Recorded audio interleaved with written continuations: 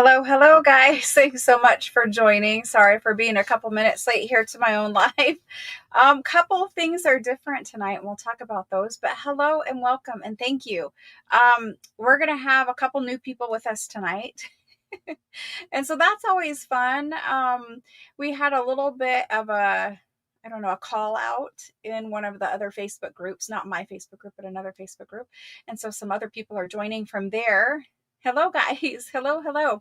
It's always so fun when you start a live to see all of your friends pop in because the little ticker, the number ticker ticks up. But also, I see all of you guys popping in and saying hello. So, hello, guys. Hello. I hope you guys had a good weekend. It is Tuesday. I had to think about that. Hope you guys had a good weekend. I had a very busy weekend and very busy day today, which is why you have curly haired Kate instead of straight haired Kate.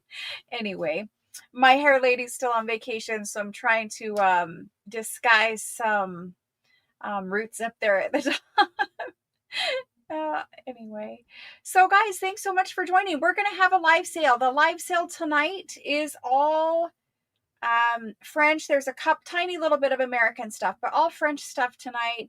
I have umpteen million ledger page packs and whole ledgers. I have rag paper packs tonight, as well as whole rag paper books. I have there's an onion skin paper pack. There's some card catalog card packs, but they're different than normal card catalog cards. And what else did we make? We made, I don't know, all kinds of ephemera packs. There's one that I know you guys are going to love, and it has a bunch of little pieces of just miscellaneous French ephemera. And normally I dump all that stuff in a bucket.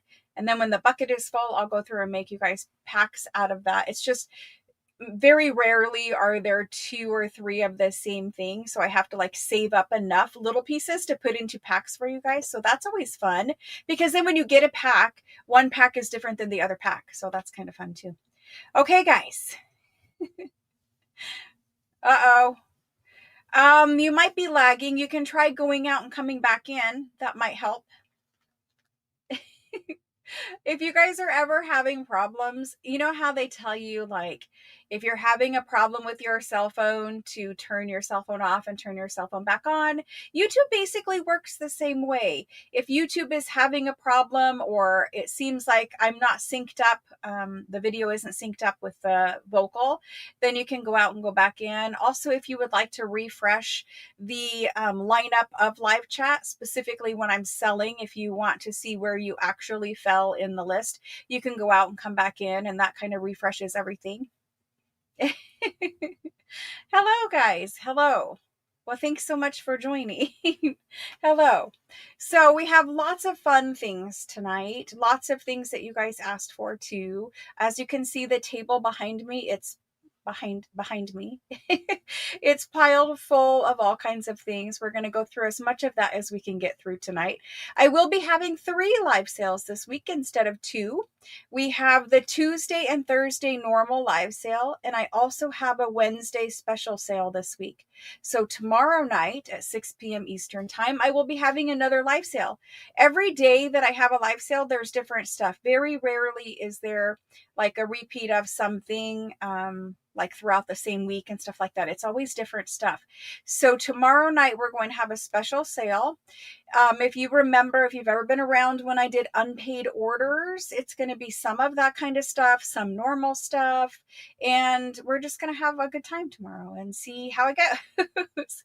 I wanted to put an extra sale in this week because this week is the end of this ship period, meaning I sold last week and I'm selling this week. And because I ship every 2 weeks, this week is the cutoff. So whatever you bought last week and whatever you buy tonight will all ship starting next week. And so everything ships together from no matter how many sales I have. So for this cycle, it's 5 sales instead of 4 because we added tomorrow. And so all that stuff will be packed up and shipped to you guys all in one package. I am late on invoicing. I need to invoice you guys probably during the day tomorrow for last week. So you all can shop even though you didn't pay for last week yet because you didn't get invoiced. You're waiting on me to do it. So I'll invoice you guys tomorrow for last week. And then invoicing for this week won't happen until Monday or Tuesday of next week. That's the plan anyway. So don't worry about, payments and all that kind of stuff. It'll all get worked out. All right, so I know lots of you guys recently got a package from me, and you guys were telling me that A, it arrived, B, that you found something special, you found something special about the item you purchased, you love what you got. It's always nice when you guys send me those messages because it lets me know that A, I'm bringing you guys the things that you like, and B, that you guys, we're on the same board, like we're on the we I can kind of see that you guys also like rag paper. I can kind of see that you guys really like rag paper dictionaries. I can see you guys like French ledger. I can see, so it's nice to kind of, get the feedback from you guys that you guys are liking what you're getting. That's always good too. All right. So I know it is not technically October yet. However, in the Facebook group, I forgot to put the pin in. I just remembered that. So in the Facebook group, there is a challenge going on, and the Facebook group is called Junk Journal Makers. I'll put the link up here in just a few minutes. But there is a challenge going on. It is the October challenge. I started it a few days early. You can just use the hashtag OctoberJJM challenge and post a picture of something that you made.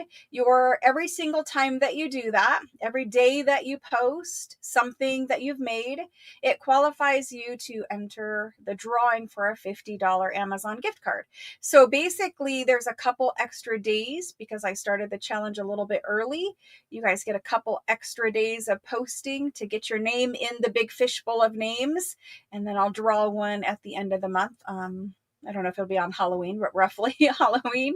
And then I'll post the winner in the Facebook group. And so we've been doing that, I don't know, 4, 5, 6 times now. And you guys seem to like that challenge. It's an easy challenge to do. And it is something where it really does put a lot of pictures of things people are making for junk journals into the Facebook group.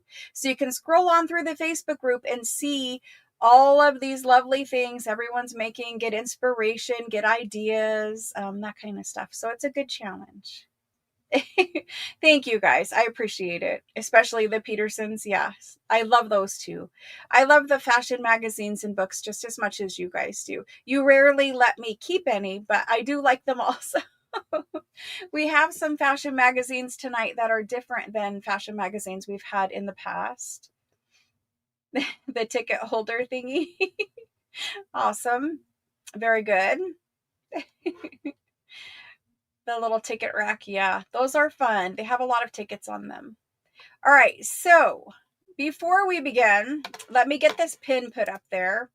And then we will, I don't know, roll through like a preview maybe, and I'll show you a couple things.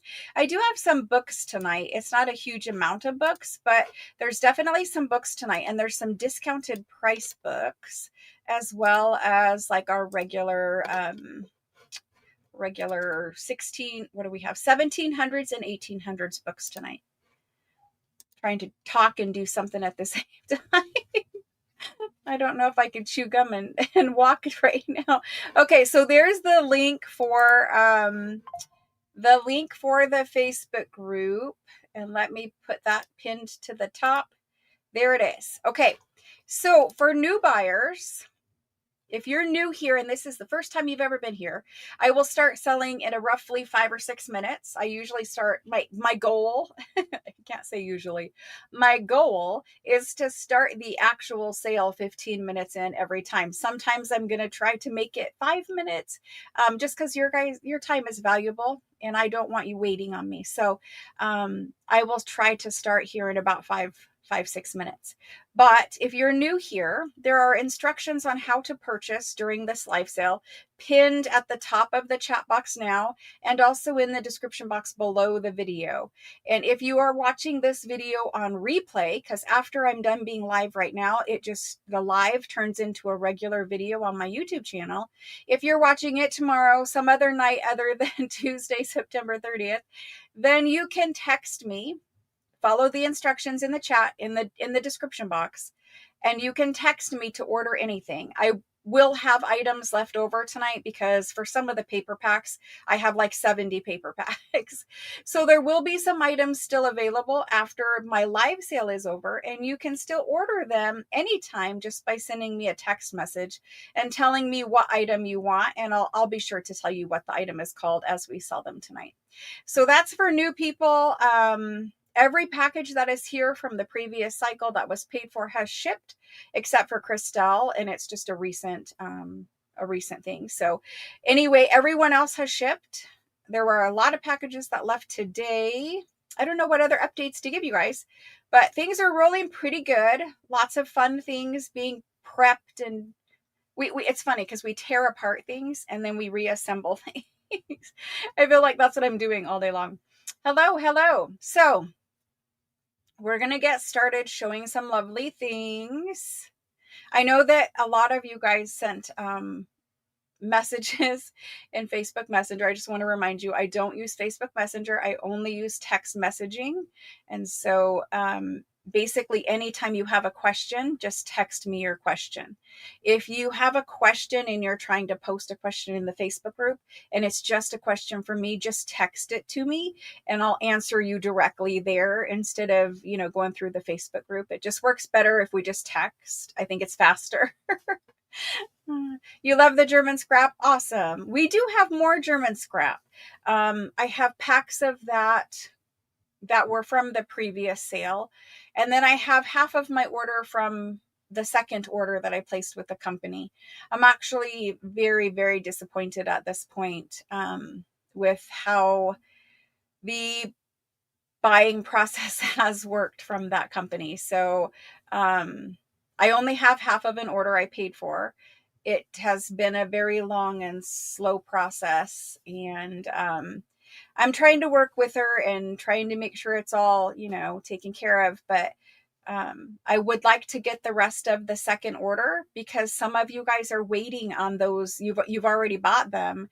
I've refunded you, for the ones that we sold as a whole group, and then I didn't have enough, but you're waiting on them. You're waiting on me to bring them again and sell them. And so I'm just waiting on her to ship me the rest of them so that I can fill your orders that you've been waiting on. And so I just need it to line up, but hopefully soon it will get resolved. I can get the rest of my order. The second half is actually more than half of the order I didn't get. And it wasn't that it was out of stock. It's that it's marked shipped, but it isn't in the box. And the box isn't damaged. It doesn't look like it's been retaped. I don't know. It may have came open and they just used the same exact tape and then just put like one little bit on to close it. I don't know. But it's on my invoice. I paid for it. I don't have it. And it's probably 65% of the whole total order that I'm still missing. So anyway, that's with German scrap. I do have some packs from the first sale that are available that we can do. Maybe some tonight, maybe some tomorrow. We'll see. All right, guys, it is that time. I'm going to switch the camera down. Before I do that really quickly, I would like to say hello and welcome to anybody who is out there who is new, to all of the people who participate in the live chat. I want you to know a couple of things. For everyone, really, I want you to know a couple things. The live chat is only up so that we all can see it on YouTube. It's not on Facebook. So if you're watching on Facebook, you're going to want to follow the link over to the YouTube channel and watch the live in YouTube so that you can see the live chat. I sell through the live chat. So if you're on Facebook, you can't see anything, how to purchase, whatever. You can't see the whole conversation that's happening. Like right now, there's 86 people and, you can't see any of the conversation. So head over to YouTube, number one. Number two, for those of you who are here on YouTube and you are participating in the live chat, thank you for doing that. Thank you for always being here. I know you guys like it. You're talking to your friends. You make friends during the lives because, we're all here the same days, Tuesdays and Thursdays. And so thank you for participating in the live chat.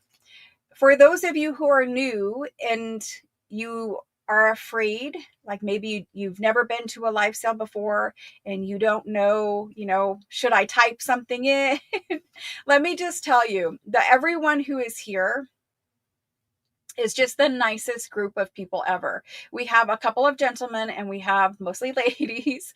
They are very, very friendly. This is not a place where you're ever going to get yelled at or anything's going to happen, like unless you're being obnoxious, which I don't think you're going to be. But anyway, just I'm just trying to let you guys know that this is a safe place. You can chat, you can say hello. Everyone here is welcoming.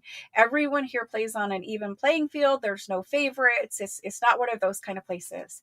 So if you are new and you've never participated in live chat, maybe you've watched me before, but you've never participated in live chat, I welcome you to just, you can type whatever you want to type in there, but just a simple hello if you are new. And all of these people who are in chat right now will say hello back to you.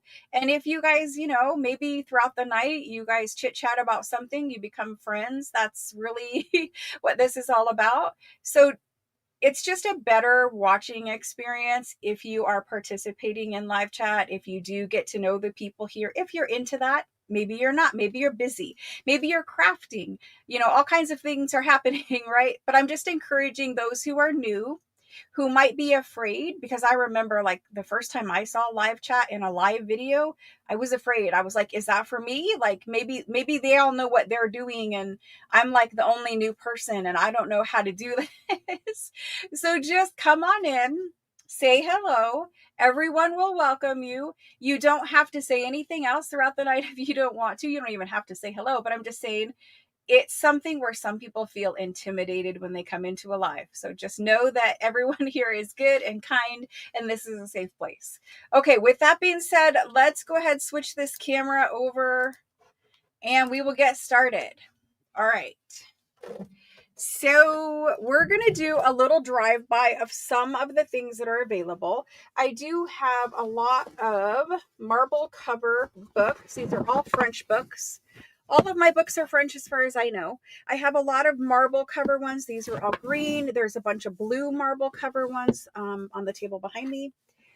I have some tiny books tonight, and the tiny ones are super cute. Super cute little tinies. Look at these guys. They're like this guy is so small.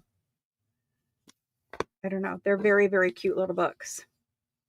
Tiny little books. What do they have in them? Awesome old French pages. So we have some tinies tonight.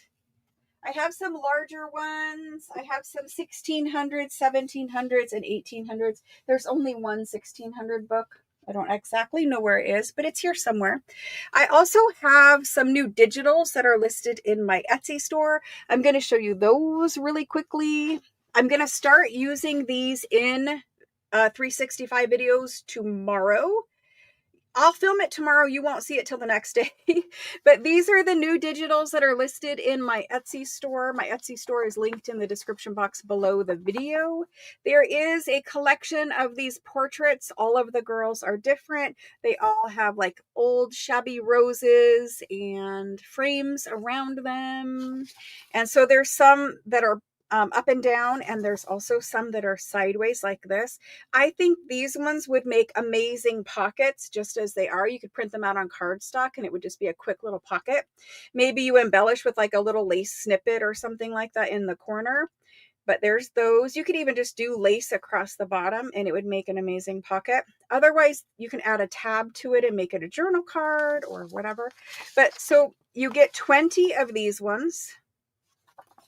20 different, and even the frames and all the roses and things around them are different. Their dresses are different. Their hair is different. So there's 20 of those ladies. That's one digital. The next digital is my pink French background digital. So there are 12 pages of pink French script, wallpaper, florals, mixed media, pasty backgrounds.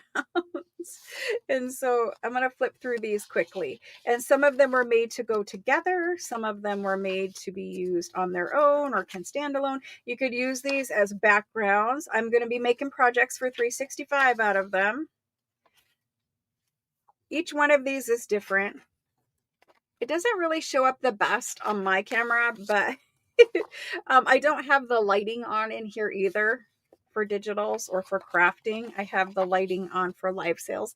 There's two different settings. There's live sale lighting and there's doing 365 videos. So anyway, a couple different ones. I don't know, like this one is much more pink than it's really showing. But anyway, so these are the backgrounds. One final one there. So that's the backgrounds. And you can see, like, obviously I'm going to be marrying up some of these things, right?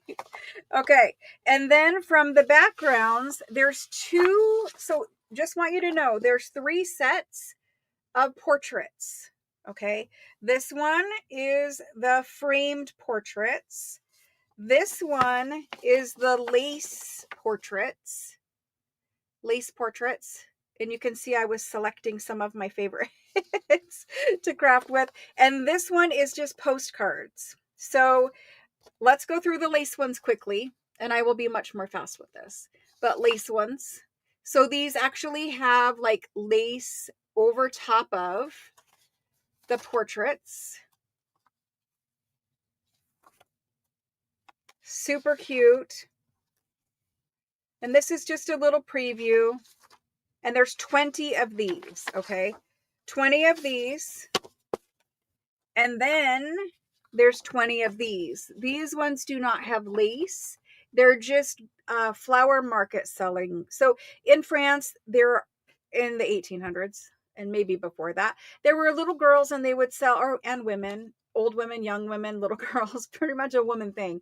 They would be on the corners and they would be selling flowers. And so these are kind of, they're postcards, but they're kind of like that, where the girls would have the baskets of flowers that they're selling. A couple extra ones there. Some go this way. Couple lacy ones.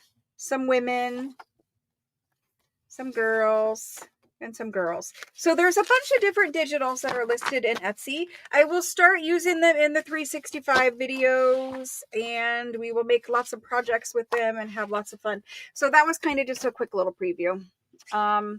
Those were made for me to, I needed more focal points. So anyway, that's that. Let's get started with the sale, the actual, really, the sale. So I have page packs. I have ledger packs. I have one of a kind things. Like, let me preview these quickly.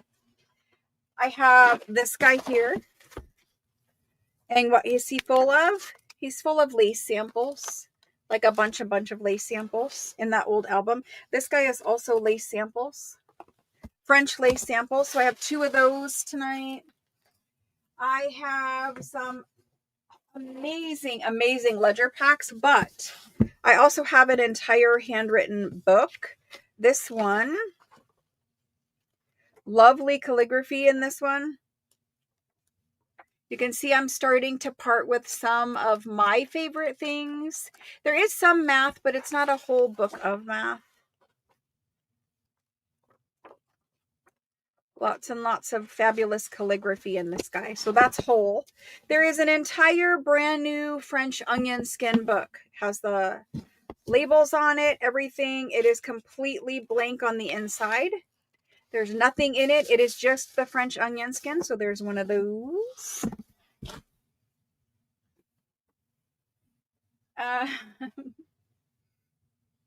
Okay. So we have some blue ledger packs. These are all blue ledger packs from the 1860s. We have those. I have some very special ledger packs with the court stamps on them. Thank you guys for purchasing an Etsy. I will silence that if it gets to be too annoying.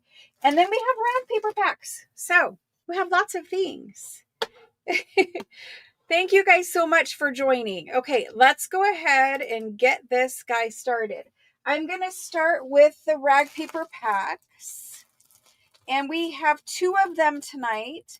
We have a regular rag paper book page pack, and we have a dictionary pack. So this guy right here is the regular one. The regular one also has, hang on just one second. Okay.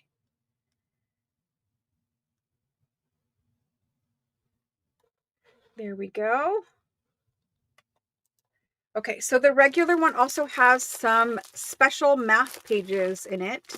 I'm going to open them up and show you. I was trying to see, this is the regular. I'm going to open these two on the top and show you. A little bit of technical. There we go. It's a little dark in here, isn't it? A little bit. Maybe that will help. It might just make more glare for you. All right, so for rag papers, you can see A, there is a variety of different color rag paper, and B, there's a bunch of different sizes.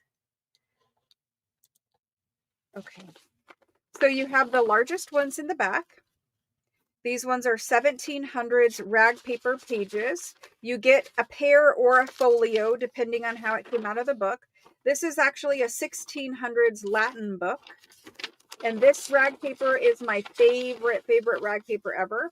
If you want to use these pages, any of the ones that are not a folio, if you want to use them in your signature, you're just going to line them up, run that medical tape that I've shown you a million times, and normally you're going to reinforce them anyway. So you're going to run that medical tape over, and then you're going to have reinforced book pages to sew into a signature. And then from there, we have these two are 1700s book pages. They have a little bit different color paper. I'm not sure if it's picking it up. It's a slight blue tinge. These are some of the math ones, so you'll have some algebra problems. Some math ones. Always fun to have different pages. You can use these in a signature, or you can make ephemera from them. There's two of these. They're very thick pages. Some poetry. And then we have two of these. Smaller, but really cute. Even if you just tuck a little page of rag paper in a pocket as ephemera, it's kind of sweet. It's a different texture paper if you've never had rag paper. But there's the first rag paper pack. Hopefully you guys are seeing the difference in color. I wish that it would show you the actual rag paper. Sometimes I can get it too, and sometimes I can't. Hang on just one second while I fight with this little camera setting real quick. I need it to focus one more time, so watch your eyes. There we go. Sometimes the camera gets bumped and it goes out of focus. So if I hold it up close, you can kind of see that bumpy texture on the paper. The paper is hand laid. And so it's a very different paper than your normal new book page. It's a very different paper than American book pages from the 1800s. Most American books, you will not find rag paper unless you have a 1700s book. In France, they have rag paper up until around 1850. And then after 1850, it's like a 50-50 mix till 1900. But different rag paper pages. So we're going to do this one. This is the first item. There are 14 total pages in here. There are 7 sets of 2 pages so that you can attach all of them together if you wanted. Okay, this is the first item. Okay, let's go ahead and get started. I'm going to type this in here. Sorry, just one second. You think that everything is set up, and then you find out it's not. It's all good. We'll get it put together. There we go. All right, so rag paper pack. This is what this one is called, rag paper pack. Number 1. There are 14 pages in here, and we are going to do it for $14. You can have as many of these as you want. I think we made something like 50 of them. Trying not to glare you too much. And I said I would show you this one too, and I will here in just a second. It's exactly the same, but okay, so there's that. It's going in now. Come in for them. All you need to do if you would like to claim one is say ME, which is just me. And then if you want multiple or whatever, just say me and the number 2, me and the number 3, and it will let me know how many you want. If you just want one, just saying me is fine. You don't need to tell me, just one. You can, but you don't need to. So this one is exactly the same.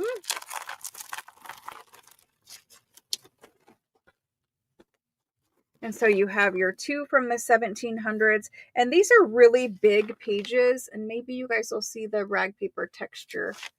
I'm trying so hard to show it, but so these are the biggest ones. And then here's the ones that are in Latin. My favorite paper. These ones are the slight blue tinge. And again, this is really awesome thick paper. I think you guys can see how bumpy it is. Maybe you can't. There's the math ones. And there's 2 every time I'm showing you pages. And there's the poetry. And here's the small ones. And here's the tiny ones. All right, so that's the pack. Let me go ahead and get at least one of these put back in their sleeve.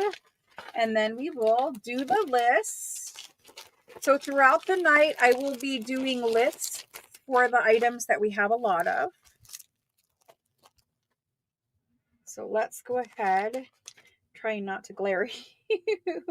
Okay, just if you want another one or you want to change your quantity, just tell me at the bottom your name and how many total. Say like 2 total, and that will let me know what the total number you want is. Okay. So instead of asking me to add, just say how many total. It works better that way. It's less error. Okay, here we go. Rag paper page pack number 1. And the very first person in is Deborah K. She would like 1. All right. And then we have Christine B. Now, when I read out the list of names, don't worry about the order of it. I'm sure I have enough for everybody. So don't worry about the order of it. I'm going through streaming software and it's giving me the names in the correct time-stamped order. I have enough for everybody. I'm sure of it. So don't stress about that. And also, if you do not hear your name called, because sometimes YouTube and streaming software don't play nice together. If you do not hear your name called, please ask me or say, hey, did you get me at the bottom so that I can verify that, okay? So I have Deborah K, Christine B, Diana B, and Diana would like 3 of them. Perfect, Diana, thank you. And then Lynn R. The other thing is for new people is I always abbreviate the names. It's just, you know, I want to say security, but it's just nobody needs to know our business and all of that kind of stuff out here on the gigantic web. So anyway, Lynn R, Veronica H, Jody M, Cheryl E, and I do take down the chat after the live is over so that your information is not up there for everyone to see. Cheryl E, Mickey S, Susan E, Kathy O. Hello, Kathy.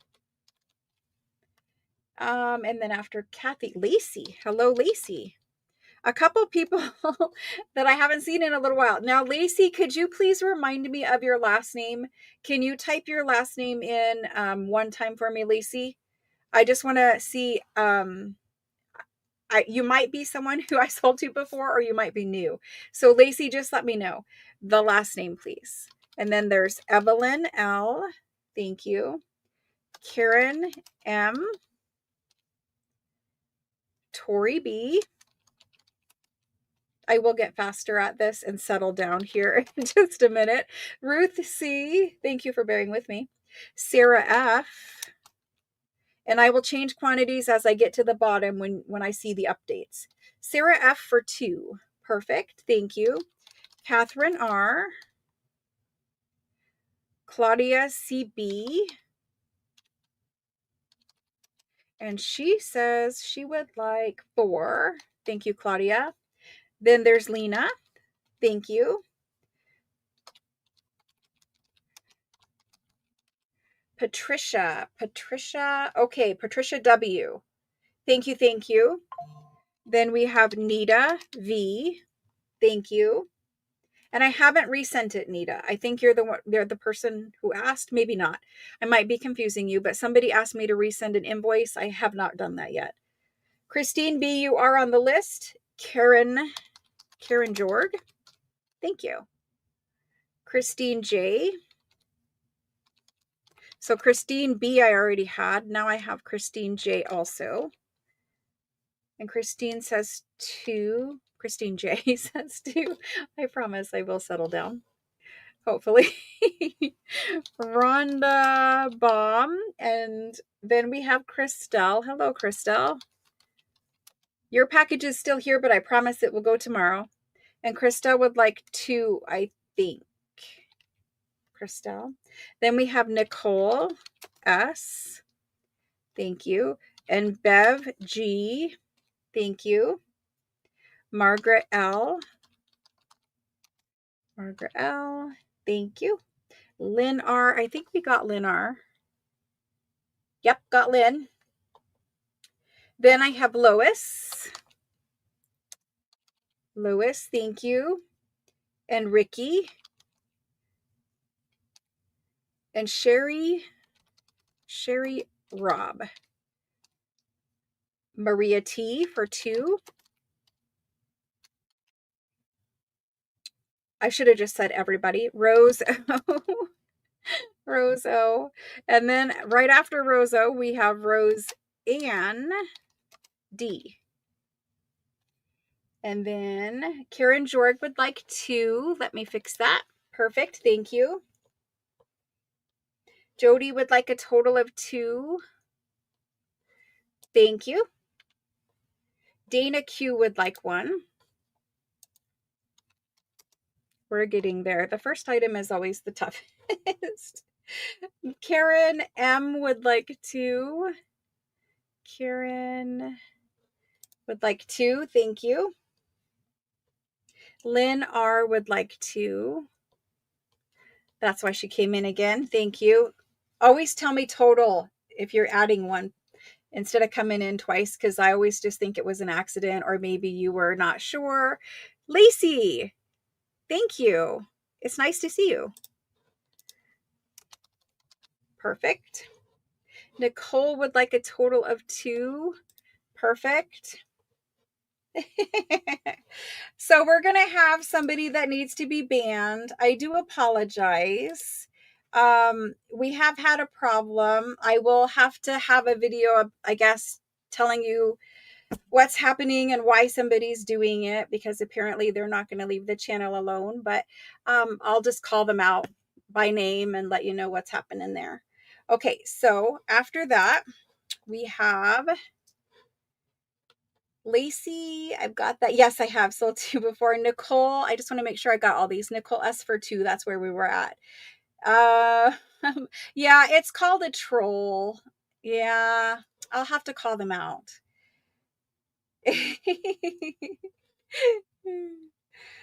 We will keep going. No matter what happens, we will keep going. And then I have Cheryl. This is Sherilyn. Cheryl, Lyn, and that's part of your last name. And she would like 2. Thank you. Sorry, it takes me a while to get down to the bottom of the list. And then Vicky G.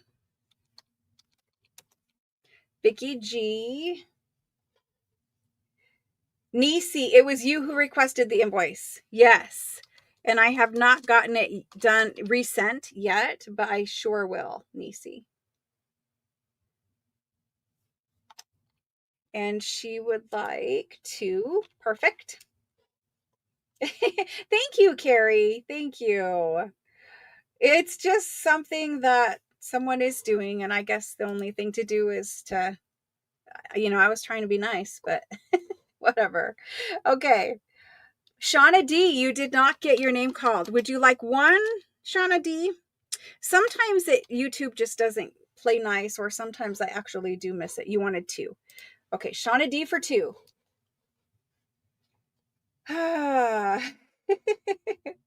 Okay, the brass twig.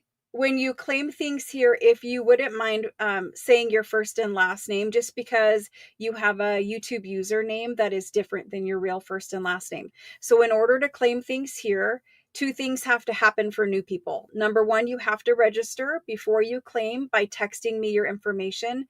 The instructions are at the top of the chat box pinned there and also in the description box. And second, when you claim things, if your name isn't like your username, then please type your first and last name every time you claim. That way I can put it on the spreadsheet. And let's see, did we miss some other people? Sometimes the trolls kind of clog it too, because YouTube is having to work harder to keep out bots and things like that. So Shauna D is the last person I have. The brass twig, I just need a first and last name and registration, please. It was you. You're okay, Lynn. It's all right. And it's Marcella B, right? I did not call you Marcella B. Do you want just one? Because that's what I've got. If you want more, let me know. I promise we are going to get through this first item. Oh my. She wants to. Okay. Thank you. Thank you. All right. I think we're all good on this first paper pack. Nothing like having that troll right out of the gate, but that's okay. If nothing else, it's entertaining, right? It keeps it from being boring and quiet and static here. Okay, first paper pack is done. Let's do the dictionary one. Okay, the dictionary one is somewhere in here.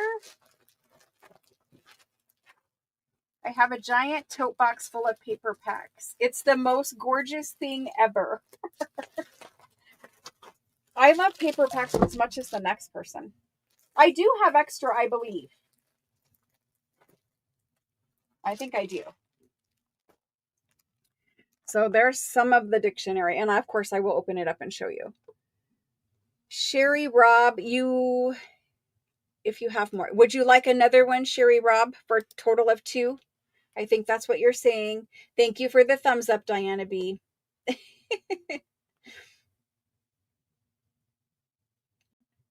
One paper pack. Yep, that's all I've done so far. Just one. Nothing important. Okay, so moving on to paper pack number 2. If I need to change something, let me know. But I did add a paper pack for an extra one for Sherry Rob for a total of 2. I think that's what you're asking for. Yes. Okay, perfect. Okay, the dictionary paperback. The dictionary has a bunch of different dictionary rag paper pages. I never do paper packs of book pages that are not rag paper. I sell whole books at a pretty fair price, so I don't need to sell the pages of those. But for the special ones, the books that have either, they're very expensive for me to buy, and so I just want to break them apart and share them with you guys so everyone can have some of to play with. Those are the ones I take apart. If they're very old and they have very special paper, I take them apart so that we all can share and play with that kind of stuff. I do have a lot, like I said, of, regular books. But let's do rag paper dictionary page backs. So the first one, the largest one, you can see the font is different. It's actually in German and in French in sections. So you'll see both in here. And this is a nice large old, if they came out as folios, we left them as folios. Nice large pages. For these ones, I didn't measure anything, but they're pretty good size. I would fold them in half and put them in the journal. They're about 7 3/4 by 10. That's the largest one in here. And so when I put this one in a journal, I'm just going to fold it in half like this. So you'll actually get 2 out of that one. And then after that one, I think this is a 1700s dictionary. We have this one, and look at the difference. Look at the difference in paper, and look at the difference in font. And I don't remember, this is more of like a either Swedish or something along that. It's a different foreign language. I don't remember what, but whatever language it is, it also goes back to French. So I buy all of the books from France and have them shipped over. So there's 2 foreign language plus French. Then here is another one that is in German, and this is one of my most favorite dictionaries to use. I really like this one for pages in a journal and for backgrounds. Another interesting font. And look at that paper. These two have flecks in them where you can actually see the little tiny fibers of cotton or fabric or whatever they're using, flax even.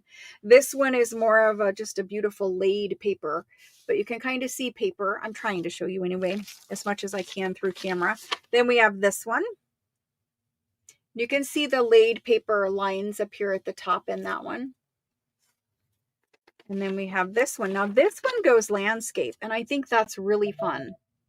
And it's a good size, so like you could just fold it right in half and put it in there. And I think this pack actually has an extra page. It does. So sometimes you'll get a bonus. That one has 3 in it instead of 2. Everything is in sets of 2 usually. And then there's this one. And this one is one of my favorite rag papers. You can always hear the crinkle. My favorite ones are always crinkly. Those are the ones I like. But I like this one because it's 3 columns. Really nice. So there's that one. And then there's a tiny little guy, and he just has some lovely pages. Now he is from a dictionary, and this particular little page folio is more or less talking about the way that grammar was used. Grammar, it's a French dictionary, and it's talking about English grammar. So there's those pages. Now some of the other small ones will look like, so see the difference with the small ones there on the front? Okay. And then some of the other ones will have 3 columns. So there's that.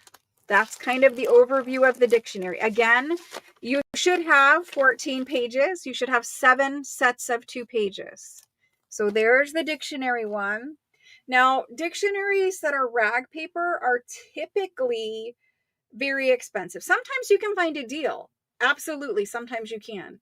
Usually the people don't know it's rag paper or whatever, but these dictionaries that I get, all of my books come from France, and these ones I do have to pay extra for, specifically if they're a 1700s rag paper dictionary. Okay, let's go ahead and get the next item typed in. Rag paper dictionary pack. And the dictionary page packs, I do need to ask just a little bit more for because the books were more expensive. So the pack is going to be 18. And there they go now. And again, you can claim as many as you want. And I think we started out with 50, but you know, I probably have extra pages somewhere. So let's go ahead and get this one in the spreadsheet.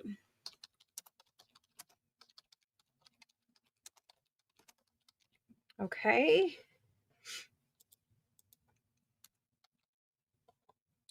And if I go to the top of this list, ooh, this is a long list. Okay.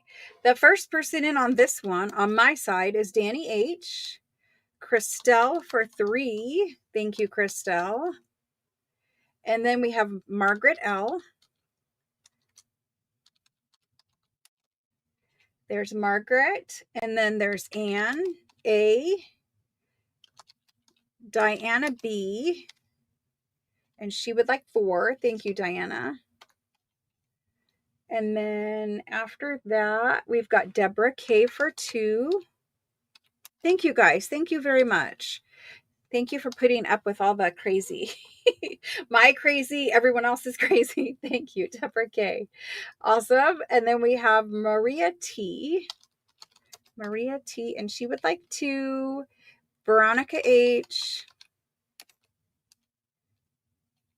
And after Veronica, Lynn for 2. Thank you all very much. Jody M for 2. Sherry M. Thank you, thank you. Nicole S for 2. Scrolling down. If I miss you, please just let me know. Brass Twig, in order to claim, I need a first and last name, and I didn't see it up above. If you've typed it in already, please continue to type it so I can see. I can't add you to any list until I know who you are. So you're not on the first list either until I get a name, and then I have to see that you're registered. Just if you did type it, just type it again for me so that I can clear it up and put you on the lists. Nicole S. Thank you, thank you. She says 2. Perfect. Alice W for 2. Thank you. Dana Q. Thank you. Christine J this time, and she would like to. You just scroll up. Rhonda Baum. And then we have Beth CZ. Claudia CB, and she would like 3. Susan Elliott. Hello, Susan. Linda RB. Hello, hello. Then we have Shauna D. I see you this time, Shauna. Shauna D. So are they still on strike in Canada? Shauna, I asked the mail lady who came to pick up packages today, I asked her, and she didn't know anything about it. And that was USPS. So maybe you guys can let me know if the Canadian Post is still on strike. Kathy O. Thank you. Cheryl E for 3. Thank you. And then we have Christine B. I need to spell your name right. Christine B. And she says 1 of these and 2 of the last. Let me fix Christine B up here. Christine B for 2. I fixed it. Thank you, Christine. Anyone else need to do anything? Let me know at the bottom of chat there. Karen SH. Thank you. Nisi for 2. Thank you. Sherry Robb. Thank you. Karen Jorg. Thank you. Oh, Karen Jorg would like 2. Perfect. And then Ricky. Rose O. And Marcella B. And she would like 2. They do have fast internet. It just, some people live where they have like Google Fiber, and I think that is super, super fast, maybe possibly the fastest. Karen M, I have you for 1. Bonus for shopping. Khadijah. Okay, thank you, Khadijah. Let me type this. Have you shopped with me before, Khadijah? I think you have. I think you have. I'm going to add you to the other one also. There we go.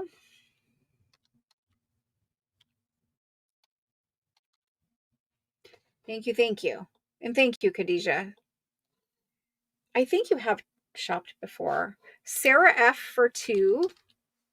I know you've registered. I do remember the name. Sarah F for 2. Okay, perfect. You would like 2. All right, perfect. Thank you. Canadian Post is on strike.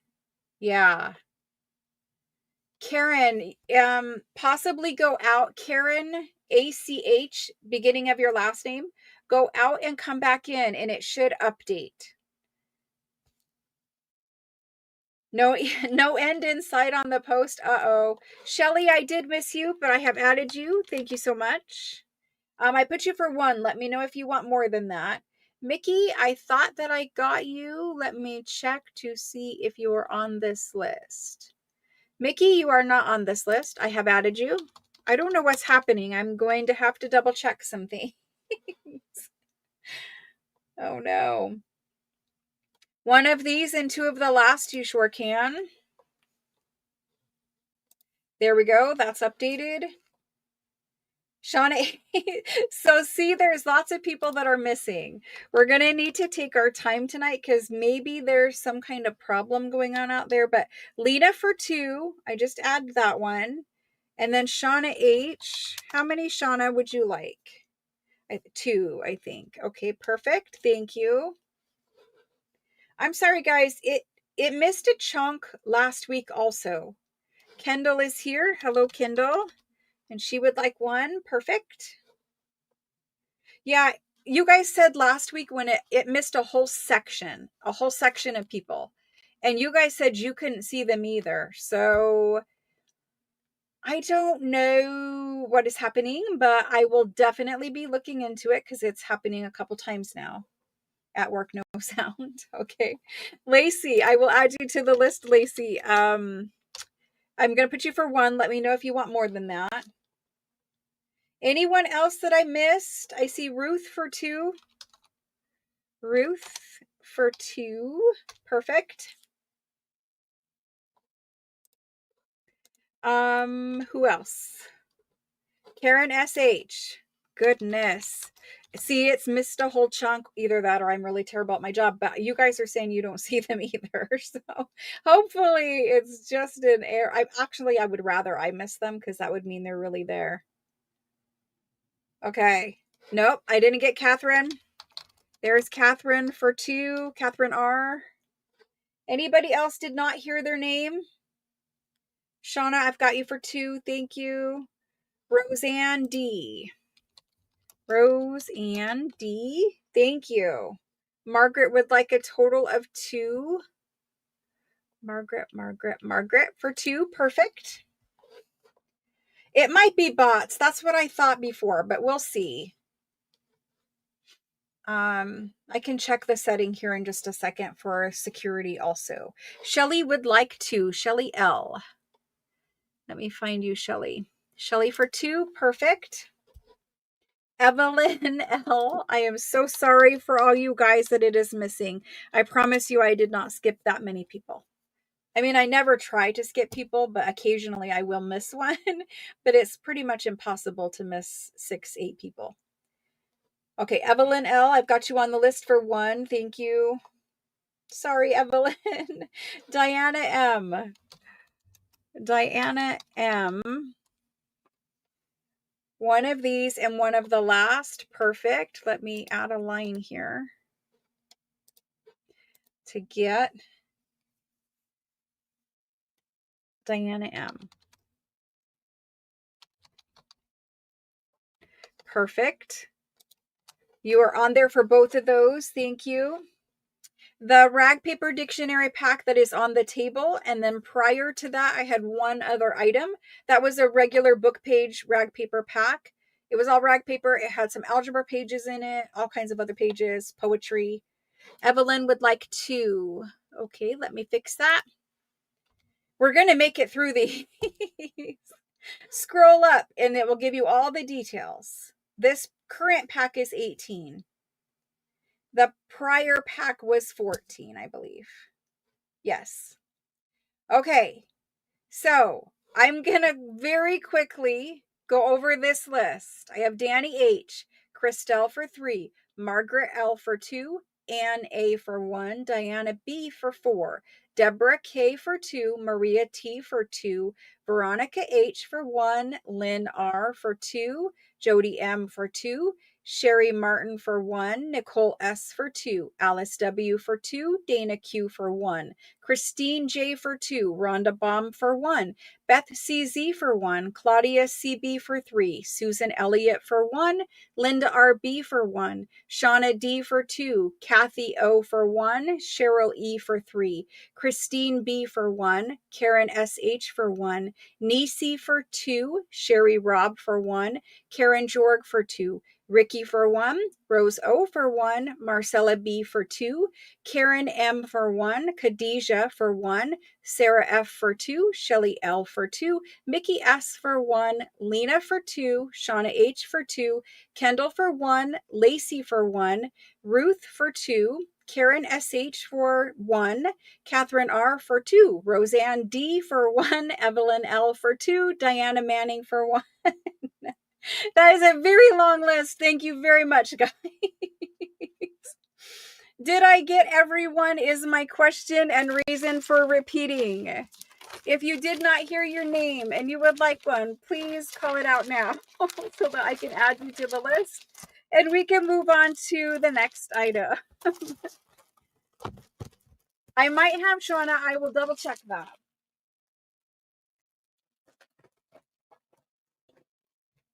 Shauna H.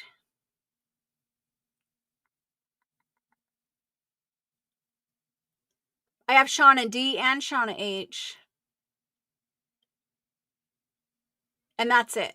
Only Shauna D and Shauna H. No doubles that I see here. Barbara S would like to. Thank you, Barbara. Oh, one of item number 1. Yes, you can.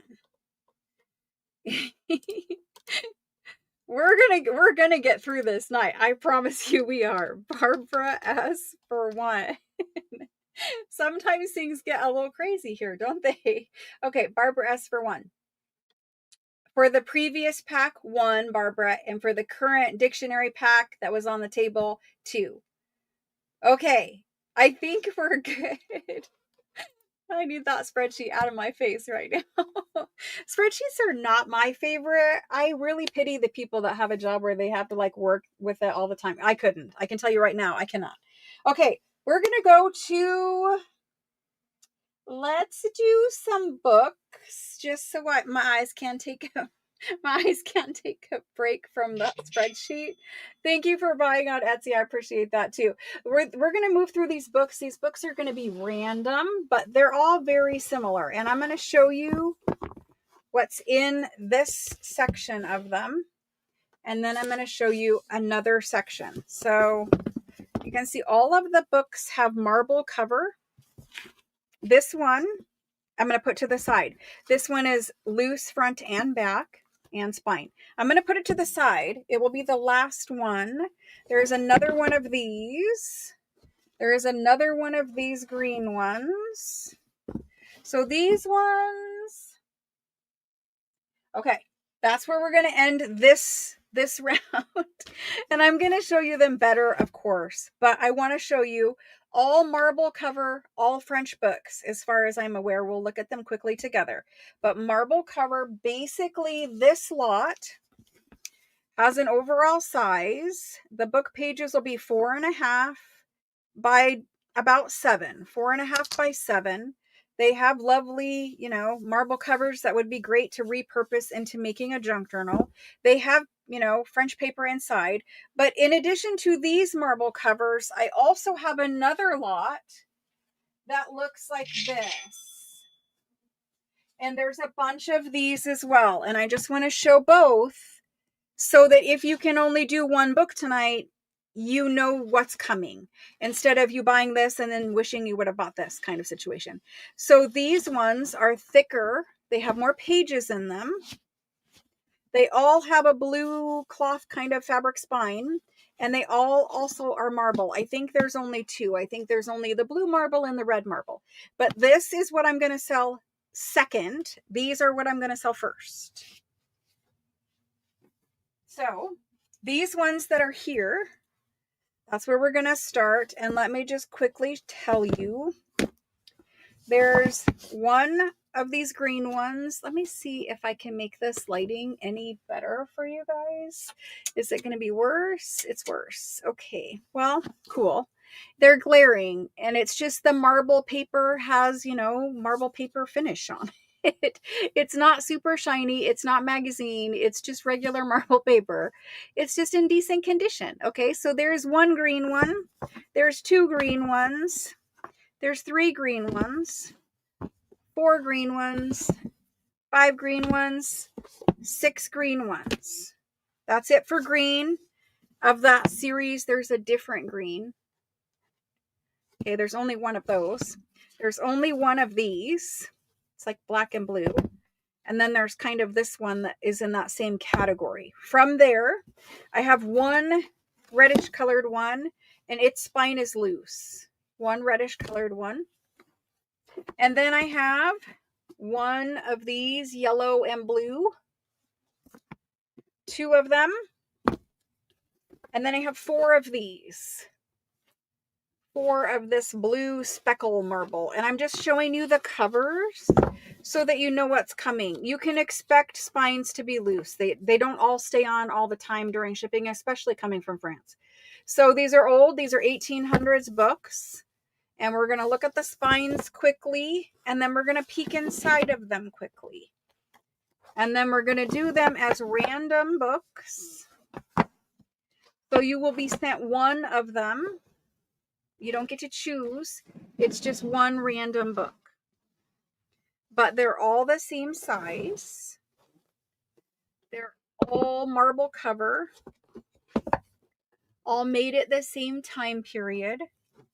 And so I have this lot and then that blue lot that I showed you just a second ago. So you can see, you know, some spines a little more detailed than others, but this one's missing part of a spine. Again, they're old, but okay, let's look inside. So since there's so many green ones, let's look in a green one. Most of them will have marble paper on the inside. Most. I don't know if they all do. Then for papers, you can see this one is printed in 1851.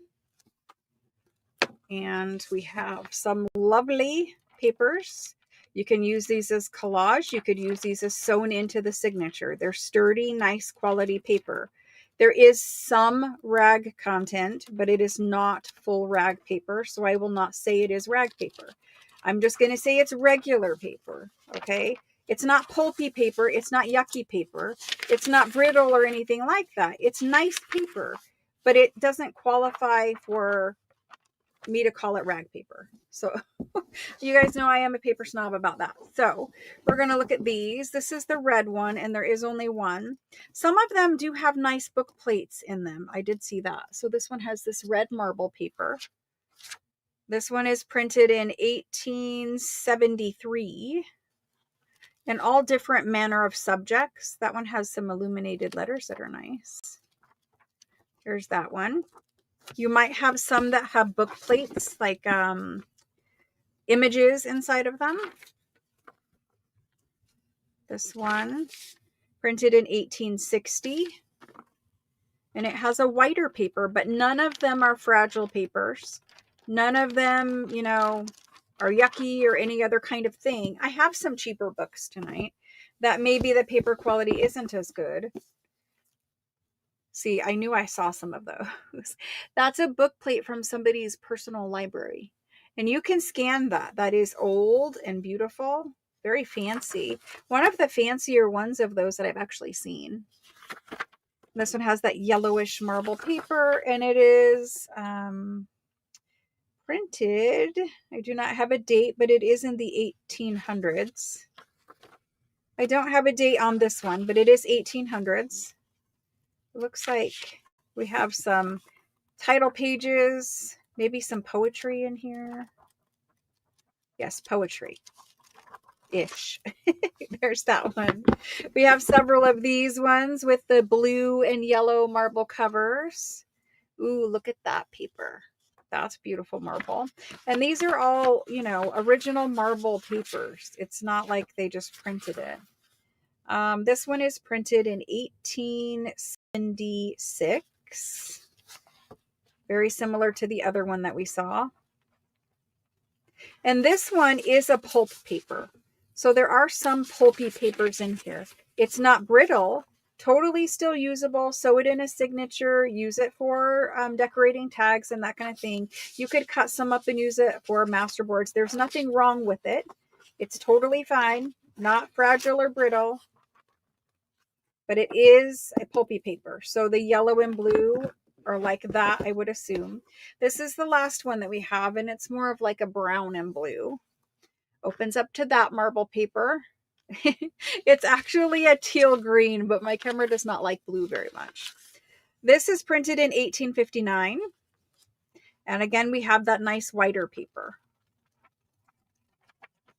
So they will be sent random. Please don't put a specific choice in because it will not be honored. And then I have the one that was like this. And it's already taken apart for you. So its spine is here and its plate or its covers are here. It does have a library sticker from that library, that person's library. It does have lovely marble paper in it. It's printed in 1846. Lovely paper. This one is closer to rag paper, but I'm not going to call it rag paper. It has 600 pages in it, roughly. A whole big bunch of pages. So if somebody wants to call this one out, the first person to call it will have it. It does have some gold on the top at least. It doesn't have gold here and it doesn't have gold there. I don't know why it has gold there, but it does. So there's that one. If somebody wants to call this one out, just say damaged, and the first person to call that will get this one. Otherwise, it will be the last person who claims one of these books. Okay, so here we go. We're going to type in 1800s French books. They are random. And these books with marble covers, about 4.5 by 7 or something like that, I said. Let's do them tonight for... Let's do them for $30. That is a very fair price for them, for French books from 1800s. You can, of course, repurpose covers. You can use tons of pages in your projects. There they go for $30. And I'm going to sticky note these as we do them. It's just going to help me keep track of what I'm doing here. And give my eyes a break from spreadsheet. It's damage. That's funny. Okay, so the first person in is Lacey, and she would like that damaged one. So the damaged one is gone. So all you people who put damaged, you might want to put a different choice because that one is gone. Thank you, Lacey. Okay, so from there, the next person in is Dana Q. Thank you, Dana. And I'm just going to pull them as they're sitting in front of me just to make it easier. Then we have, if you say damaged, I have to skip you because it's gone. Jody M, because you didn't say any, you just said damaged. Jody M. Perfect. Lena's calling damaged. Karen Jorg.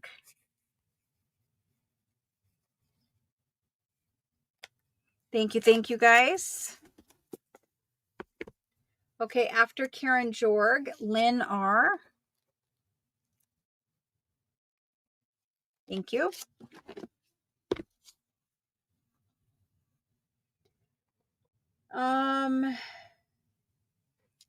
Mickey S. I think she says she's okay with any. That's the way I'm reading it.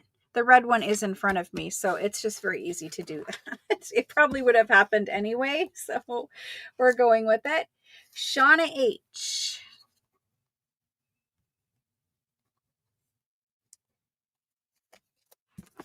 There we go. After Shauna H, Deborah RM.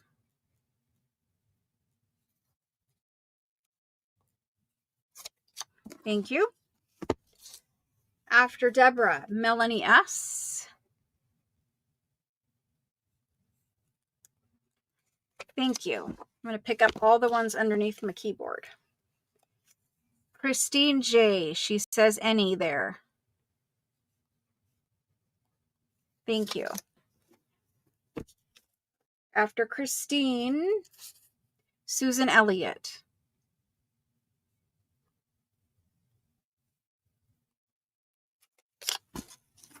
Thank you. After Susan, I've got a lot of damaged. Ricky.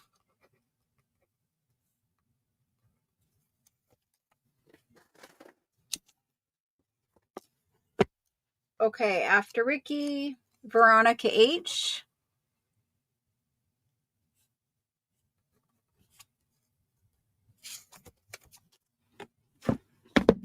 There we go. And then Cheryl M.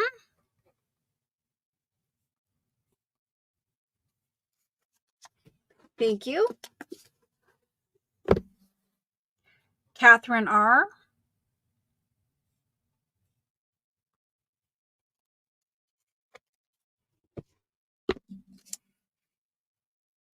After Catherine, Sherry Robb.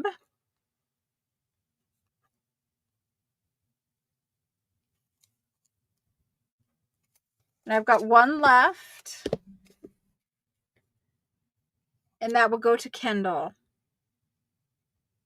I know there were some people who missed out. I do apologize. Look at all the book crumbs. I do apologize. However, I have another lot of books. I have another lot of marble books. You slide those way over there in the corner. To be dealt with later. And your spine. Your spine. Okay.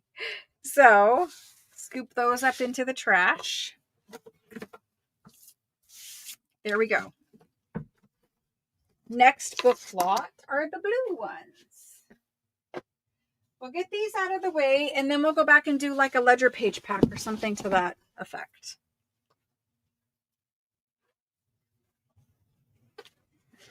Blue ones. So we have 2, 4, 6, 8, 10 of them. Only 10. All right, let me scroll down and make sure that we're all good here. Yeah, I see a couple of you missed out. I do apologize. All right, so let me show you these quick. They're all the same size. We're a little, honestly, it's close to 4.5. Very close. Little tiny bit over probably, and 7.5. And these ones, they open up, and it's dated 1881 here. And it looks to me like that this was a paperback book that somebody put in a hardback book cover. It's titled, I mean, somebody spent money to do this, but it looks like they've taken the old paperback books, and this is from 1881, and put a nice marble cover on it to protect that paperback. That's what that looks like. We'll see on the other ones. But it is printed in 1881. It is lovely paper.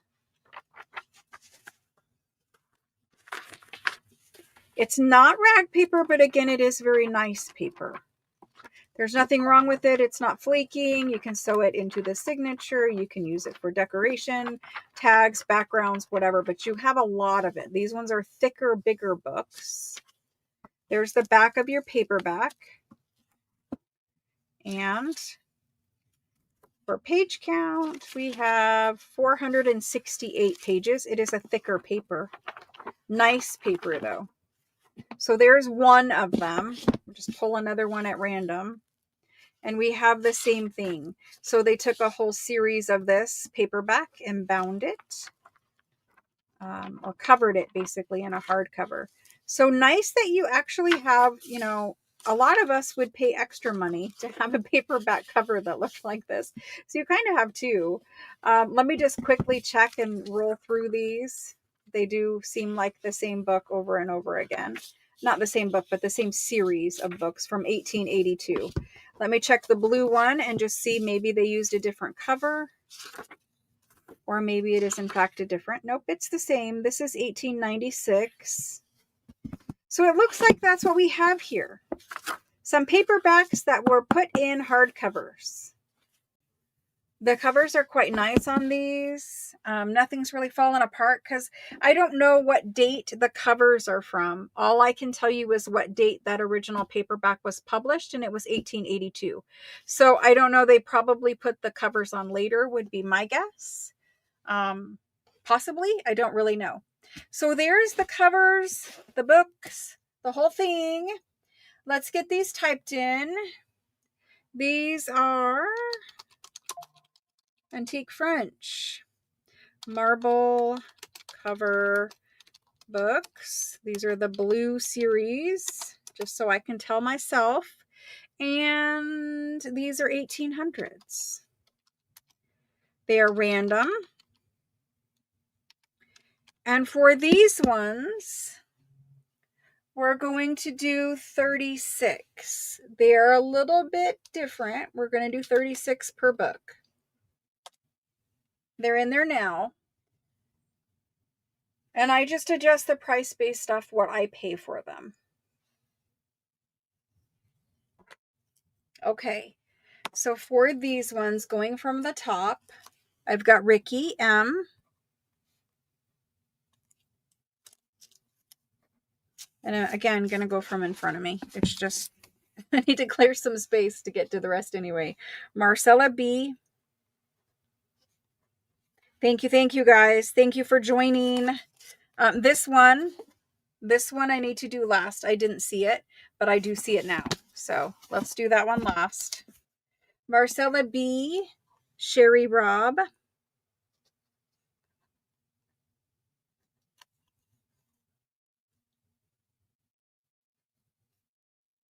Thank you. After Sherry, Rhonda Baum.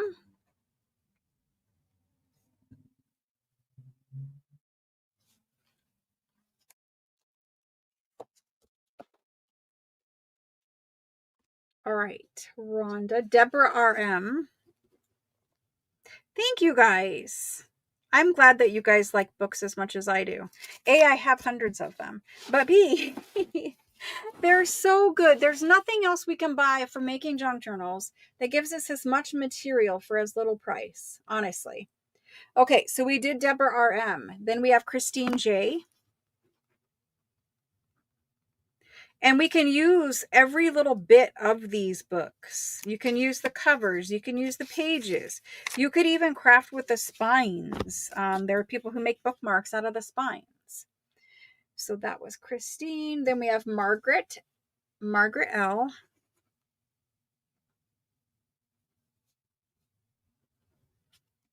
Perfect.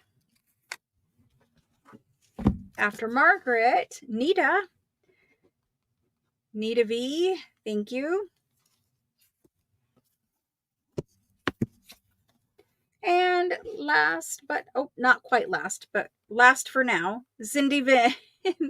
Cindy Vin. And then I have that one book, but it is damaged, and I need to adjust the price on it and ask the person if they want that one. Just because it's the only one that's different. There we go.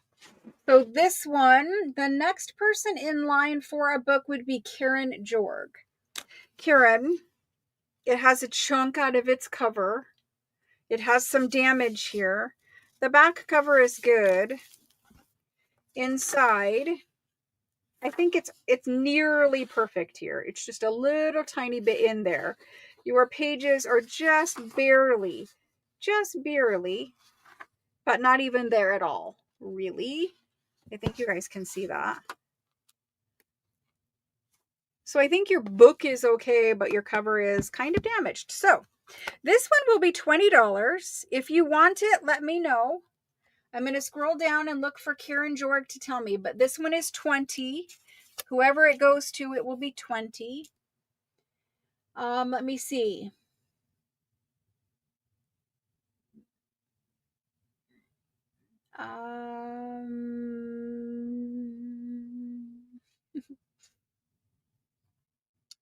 Hello, Rhonda Lee. Thank you for registering. I appreciate that. And when you claim, just type in your first and last name, your real first and last name. I take down the chat. No one else will see as soon as we're done here. I know who you are, but if you wouldn't mind just keeping things consistent with everyone here. Okay. I did not skip you, but where are you on the list? You didn't show up at all for me, Catherine. I do not see you on my list at all. When you're typing, are you just typing the word ME, Catherine? Or are you typing something else or an emoji or something? Sometimes it will kick out if you type an emoji. Sometimes it will kick out for crazy, silly things. So you might have just typed ME. Yeah, no one else sees you. I'm going to have to look for you a different book. But I don't see it. Yes, you'll take. Okay, perfect. Karen Jorg. Karen Jorg. Thank you, Karen. Sorry about that. Let me make a note.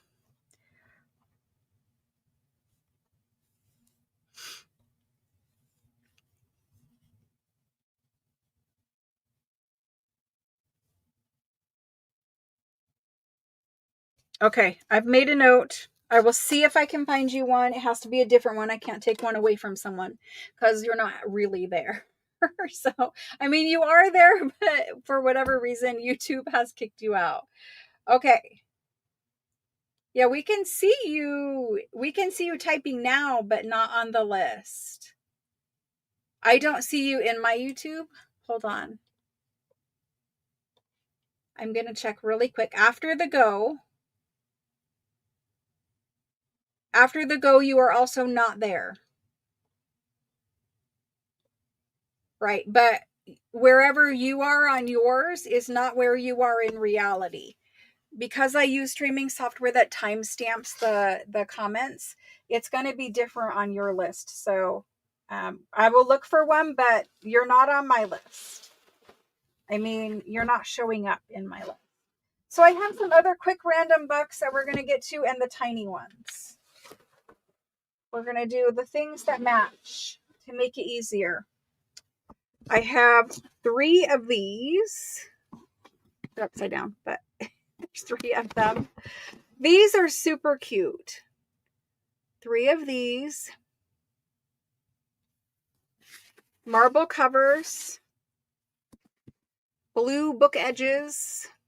Not blue paper inside, sadly, but these are rag paper. These are lovely books. Lovely papers.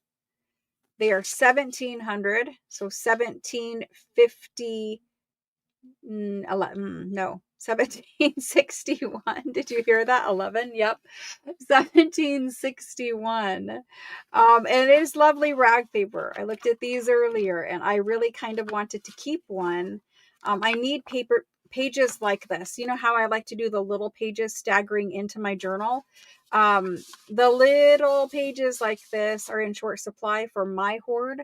And I'm hoping you guys can see the quality of the paper. Like, look at the little lines up here for the laid rag paper. Lovely, lovely paper.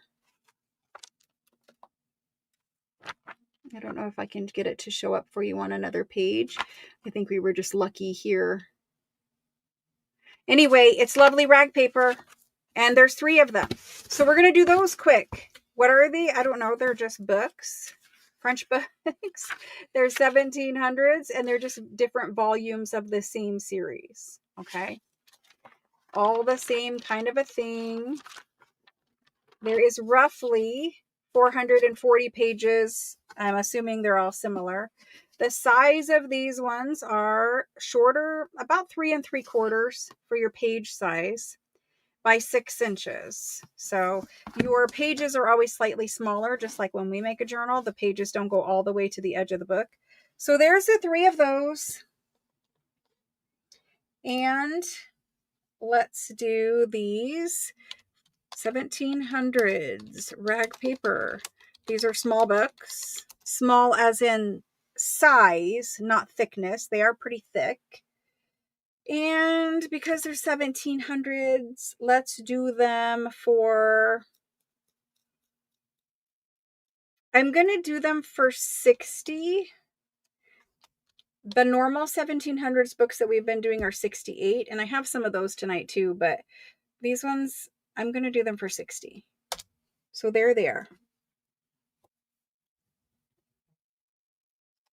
And I do apologize. There does seem to be some YouTube hiccups where people are not showing up. If you don't hear your name, you can ask, but please keep in mind, just because you see yourself, and I'm not really talking about what Catherine just, had happen. But if you don't see yourself, it doesn't necessarily mean you would have even been on the list high enough to get that specific item.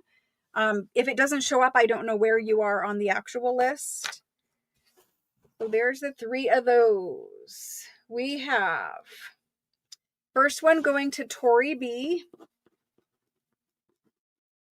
Next one going to Tiffany B. And the last one going to Sherry Robb. There was only 3 of them, but I do have lots of other 1700s fabulous rag paper books. Hang tight and we'll get to them. The next 3 that I have are these 3 little leather ones. They have some little tiny gold decoration on the cover. They are beautiful leather, albeit old, but lovely little books. I'm going to measure them because they're super sweet size also.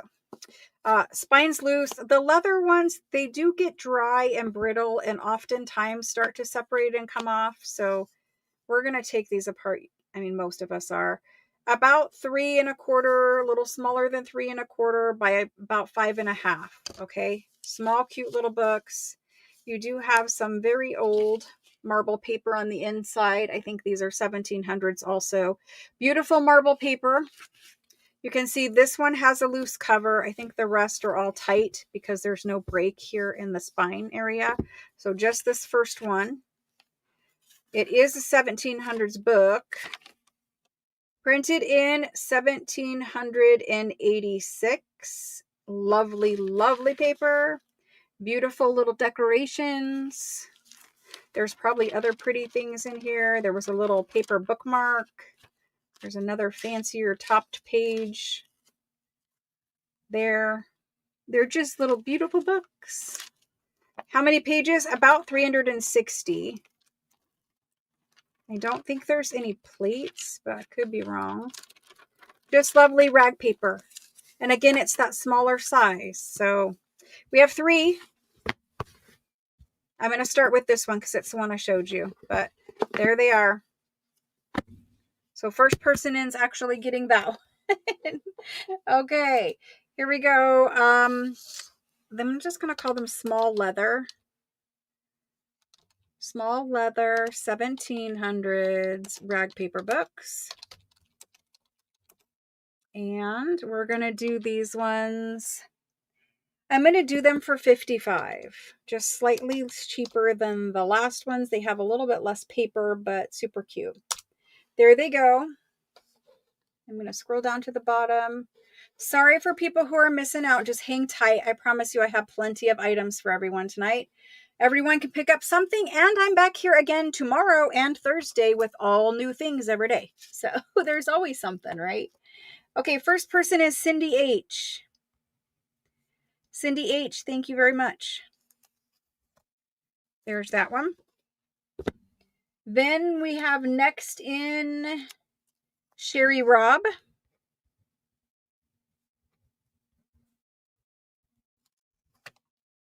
There we go.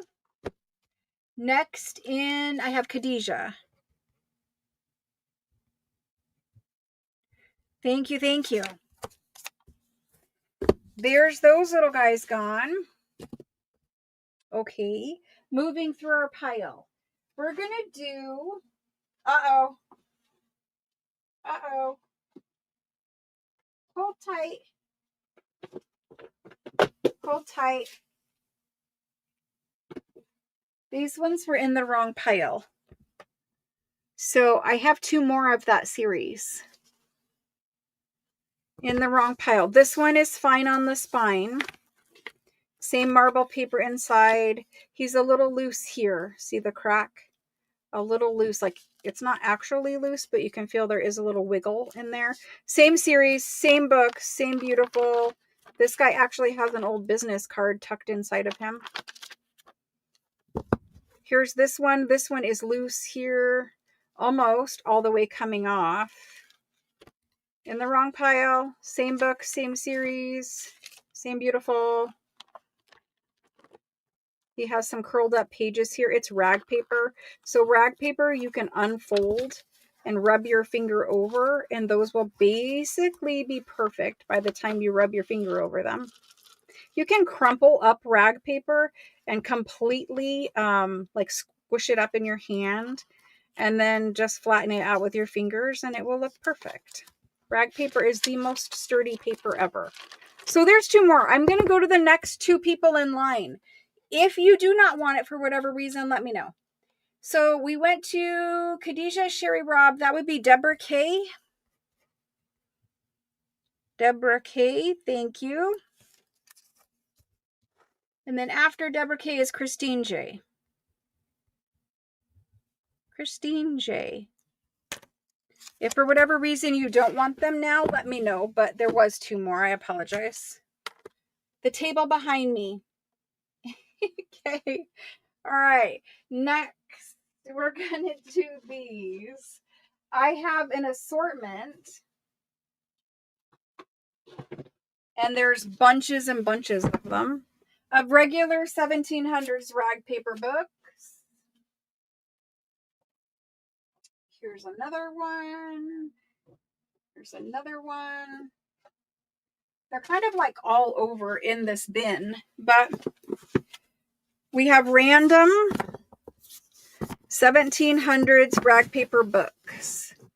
They all pretty much look like this on the spine. They all are full leather, front, back, spine covers. Let me see if I have any more right in front of me. They are, but they're in a bin. So we're going to leave those in there. But I'll just do a spreadsheet list of them. I'm going to show you overall look of them. You're going to get a random full leather 1700s book measuring approximately 4 inches by 7 inches. This one is slightly smaller than 4 and slightly less than 7. About 4 by 7. Most of them have rag paper on the inside, not all of them. All of them will have a title page that will be dated in the 1700s. That's actually really gross. There's a squished fly in this one. I don't know why, but I find this pretty often.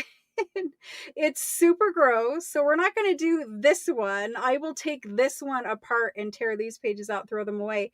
But I don't know if it was just a thing where instead of like in modern times, you might use like a fly swatter or something. Maybe if a fly landed in your book, you just squished your book together as fast as you can. But when we take apart ledgers and like books for rag paper pages, we find squished flies in them. Probably at least like 50 times so far in my career of doing that.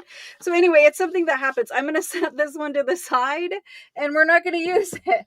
But let's find one that doesn't have a squish fly in it. So same similar thing. Oh my gosh, tonight. This is the same book from the series, actually, and it is 1785. It's lovely rag paper, no fly, and you're just going to get hundreds of pages of gorgeous rag paper. These rag paper pages from the 1700s are a very specific kind of laid rag paper. My most favorites are 1700s and 1600s. Like, look at this old marble paper. You know, this book is old, right? Very old. So it's actually 1746. And some of them have fancy decorations. Some of them don't. It just really depends on the book. You know, a lot of them have like a illustration at the end of a paragraph or an end of a chapter or something like that. But anyway, I'm just going to give you a quick overview. We've done these many times. I've started collecting a lot of the 1700s ones because I love their paper. Their paper is so lovely. You guys, some of you have them even. Like this one is laid out really interesting. But some of you guys have them and you guys can attest to the 1700s rag paper. Like this is a big one. There's that one, and it's got a, you know, somebody's name in it because it was from their library, their book. But this one has some pretty things in it. Marbled paper edges, deckled edge. There's lovely rag paper and a big old bunch of it. This one's a little bit smaller in thickness. And that one's 1744. And again, lovely rag paper. So these ones that I'm doing at this price, they're not falling apart. They might have a loose cover, but I have some that are completely damaged and falling apart. These ones are the nicer quality ones. And I'm going to type these in and we're going to do these. So this is 1700s rag paper book. It's a random selection, roughly 4x7. There will be several hundred pages in it. I'm not, some of them might be 3, some of them might be 4, some of them might even be 600 pages. It just depends. So 1700s rag paper books, I always do them at the same price. It doesn't matter to me what is really inside of them. They are $68 per book. There's the go. If you want one, if you want a couple of them, I think we have like a bin of maybe 40 of them. I might have more in another bin, but in this room I have about 40. So there's the 1700s. I'm going to make the little spreadsheet list. It'd be easier to fill it later for that.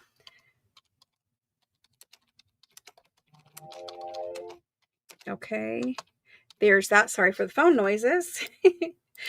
And the first person for these books, we have Danny H. There's Danny H for 1, Karen Jorg for 1. I figured it might be a good time to do this because then if people were wanting a book and they kept missing out, here's where you can get one.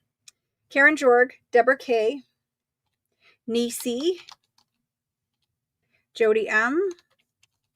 And many of you guys have gotten these before, and the chances of you getting the same book would be like next to none. There are a bunch of different books from the 1700s. Christine J, Paula Dross, Diana B, Shauna D, Cindy Vin. And for those of you in Canada with the postal strike, I can still ship to you via FedEx or UPS, so don't worry. Cindy Vin. Then we have Khadijah. Then we have Diana M. And Rhonda Baum. Awesome. Thank you guys so much. Oops, we have Lynn also. Lynn R. Thank you very much. I appreciate it. Now let's do the rest of these tiny ones so we can be out of books for the night.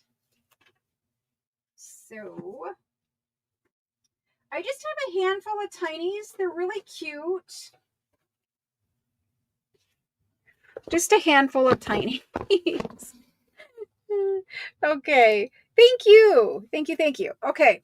We have this little guy, which is possibly like, he's probably tied for the smallest ever. His book pages are going to be like 2 1/4. He's like fallen. His cover is loose.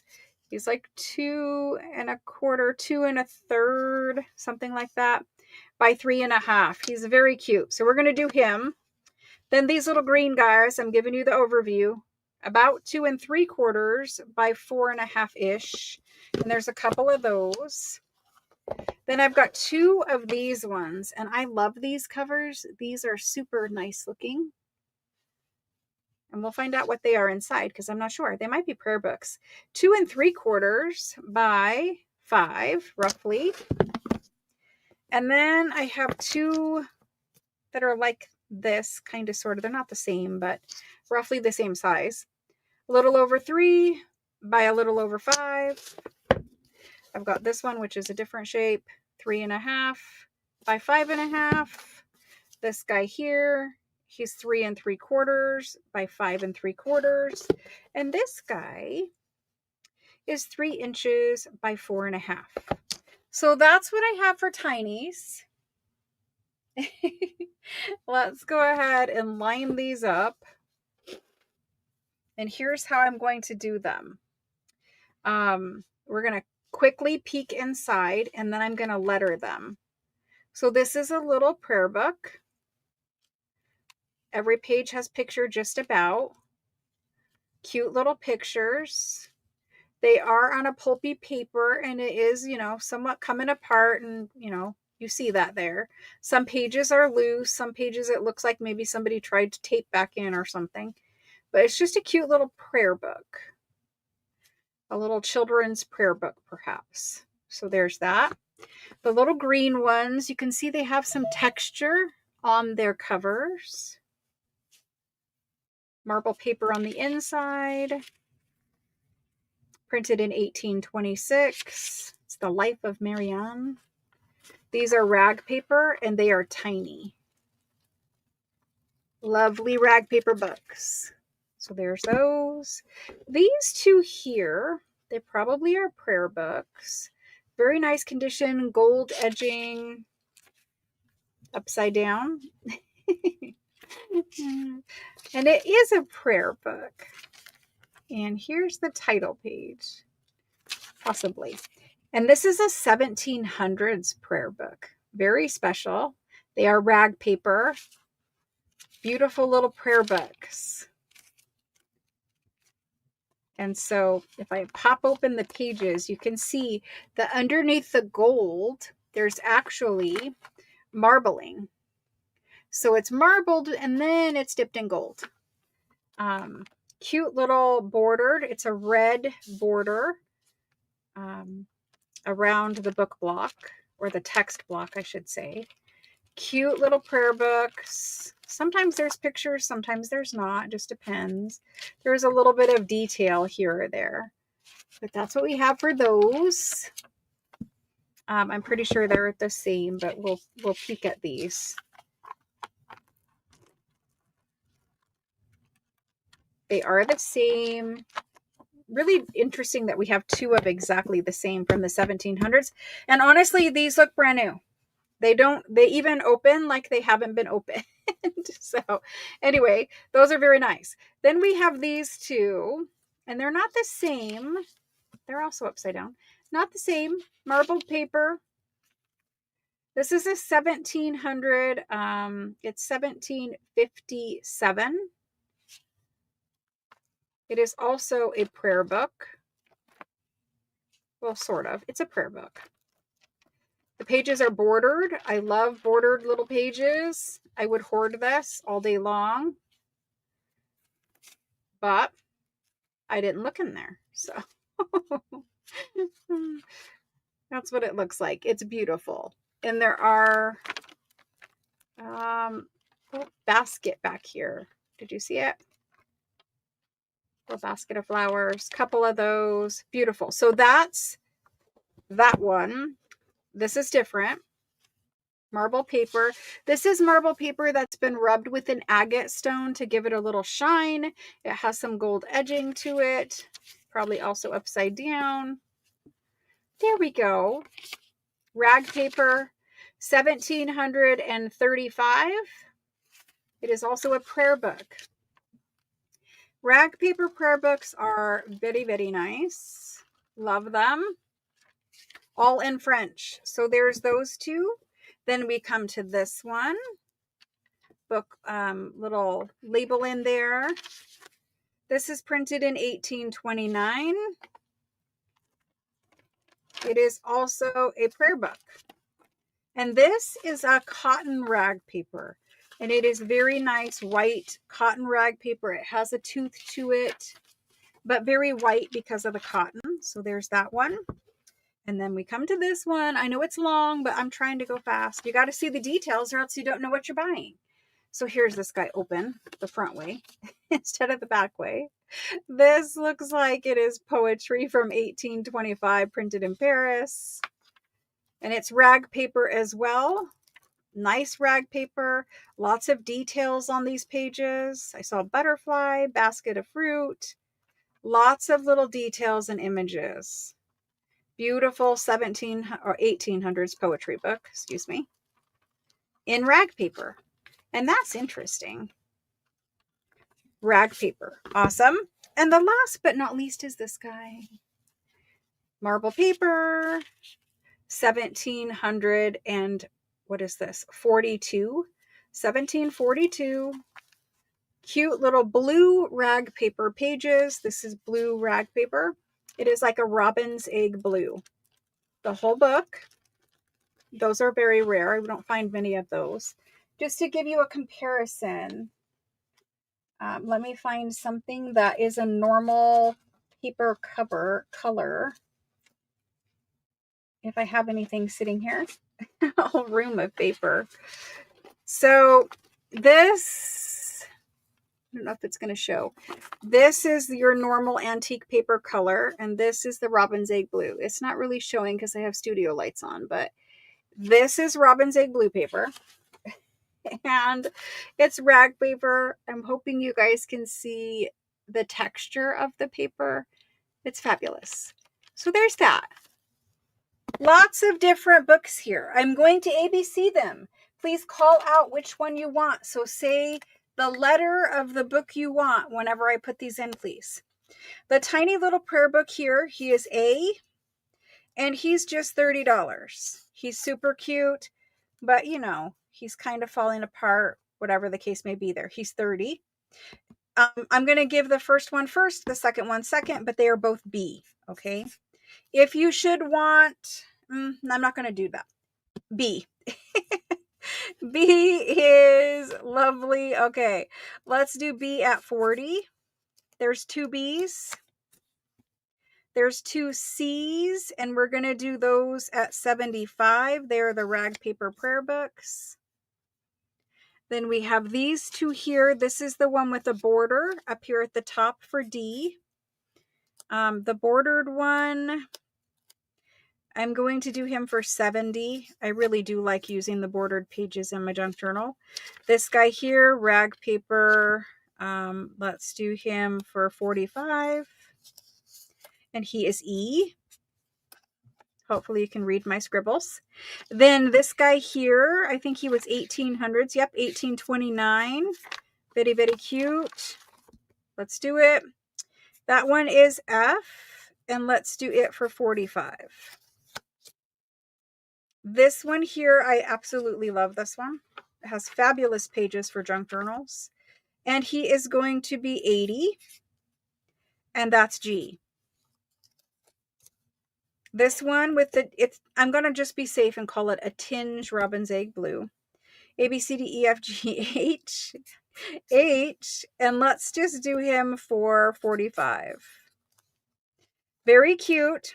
If you just want one of these, so let me just explain before I put this in. Please hold on, wait for the go. If you want one of these books on this table and you don't really care which one, they're all nice and you would accept any, type the word any when you claim. If you choose a specific one and it sells out before I get to you, that means you get none. So any is a safe way to go if you think you might miss out on your book.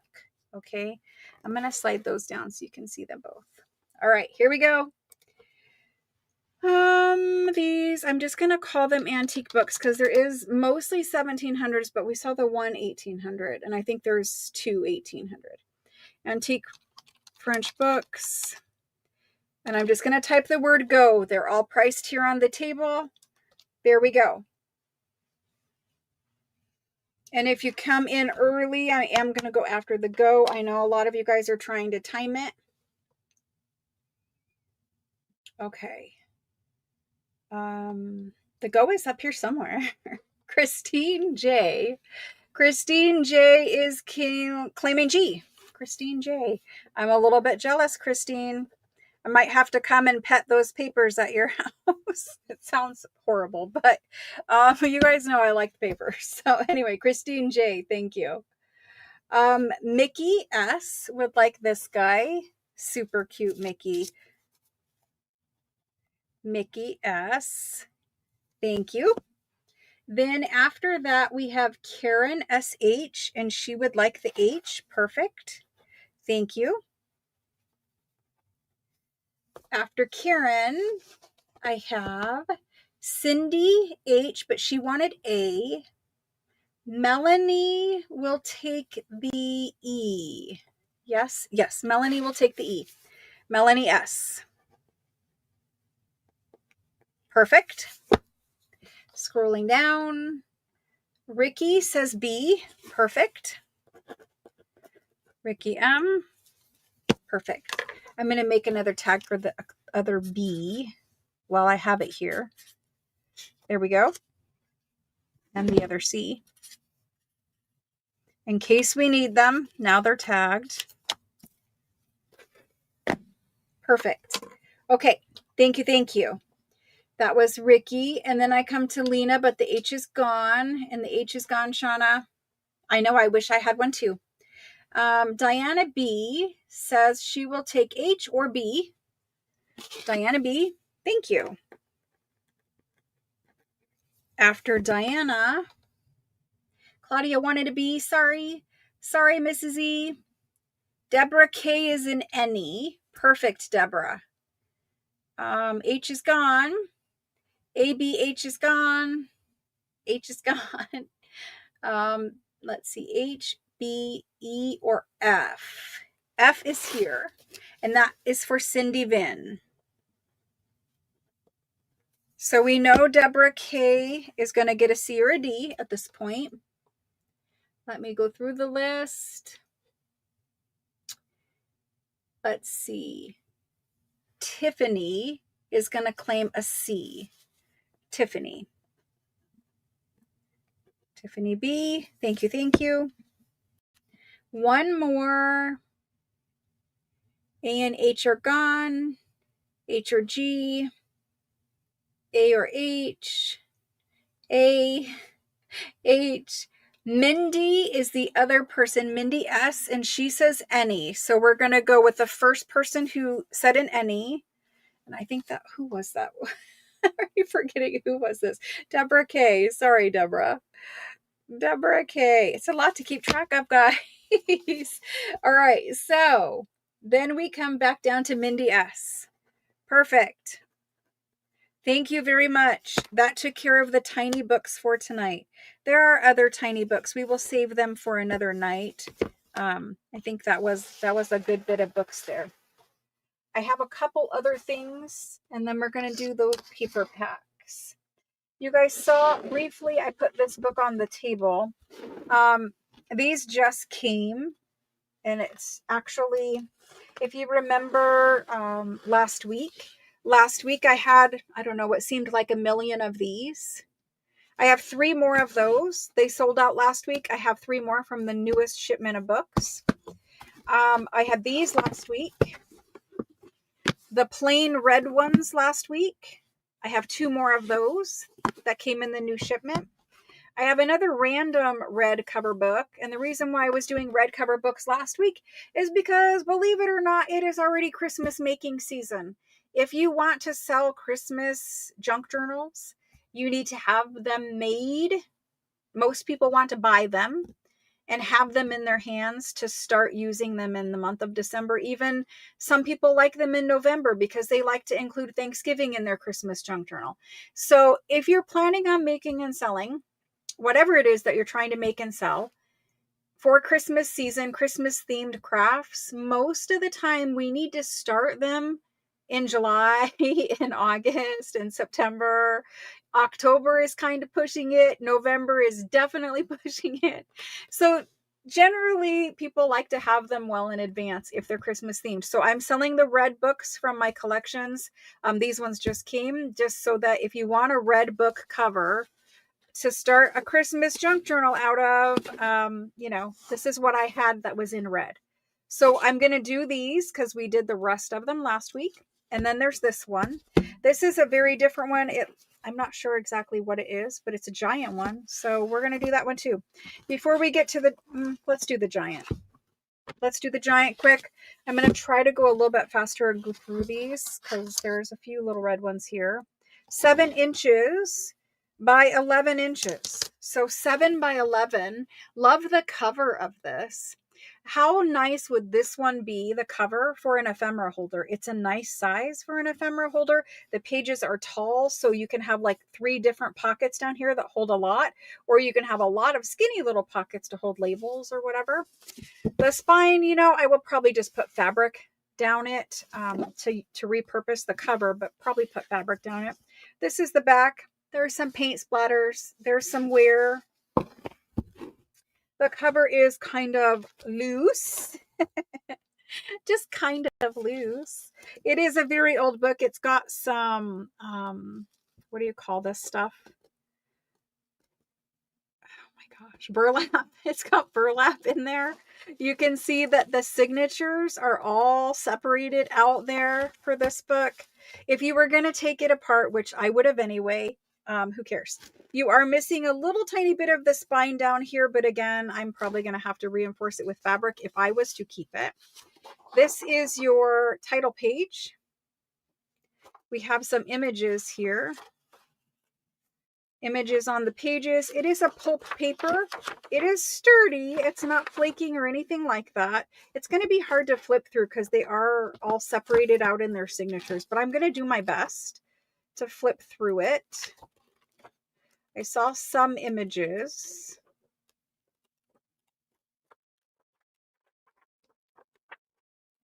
So it's a children's storybook.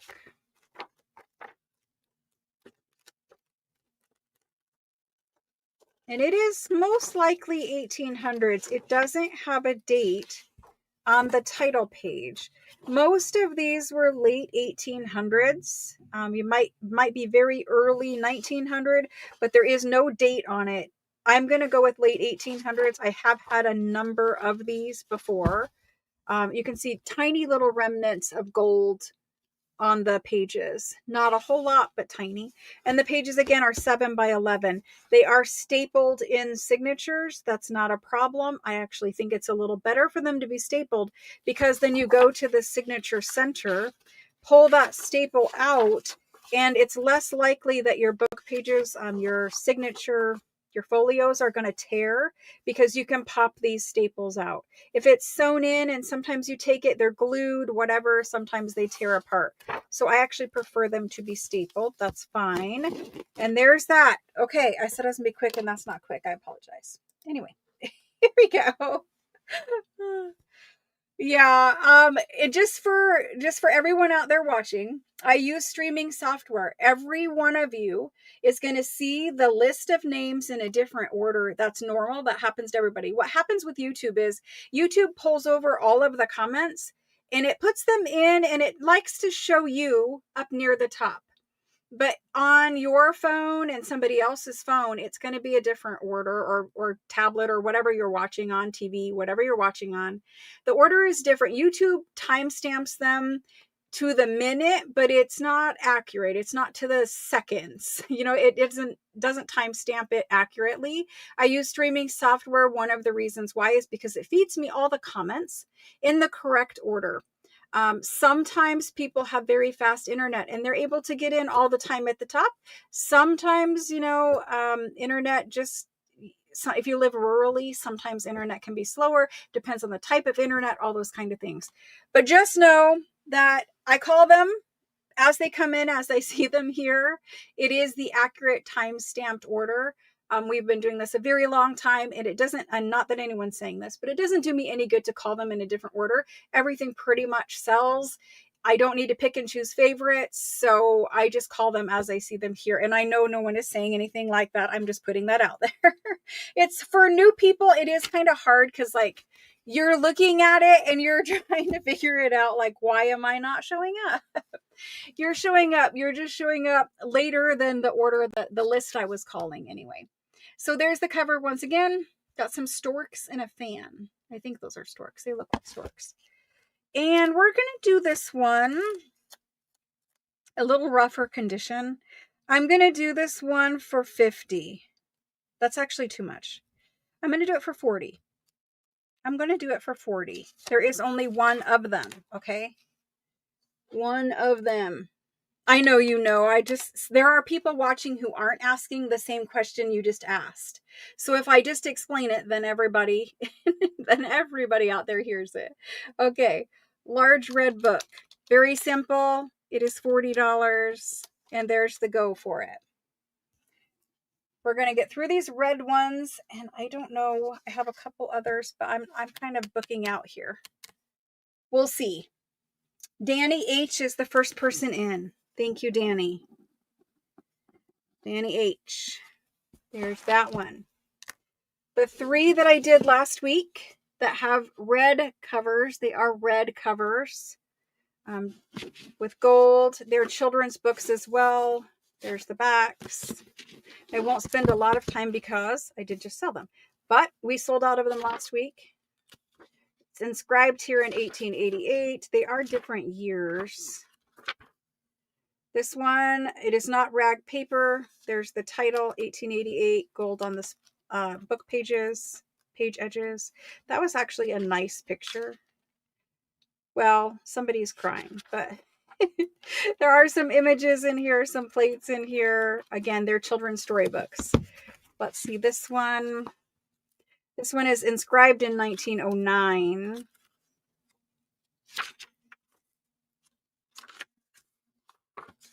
Printed in 1909. This woman is upset and her kid fell over. I don't know what's happening there. But again, children's storybooks. There's plates as well as little illustrations.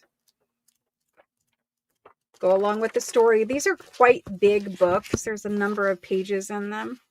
This one is apparently about a dog. There's your title page for this one, printed in 1866. And it is about a dog and a cat. The title of it is Dog and Cat.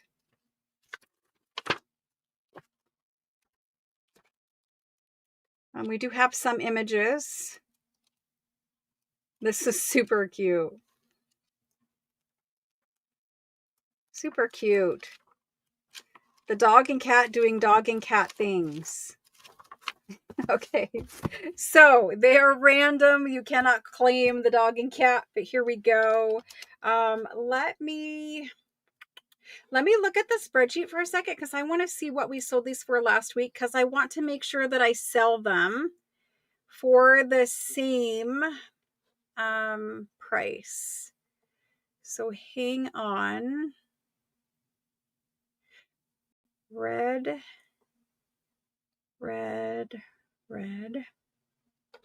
I need to go to a different spreadsheet. Okay. Need to find red books. I just don't want to have the price be different from week to week. That's ridiculous. Red French children's storybooks were $65 last time we sold them.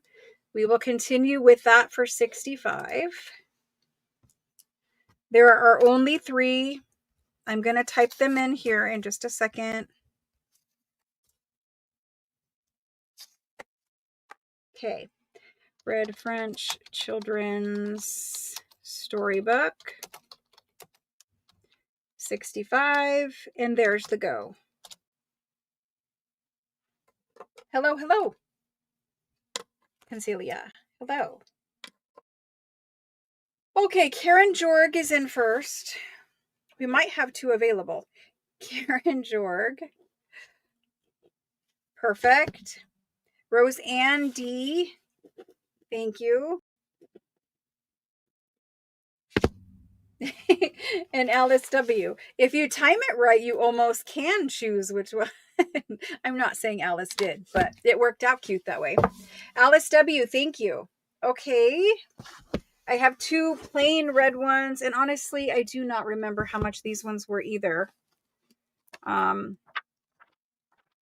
These are also children's storybooks. They do have some illustrations and plates inside of them. I remember the ones we had last week also being nice plates in there. I think they had ladies or something that we liked last week. I think there were 2 other ones. They're hard to flip through. The paper is thicker and nice. Just pictures that go with your story, whatever your story. There's a monkey sitting there talking to the man. And so here's the title of this one, 1887. Here's the title of this one, 1881. Same thing. It'll be a children's storybook with images, plates inside. I want to show you plates, but they don't always pop out, right? You get the idea. Okay, somebody who bought one of these last week, how much were they? I'll test you guys. I'll look on the spreadsheet, but I figured you guys would tell me sooner than I would find them. I don't remember what they were last week. I wish that I would get, the same thing all at the same time. It certainly would make my job easier. I'm looking. That's what I was thinking. That's what I was thinking. I'm looking for red book. There's only 2 of them.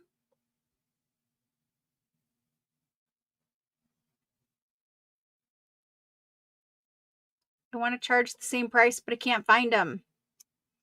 48. Good.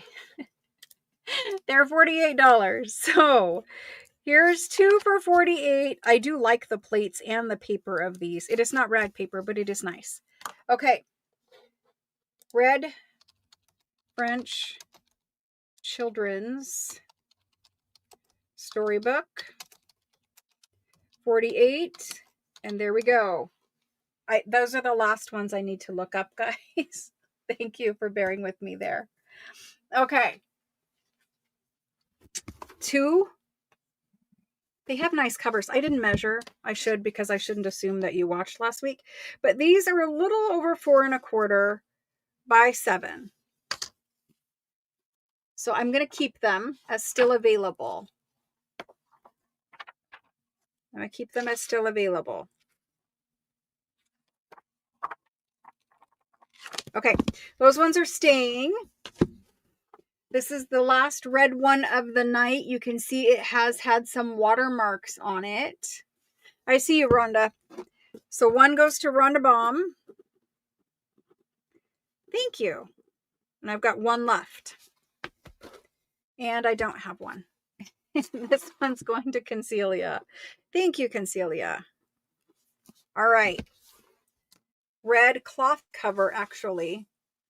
Kind of nondescript. This one was awarded to a student. It's a French book. In France, they often gave books away as prizes for he's first in his class or 4th in his class. I can't really tell. Looks like maybe 4th in his class. First division, 1899. So it was given away. A kid got really good grades. To simplify that.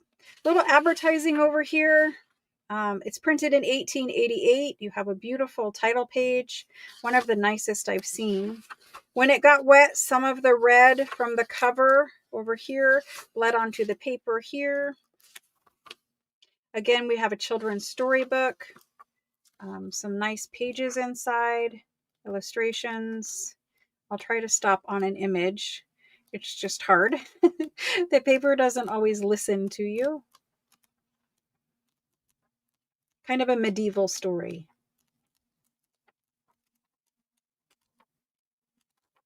So there we go. There's that one. Lots of plates in there.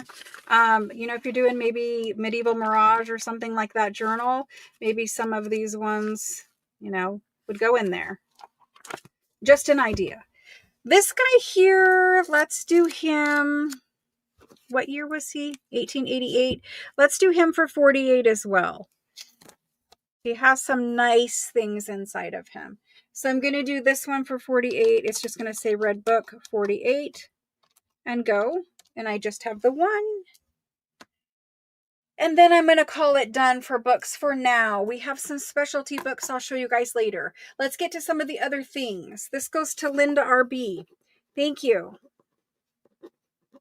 Thank you. Thank you. Okay. I appreciate your guys' patience for books tonight. Let me move my other pile of books off the table. Actually, yes, no. Okay, there's 2 of these. You can tell that these are very old. Okay, it's an almanac from 1780 and this is 1780, this is 1781. Very old. I don't care about the covers. Like, yeah, they're nice. Yes, I will repurpose the boards for covers, but what is inside is what I care about. And so you've heard me all night long talk about rag paper. These are 1700s rag paper. You've got a nice book plate here. Marble paper, it's very old. 1700s marble paper is different from 1800s marble paper. And this is your title page. Okay. Lovely title page. It is from this was the 1881 one, or I'm sorry, 1781. I can't get it right. 1781. It even says 1781. It says 1781 here. This is when the book was printed. It's saying that their first edition was 1699. Okay. But this one is 1788.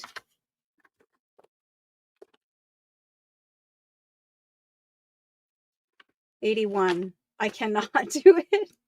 I might be having a stroke, guys. I don't know. It's 1781. I'm going to stop now. I'm just tired of books, I guess. I don't know. Could it be? Could it be possible? So basically, you know, if you think about what a farmer's almanac is, so this is basically a farmer's almanac.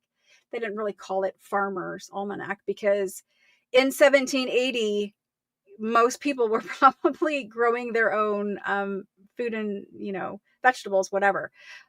So they didn't really call it farmer's almanac. It was just almanac. This is talking to you about the moon phases, I believe. So the rag paper in here is super thick. This is one page, super thick, 1700s rag paper. It's going to say at the top of these pages, the month, and then all of the different relevant information for like ocean tides, moon phases. I don't know. It's relevant to planting, basically. And so you've got all of the months of the year of that information. And then we start with the rest of the almanac. And it has a lot of beautiful information in it. I don't read French, but a lot of beautiful information in it. So you're going to get hundreds and hundreds of pages. I will measure the book overall so you know the size of the pages. But what I really like about it, A, is the paper quality. B, that the papers are not the same. Here you can buy one book and all of the papers in different sections look different. You know, there's some that have all these dates on it. The dates are cool. There's some that has more text on it. You saw some that had months of the year and, you know, relative information there. It's just a whole bunch of different rag paper. If you read French, you know, more power to you. And you want to read about all of this stuff from 1781, awesome. So just a bunch of rag paper pages. Goes to 670-ish pages. Okay, so 670, kind of a fat number of pages there. He does have a little loose page right here. Looks like that signature string or something is broken. It is in the right place with no pages missing, so that's good. But this one has a loose page. I'm going to measure overall now. We are at 5 inches by 8 inches. That's that one. This guy here, very, very similar, just a year difference from the same person's library. There's the title page for this one, 1880. And inside, you've got all that same kind of pages. Lovely rag paper. There's your months. There's your moon phases. It's coming apart here a little bit. The signature strings are still all there, but the spine is loose. Kind of falling apart spine. Again, I'm going to take it apart if I keep it. So there's 2 almanacs from the 1700s full of rag paper. They are about the same size. We're going to do them so I can be done with books for the night. 1780, and you know the one is 1781. 1781 rag paper.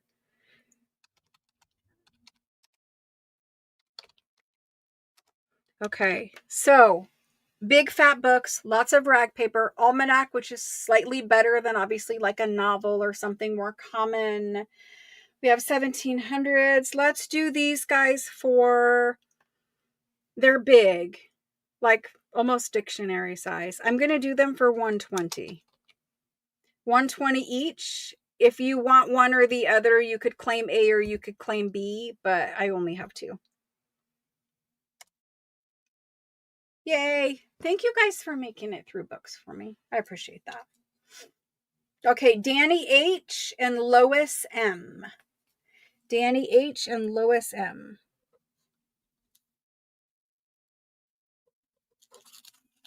Thank you very much. Now I can wait for the rest of these books to another night. They were just some other random books, and it's just going to take us forever to get through them. So I will save them for another night. Let's do some other things. Other things. I'm going to get rid of the book crumbs quick. Into the trash can. Sorry for those of you that missed out on the almanacs. I think there is 2 more laying around here somewhere from many months ago. I will find them. But next we're going to do French fashion magazines. French fashion magazines, we have several different choices tonight. I'm going to roll through them as quick as we can. Then I want to do ledger page packs and probably what most of you guys are here waiting for. Okie doke. I have these. These are very large French fashion magazines. These are from the Victorian times. Most of them, there might be one in here from 1900. I don't think so. I think they're all 1880s. These guys are very large. They have many pages inside of them. They have awesome covers. You can see this one is from the 1st of June, 1889. You more than likely have, some beautiful women on the front. Sometimes you might have like just a head. Sometimes you might have just like a baby or something, but most of them are women. I found all the heads all at once. It's kind of interesting.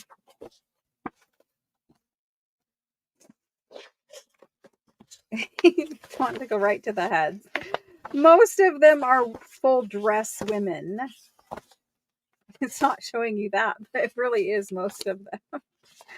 Anyway, we're going to go through them. I'm going to show you there are 2 different sizes here.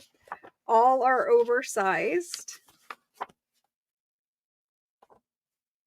I'm finding all heads. There's a body, and there's a head, and there's a body, and there's a head. There's a head. Now we should have a body. We do. Funny how that works out. Okay, so anyway, you guys get it. 2 sizes. One, the smaller of the 2 is still gigantic. It is 11 inches by, the smaller is 11 by 15. The larger is 11 3/4 by 16. So slight size difference. Inside, you're going to have fabulous things. You have articles and illustrations. This is about fashion, right? So most of the articles in these will be about fashions. I can't show you the whole thing because it'll spin on there.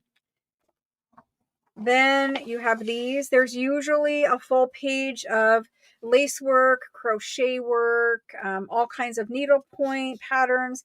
This is talking about how to decorate your hats. So there's that page. Then we have some embroidery. Again, talking about the headwear, dresses. This down here is crochet or filet lace, actually. Then you have more fashion. Can't show you all of it. It's too gigantic. Ladies in the center. Fashions over here. And they're all different.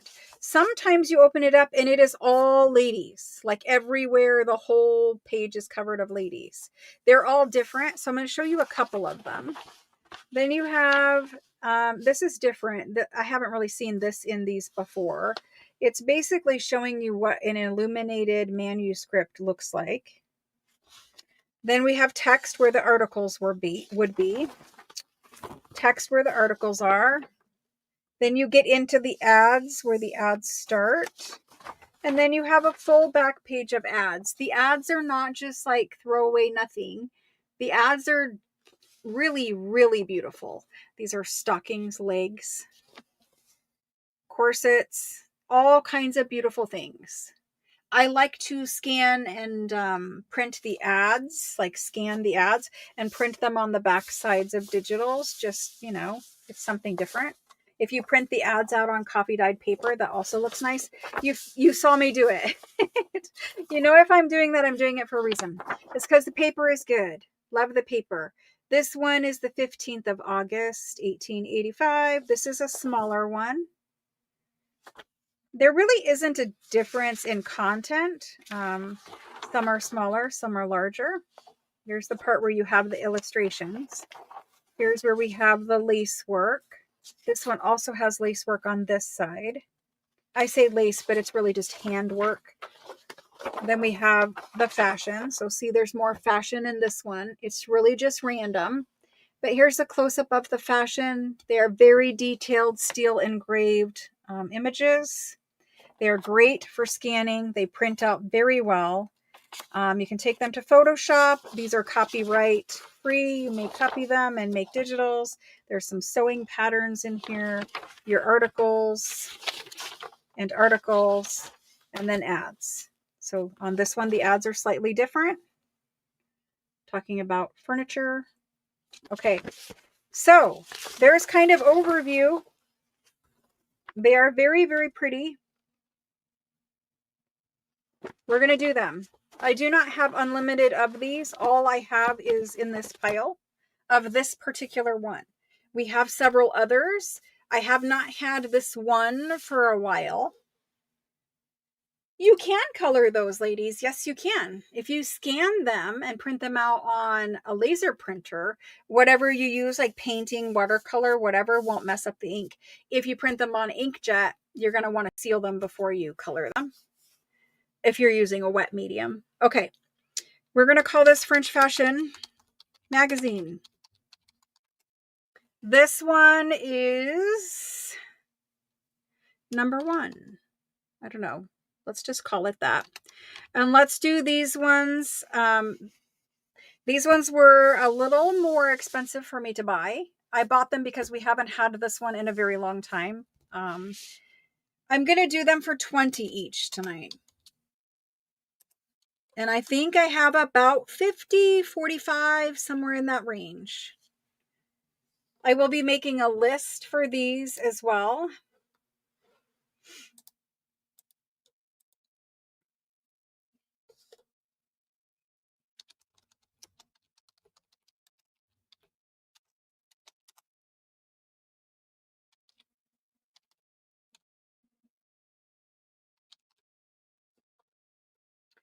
And these are 20. And the first person in, Claudia. Oh, nope. Scrolling.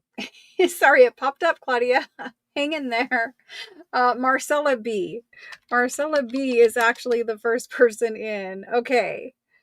And we're going to give her 1. Perfect. Hold on just 1 second.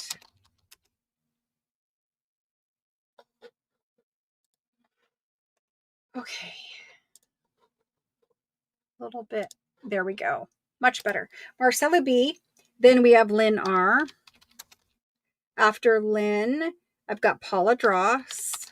If you guys are collecting all the different French fashion ones I bring you, some of you are, I'm sure. Jody M. Kendall for 3. Kendall over for 3. Perfect. Then we have Lena. Then we have Barb B. Diana B. Ricky. Deborah K. After Deborah, Christelle. Let me just spell your name right. Christelle. And then we have Joyce G. Hello, Joyce. Joyce G. And she would like 2. Then we have Catherine. Catherine R. And it is... I'm going to put you for 3, Catherine. I can change it to 6 if you want, but it is going to be completely random. I can't I can't guarantee you'd get 3 big and 3 small. So for now, I have you for 3. Let me know if you just want 6 random. Claudia, I did not get you yet. Claudia. Claudia, perfect. Thank you. Then I have Tiffany. Tiffany. And Jane H. Jan C. Concelia. After Concelia, we have Karen M. Scrolling down. Cindy Vin. Rose O. Christine B.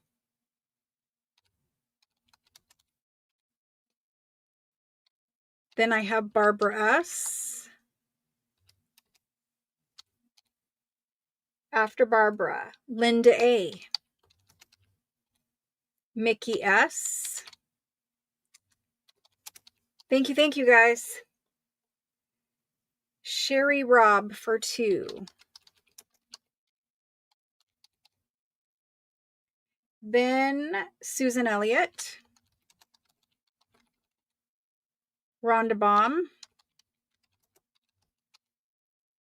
After Rhonda, Karen Jorg. And Sherry Robb.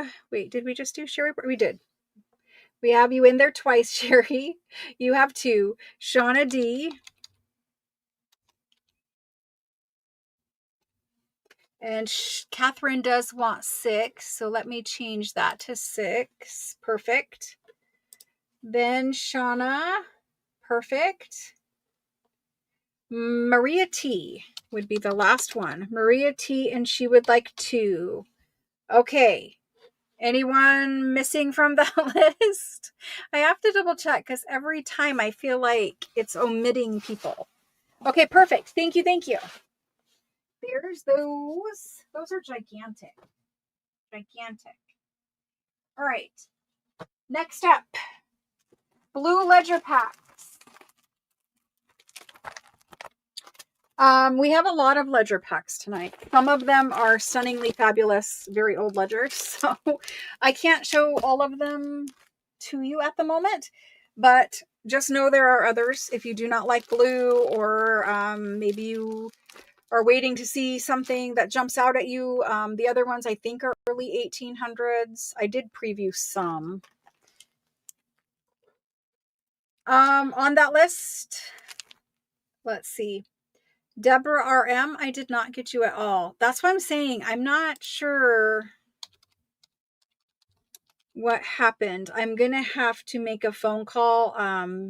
My YouTube channel, I can call a special rep at YouTube and ask them a question. So I will call them and ask them to just double check everything and refresh everything, make sure everything's good. Deborah RM, I put you for 2. Concelia, you would like a second. Concelia, where are you? Right there. Danny H would like 1.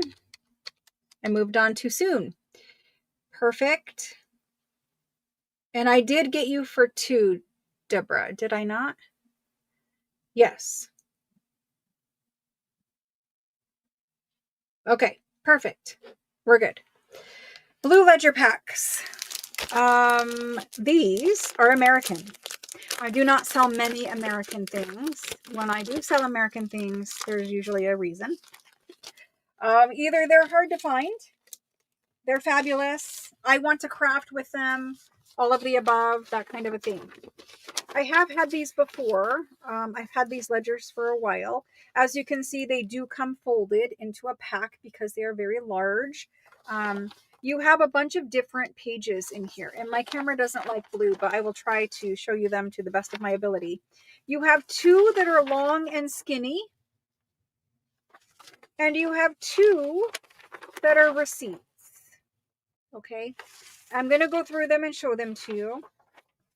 The long and skinny, well, before we start, we need to talk about the paper. This isn't robin's egg blue. This is the same French blue paper.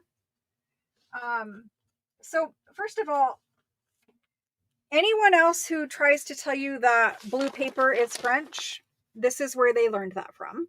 These are the French letters that come over from France from the 1880s. And as you can see, it is the same paper.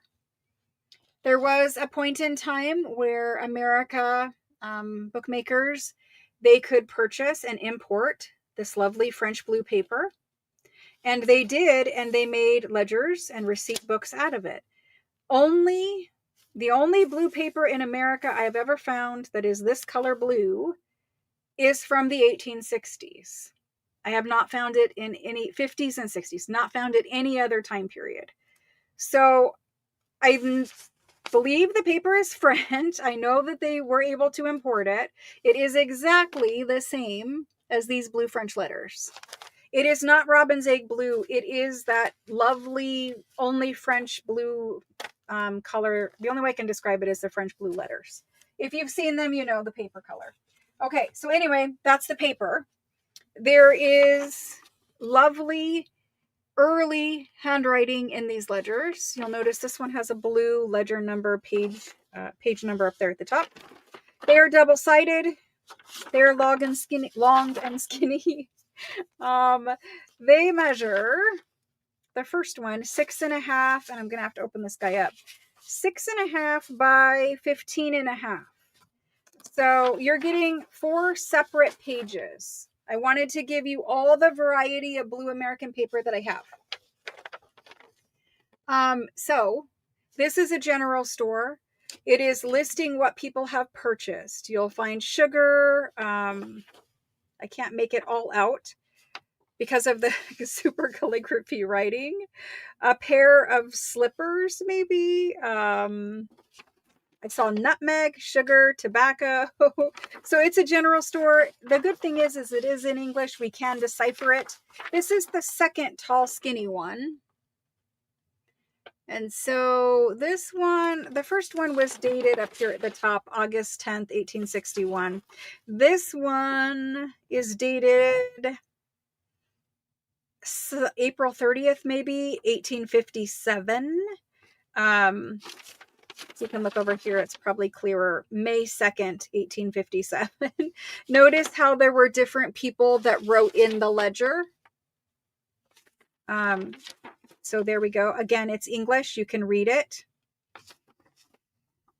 This person bought teapots. They bought 3 teapots, 4 skimmers, a 1-gallon measure, 2 tea cans, a whole list of things this person bought, right? And so there's the second one. The second one is the same length, but it is wider. So I'm going to measure it for you, just a little bit wider.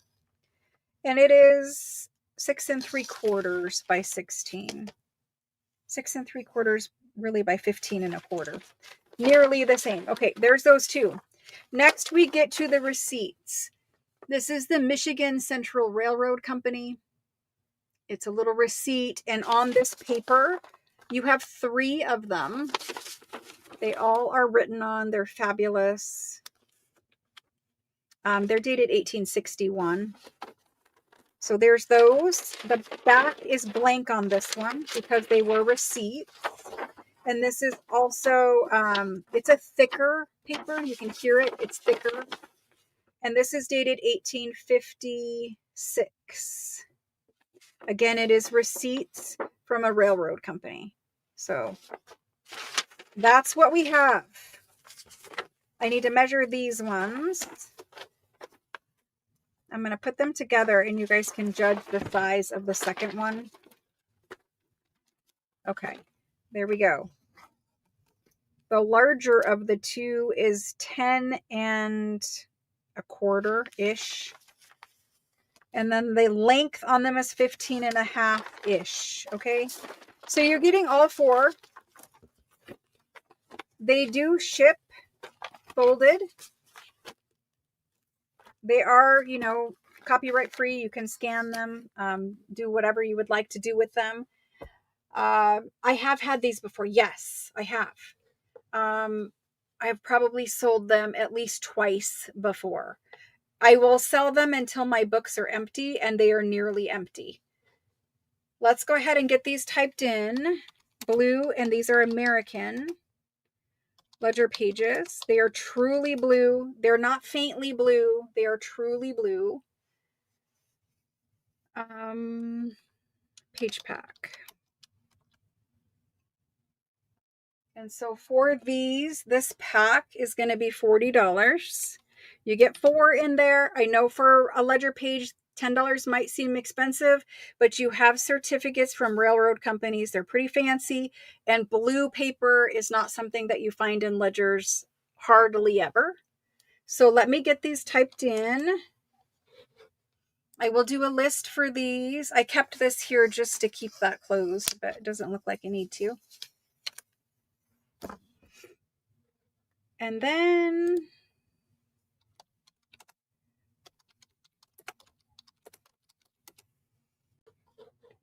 let's see. First person for these is Danny H, Christine B, Joyce G,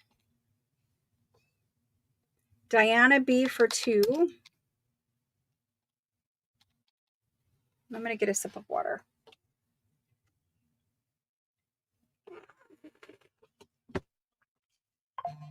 Okay. After Diana B, Alice W, then Linda A, Marilyn W, Tori B, Rebecca P, and she would like to Catherine R. Oops. Your last name is not TR. No, it is not. Catherine R. Perfect.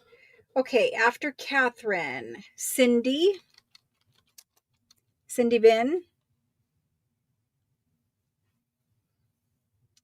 Christine J, Karen Jorg, Lena, Barbara S, Christelle,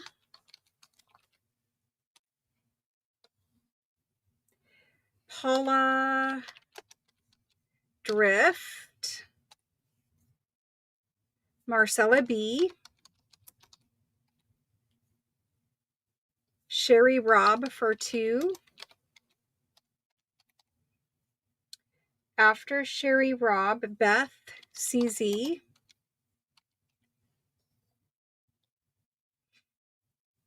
one. Yes, absolutely.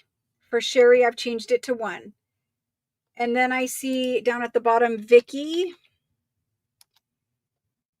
G, Vicky GR, because there is another Vicky G. And then Cheryl E. Perfect.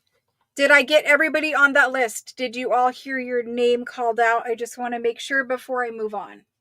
Cheryl E was the last person I called. Thank you guys. Thank you very much. And then I see Margaret. There are more. Margaret L. Yeah, I don't pull all of them out of the bucket because there might be 50, 60 of them.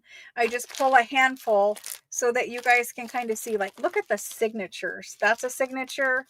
This is a signature.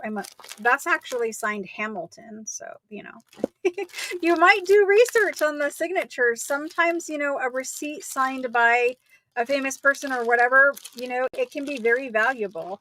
We've talked about this before. I don't do that kind of, can you imagine if I sat here and researched every single signature on every single document? I would never have time to do anything else.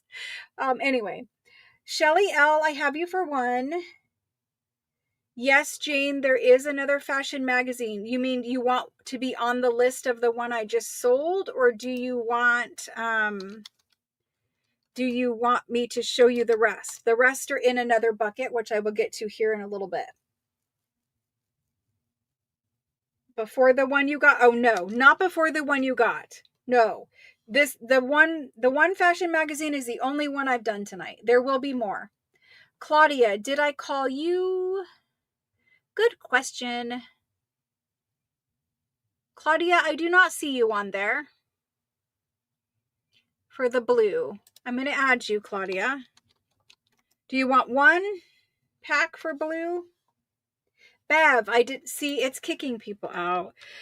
Somebody's done something and it just happens to coincide with trolls doing terrible things on the channel. So I will get it fixed, but you guys will have to pay attention to the names. Claudia, you're on there for one. Bev G, I added you for one. Let me know if you want different. Oh, I do see you up underneath Margaret now. I needed to scroll up. I missed you, Bev. That was me. Okay. All right. So we're good on these. Let me get this put back in this baggie and let's move on. I have 4 totes of page packs in here. So we're obviously not getting to them all tonight, but I will get to the ones I previewed and posted in the Facebook group. For sure, I will get to those. I know some of you guys are here waiting on something I showed. So we'll get to that. There's those. Alice, I don't think I did put you on. I did actually, Alice. You're on there. I put you on the list. You're good. You're there. You have 1, Alice. All right. Let's move on and look at something else. Let's do... I know that you guys are going to buy these, so I'm just going to do them and get them out of the way. And I shouldn't say it like that, but you guys will understand why. Because you always ask me for these kinds of things. I have 54 and they are 20 each. That much is clear. What are they? Let's find out. These are the random French miscellaneous papers. Tina, did you ask for one? If you asked for one, Tina K, just let me know. I may have missed you. I can see you typing there. But if you claim an item and I miss you, just let me know. I will fix it.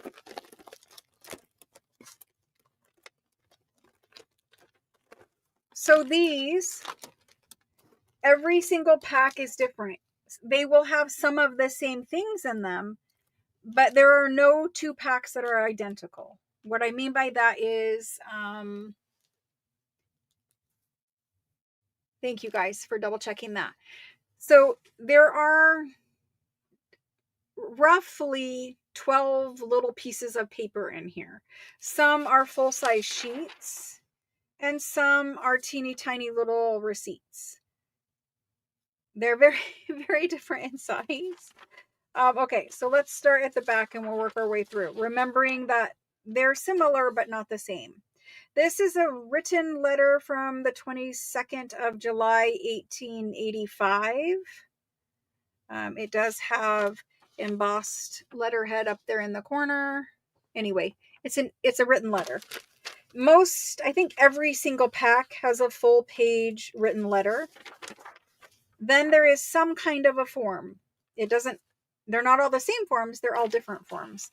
They do have a little tax seal on some of them don't, but some kind of French form.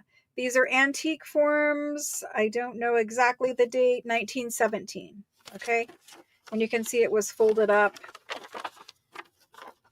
and sealed with that stamp there. Okay. So some kind of a French form. Then you will have some kind of other thing that has all of the next things have a tax stamp on them. It might be a check. It might be some other kind of receipt. It's just something with a tax stamp, because I wanted to make sure everybody got a tax stamp. This one happens to be a receipt of some kind from 1912, and it has information on the back. Okay, moving on. Then we have this, some kind of a invoice, receipt, something. This looks like 1925. Again, they're all different, but similar in some manner. Every pack has at least one of these. Some packs have two. And this is actually like a light bill, electric bill, or something similar to that. And this is dated 1936. And it's just a long piece of paper. Then we have something that looks like this. Now this piece is, there's something that looks like this in some, and then there's something different in some. So just an interesting, it's got all kinds of stuff. A little receipt / form. Again, they're all going to be different. A little handwritten receipt / form. They all have these, and they all are these colors. This is a receipt from 1929. Another receipt from 1922. And they're all those colors. And then some kind of a receipt that looks like this. Most of them have tax stamps, not all, and that's from 1908. And then you finally have this tiny little thing. I just think it's cute. So they're all random packs of papers. I'm going to roll through and show you the beginnings of the packs, and hopefully from there you get an idea of what is in them. Okay. So you can see some of the same things, but this piece here on the front is different. You can see some different things back here. Their large form is folded up right here. So there's that one. Here's this one. Different things. The handwritten letter is in the back there. Different little things here. You can see some tax stamps in that one. Different here. This has a card inside of it. I'm trying to get the glare off and show you. It might be better to actually pick it up and hold it.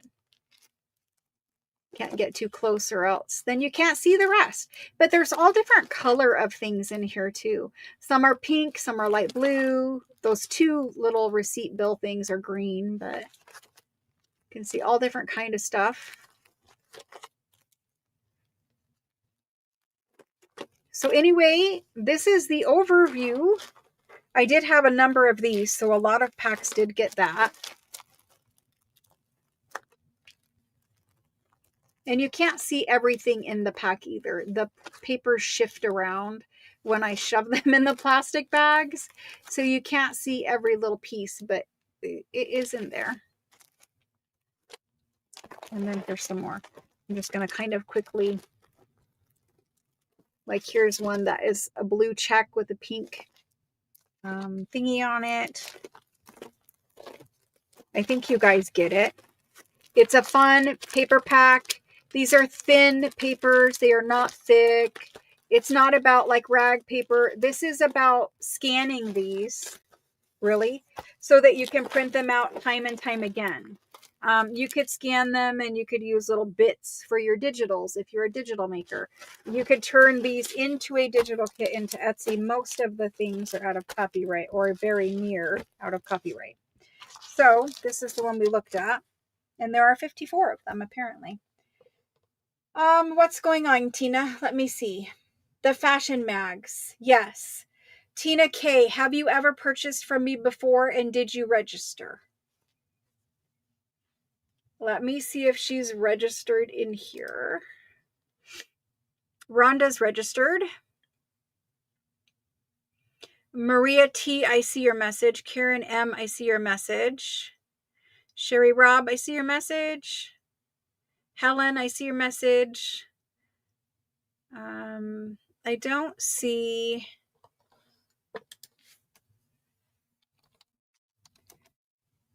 a message from Tina. So, and I don't see registration from Tina either. So before, this is for all new people. if you've already registered once, you're good to go. Very quickly, you need to register before you claim things. This is for all new people. If you want to claim now, that's okay. Just go ahead and follow the instructions in the description box. It's also pinned at the top of the chat box. So right now where you're typing in live chat, at the very top of it, there's a pinned message. And if you read that message up there, it gives you my cell phone number for you to text me your information. Text me your name, your full last name, first name, your full name, your full address, just like I'm shipping a package to you, because whatever you type in there, that's where I ship your package. That's who I address it to. That's where I ship it. So please send me your first, last name, and your shipping address, including zip code. If it's in a different country, tell me the country you're in.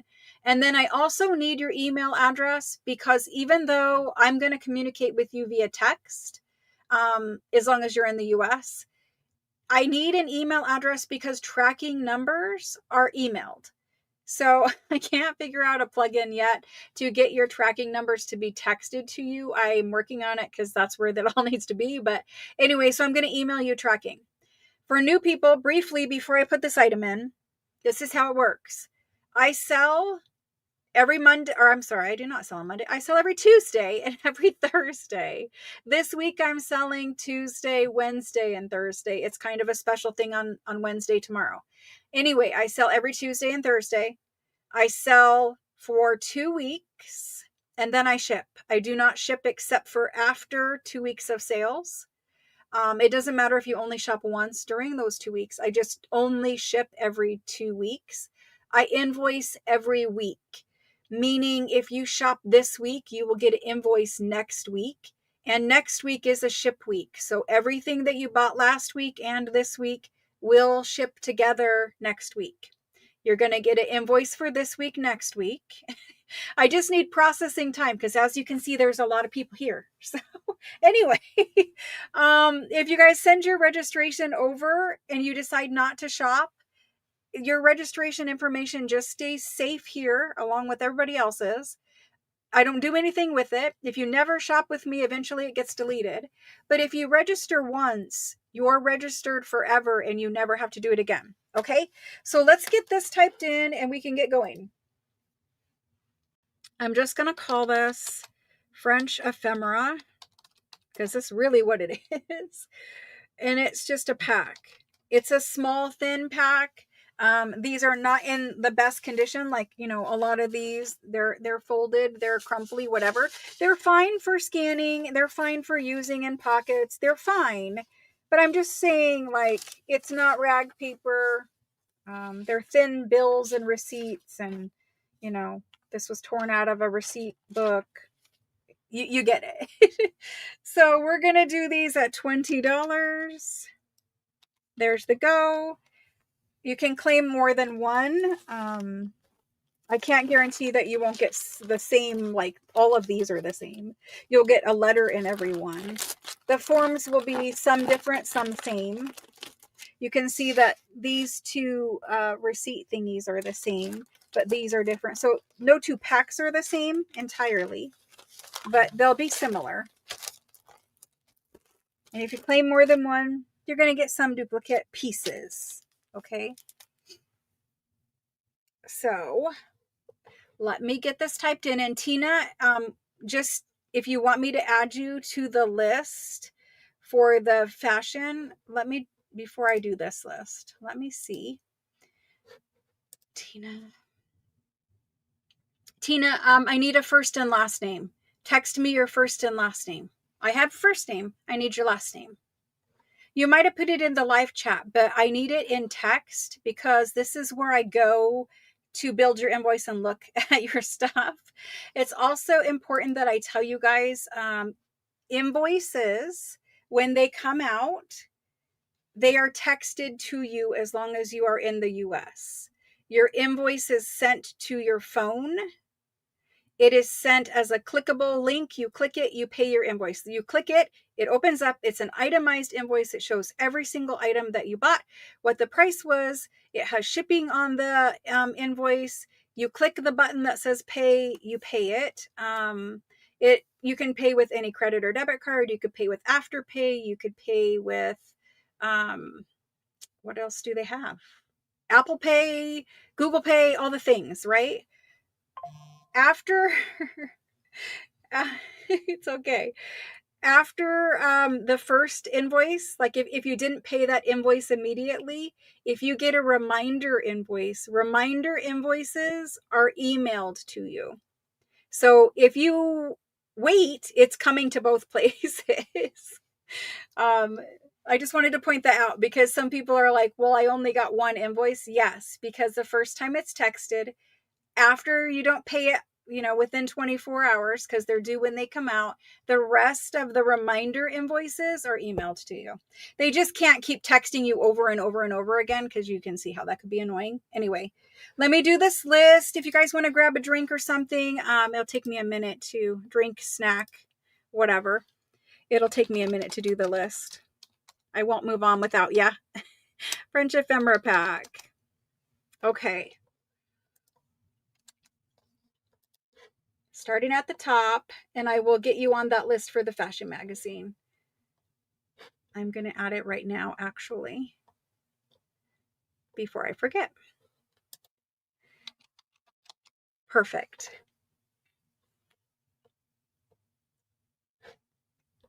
And Tina said,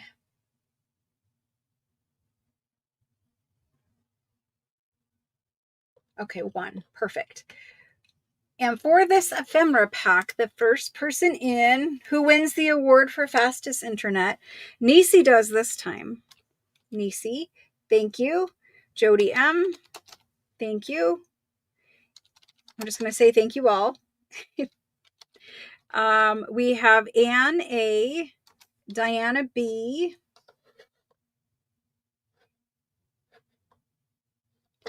Beth CZ, Joyce G, Christine B, CC, Marilyn W, Nita V, and she would like 2 packs. Lena, did I already get Lena? No. Lena, I don't know why I always think I get you. Catherine for 2. Catherine R, I think it says 2. Let me make sure I didn't miss anyone, because now I'm paranoid. Nisi, Jody, Anne, Diana, Beth, Joyce, Christine, Cece, Marilyn, Nita, Lena, Catherine. Perfect. Christelle is next. Christelle, thank you. Mickey and Linda RB, Alice W, Lynn R, Shauna D, Cindy, Vin. Oh, Shauna D wanted 3. Sorry, Shauna. 3. Then we have Cindy P. Cindy P, and she would like 2 packs. And Marsha. Hello, Marsha. Marsha W, and she would like 2. Marsha, I think you've shopped with me. You have, right? I believe you've shopped. Let me know if you are new or you've shopped. I believe you have like 1 time. And I just am trying to keep who's new and who's not new straight in my head. Marsha W, I could just look it up instead of asking you. Christine J, Claudia. Perfect. Marsha wanted 2, got it. Tina would like 2 of the fashion magazines. 2 of the fashion magazines or 2 of this ephemera pack? That's my question to you, Tina. I think I asked you how many, and I think you're answering me, saying 2 fashion magazines. Let me know if that's incorrect. 2 fashion magazines. Sherry Robb for 3. Rose O. And then we have Khadijah. Perfect. Rose Ann D. Karen Jorg.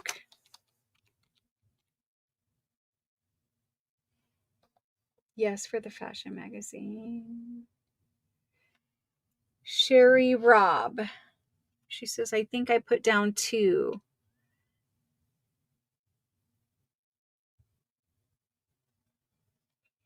You want 2. Perfect. Fixed it.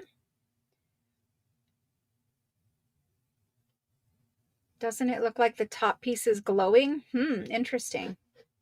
Like an eclipse. I'm going to have to look in the camera. Cheryl Lynn. Cheryl Lyn. Khadijah wants 2. Perfect. Thank you. Dropped you again, Deborah.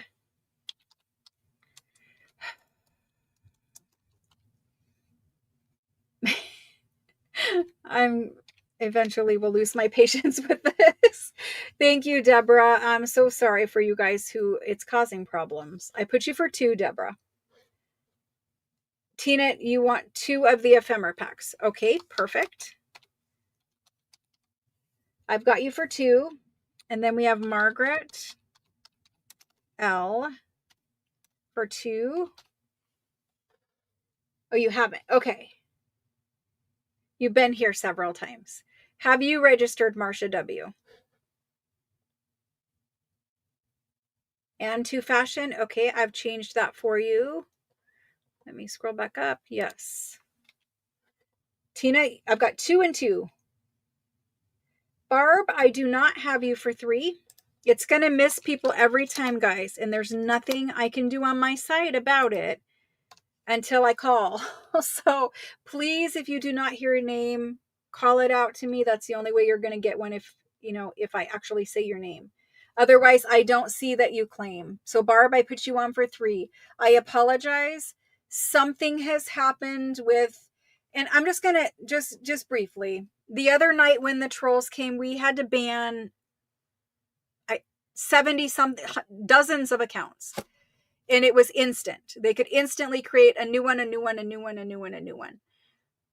There's only a handful of things that I can think of that you can do that with, and none of those things are good. So after that happened, it started dropping huge groups of people when they would claim.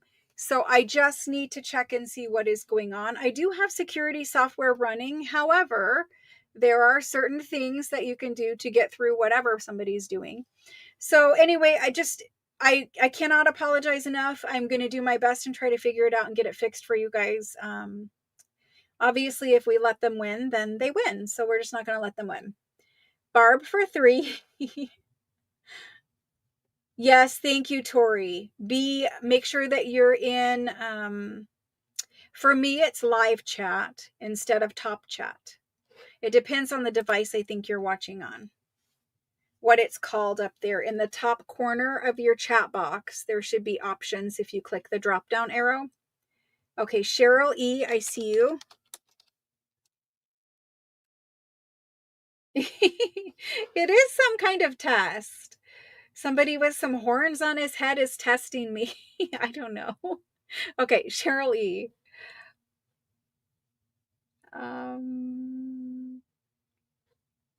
Yes, you've done it. Okay, perfect. Perfect. Thank you, Marsha.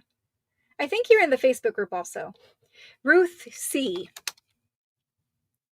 I see you, Ruth. You're on there.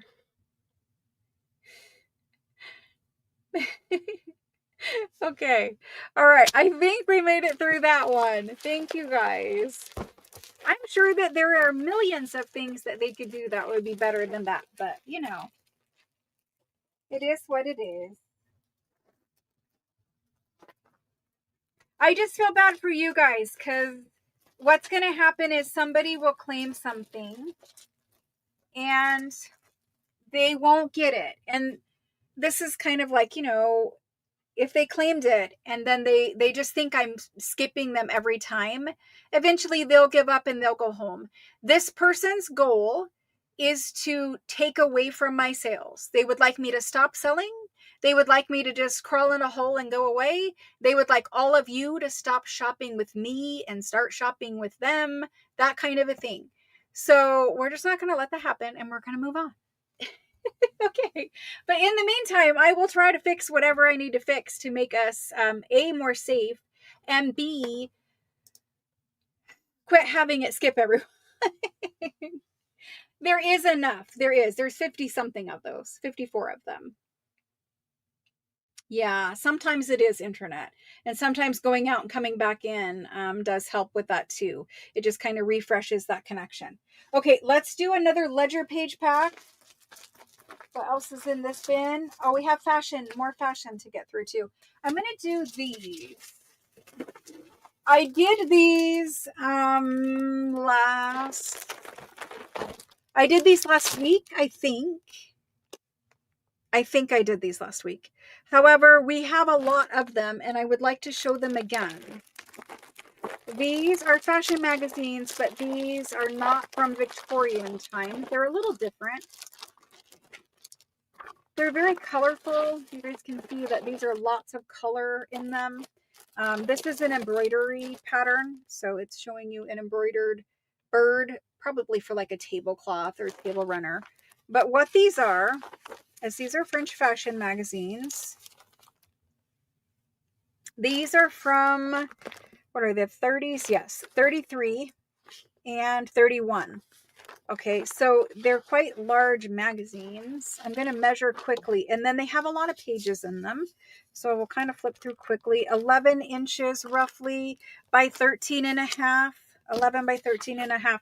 So if you like more of the 30s style, or there are certain journals where you want a 30s more modern, 30s is modern, you know, something that's not Victorian, it doesn't always fit, right?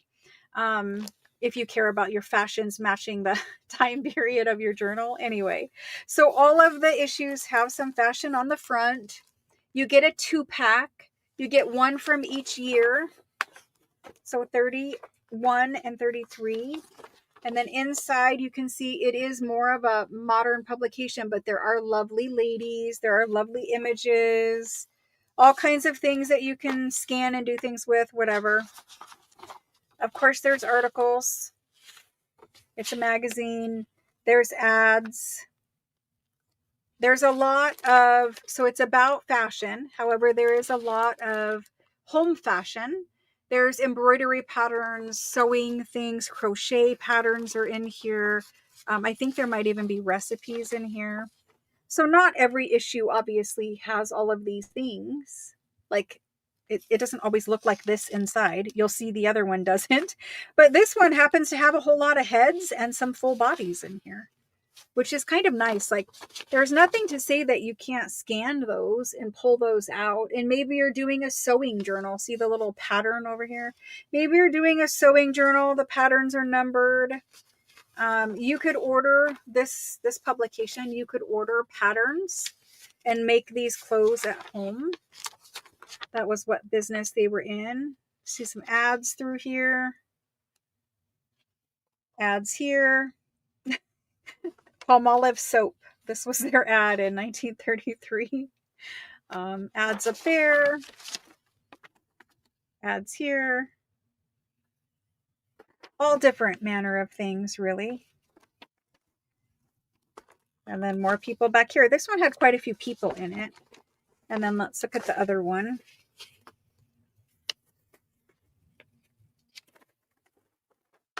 So we've got this kind of thing with the black and white ladies. She's very elegant. So I would scan these and then print them out and craft with them that way. You could craft with the original, no problem either, but it is on pulpy paper. And pulpy paper is not my favorite to craft with. I would much rather scan these. And when you scan them, you can, like my scanner, you can tell it to scan the image black and white. Meaning it will not scan this tan background color. It will just put white there. So that way, if I want to color them, I don't have tan in the background. I can just go ahead and watercolor in pink if I want, and it'll show up pink without the tan. You know, your printer or scanner may not have the option, but I think most of them do. Both of mine do. And here we're having some crocheting of a hat. This one has nice images in it as well. I don't know if I don't think they're all like this, but this one happens to have a 2-pack that is pretty awesome. Then you go back with the ads. Look at the lash ad. That's what my lashes look like now. This is me without fake lashes. This is me with fake lashes. Except for I don't do the bottom. I don't like them at the bottom. I know that is like a huge faux pas, but I don't like them at the bottom. Anyway, that's TMI. Then we have more ads, some ladies up there at the top, and we're almost done. Usually there's a little more needlework, but in these two, it seems to really be focusing on fashion. So it is a 2-pack. I will open up one more. This one is sitting here. Then we will do it.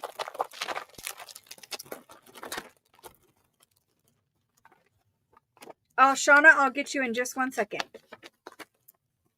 Okay, here's the other two. Another 2-pack. I like the tops of them. Even the top is pretty. You can scan these in and change the size. So just because they're big now doesn't mean you have to print them out big. Scan it, and then you can print it out journal card size or tag size or whatever. You could cut that as a tag if you wanted. Okay, so we're going to quickly look through this one. There's some more lacy work. There's some children's fashions. Yeah, it does look like they have nice spreads in the center. I'm not going to scroll through the rest, but there were mostly ads back there, I guess. I don't know. Maybe I should. But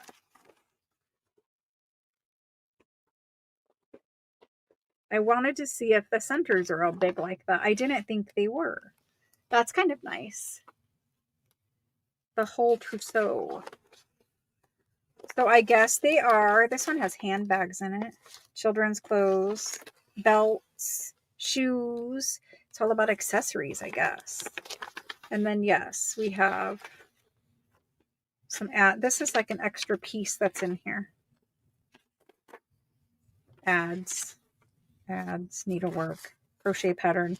Okay, there we go. We're going to do 2-packs. I have a couple of them out. Just know that you're getting 2. All right. Let me see here. The Ephemera pack for 2. Shauna H.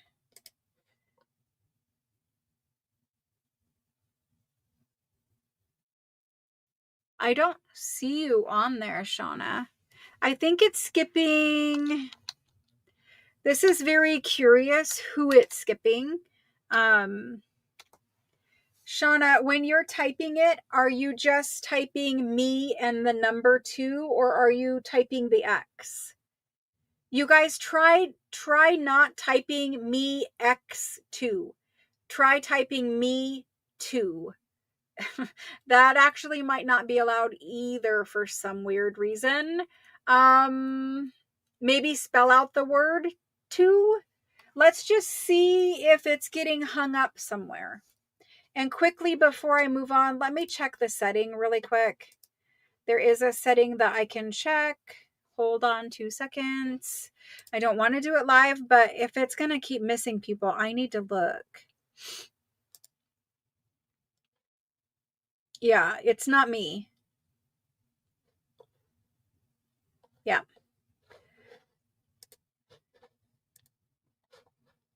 It is not the setting that I have changed. It is still normal, everyday settings I've used since the beginning of time. So I did not change it. I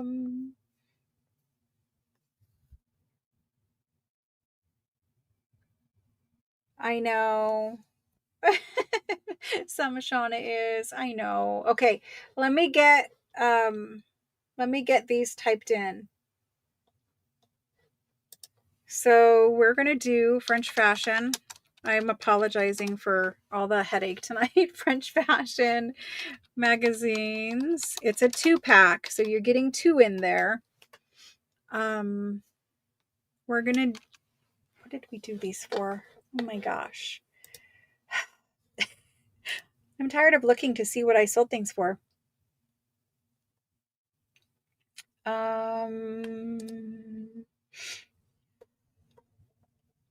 We sold them for $30. So basically it's $15 a fashion magazine. We're going to do them for the same price, obviously, because we just did it. They're going in now. I think we took, like, I think there's 50 packs of the, or there was originally 50 packs of these.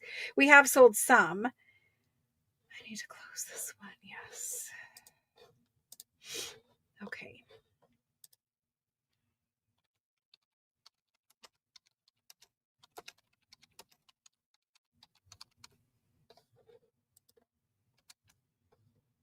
First person in on this list, if you do not hear your name, let me know. Danny H. Alice W.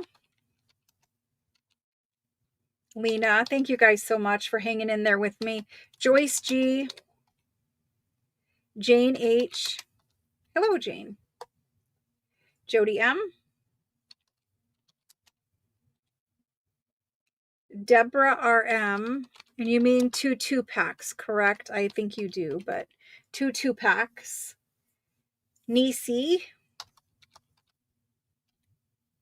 Concelia. And Catherine R. for 2 2-packs. Christelle for 3 2-packs. Cindy Vin. After Cindy, Christine J. Christine. Oh my gosh, I can't type. Christine J. Claudia. CC. I need your first and last name. I know you put Khadijah up there, but Khadijah, every time, please. Thank you. It helps with when I have to rewatch. It helps if somebody else has a question whenever we're invoicing or sorting or packing or shipping, if it's in there every time. I know you have it up there in the part of your name, but I'm not sure everyone will catch that. Khadijah, thank you. Tori B. Diana B. Lynn R. Karen Jorg. Sherry Robb. Ricky. Cindy P.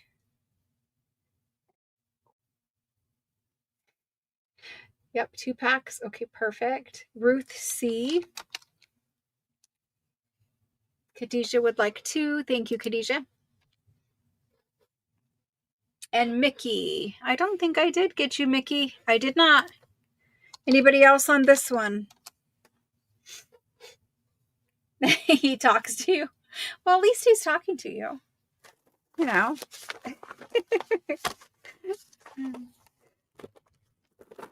Could be worse things. All right, there's those. Now, we're going to do ledger. Actually, no. I'm going to do that document pack that I advertised in the Facebook group. I feel like that's a good thing to do.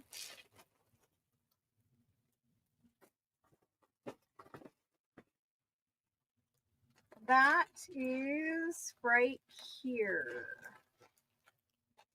Okay. So these,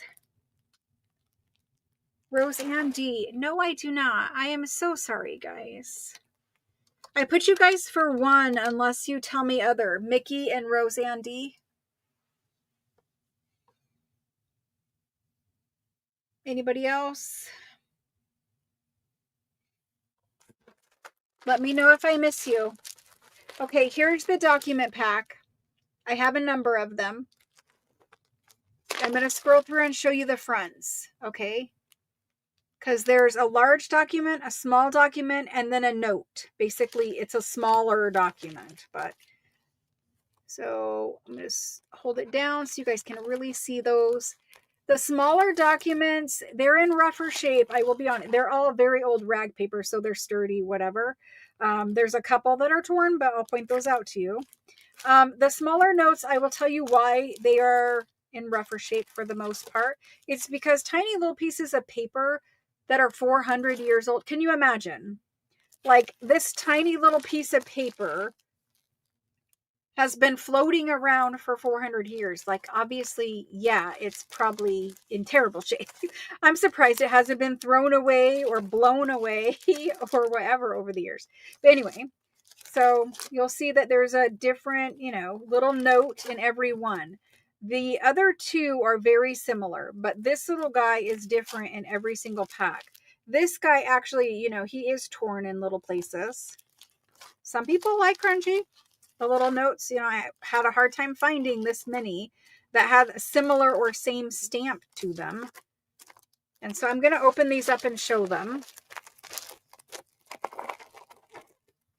Cheryl E. Did I get you? I don't know. I will check. Cheryl E. I know. I'm sorry. Now we're all paranoid. Cheryl E. I did not. You are on the list now. Thank you. I am so sorry. I'm doing the best here. All I can do is see what it feeds me. Okay, so these documents, there's 3 things in each pack. These two here are 2 pages. Okay, and I'll open them, but there's 2 2-page documents and a note. Sometimes the note is small, sometimes the note is larger. So the notes down here are all different time periods. I didn't look at time periods at all. I pulled from the same rag paper, that kind of a thing. These 2 are from exactly the same time period, place, everything.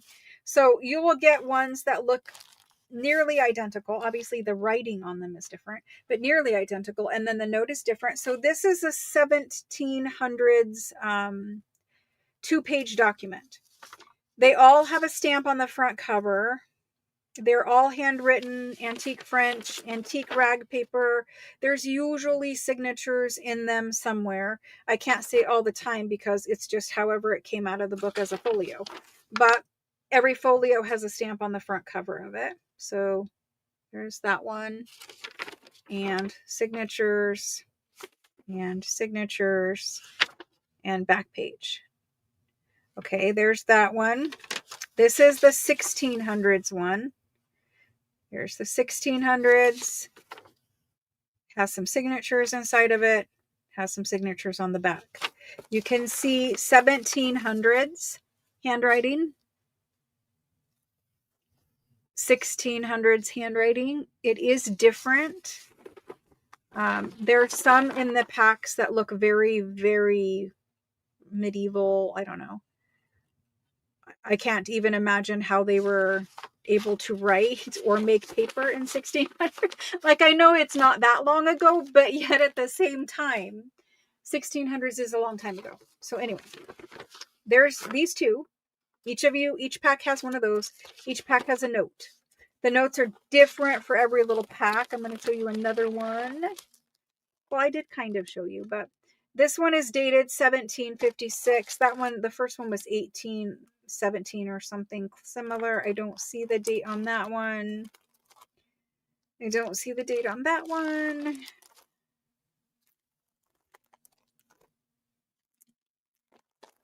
They may be late 17s, early 18s. If they don't have it right where I can read it, this is 1840. Yeah, I don't see it. But anyway, they're all pretty much the same. I will open one more and show you the pages inside, and then we're going to put it in. Yours has been missing.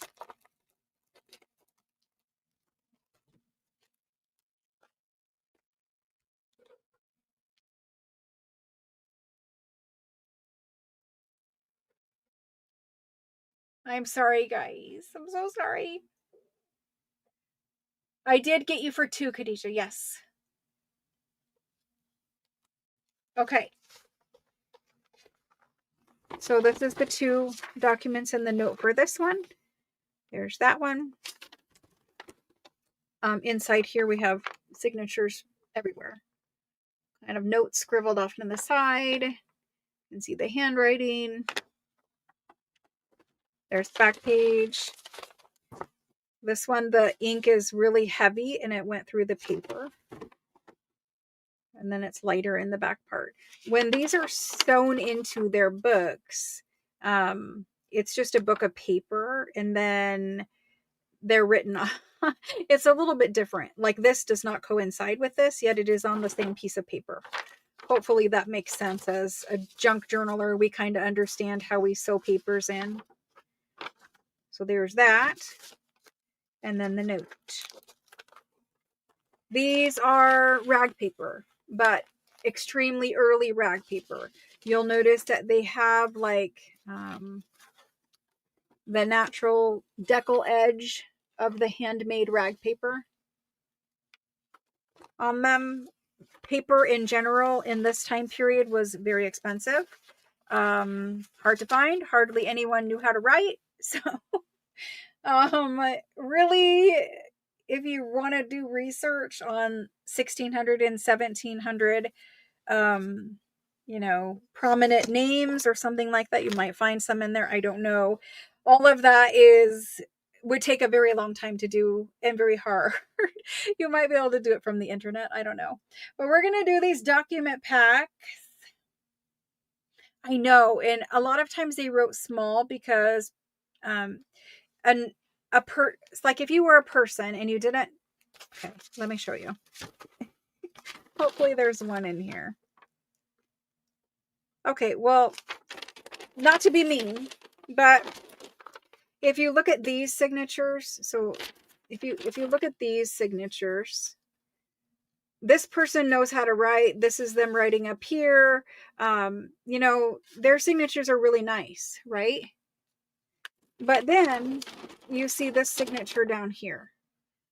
Pierre and whatever his last name is here. See how it's more primitive? And even that is pretty fancy compared to some of the ones I have seen in here. You can see certain people, yes, they could write, but a lot of times if you were think of like your home mortgage, your house mortgage, you wouldn't handwrite that. You would go to a place and a professional would handwrite your mortgage deed, your deed to your house, right? That's kind of what some of these documents are, is some person went to basically a notary or a professional who would write the document. And a lot of times those people charged by the page to write it. So sometimes they wrote very, very small to fit it all in there. Other times they wrote small because paper is expensive. And maybe if they were writing, their own thing or whatever, maybe they wanted to conserve paper. Maybe they just didn't have another page. It could be a number of reasons, but those are actually 2 reasons that I know why they wrote very small. Okay, let's do these before I talk more about them. These are rag paper, not normal book page rag paper, very, very special rag paper. You're going to feel it and want more of it. Document pack. They are 16 and 1700s. The little one can be 18s, but these are the main ones. This is just because what else am I going to do with all these small ones? They've been here forever. What else am I going to do with them? So they're in there to make it be cute and pretty. Let's do these. I'm going to do these at 45. That is way too cheap for them because one of these pages with no stamp sells for $22 all day long in my Etsy store. But we have a lot more paper here. Okay, there they are. They're in. You can scan them and print them back out onto coffee dyed paper, and I've done that. And when you coffee dye paper, you can get the tooth of the paper to raise up a little bit. Sometimes it's, it's a good fake for this kind of a document. Also, if you scan them and switch it to black and white, then you'll just have the handwriting and the stamp, and you won't have the ivory or whatever color paper back there. And you can print it out on colored paper or vellum or the onion skin that we've had, all kinds of other things. Make it a digital, whatever you want to do. Okay. 16.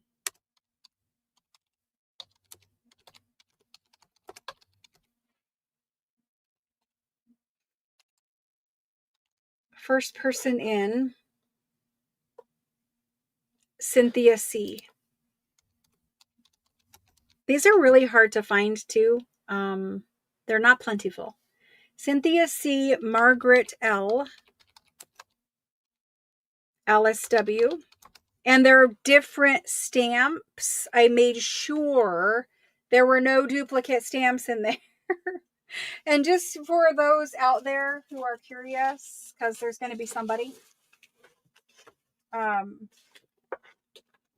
this, I didn't show you the original source, but I will show you. I posted a picture of the books in the Facebook group, but maybe you didn't see. These are the books that they come out of. So I'm flipping backwards, and the stamps will be on the front section of each folio. So that's where they come from. I mean, look at the for paper lovers. Anyway,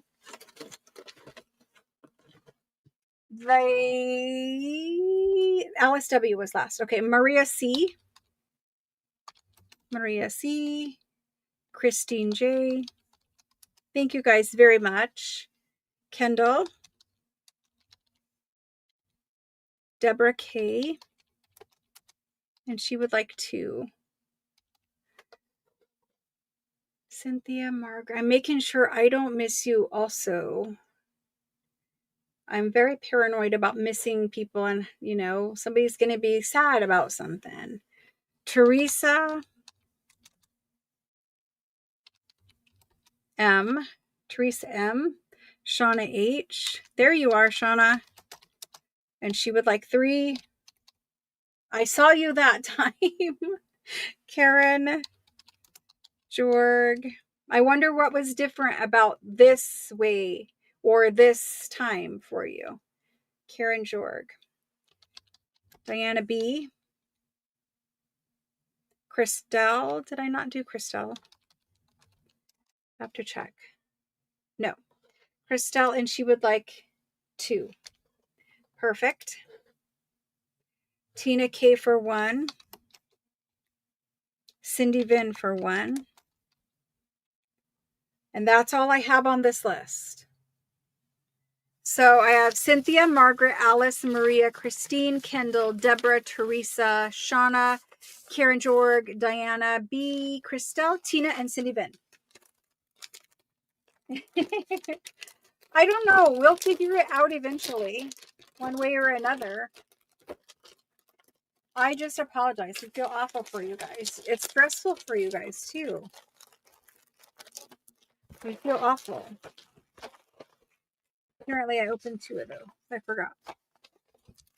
Okay. There's Roseanne. Yes, Diana. Yep.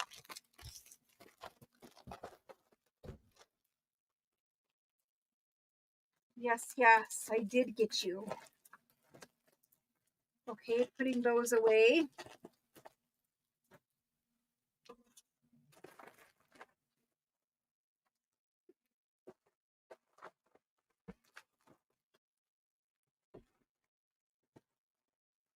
Okay. Let's do a ledger page pack. Let's do this one. So these guys, let me add Roseanne D, Kendall, I did give you one. Yes, you're on there. Thank you, Jane. Okay.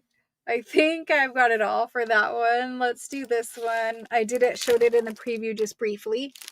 So there are French documents, and they have a different kind of stamp on them. We're going to open one of these.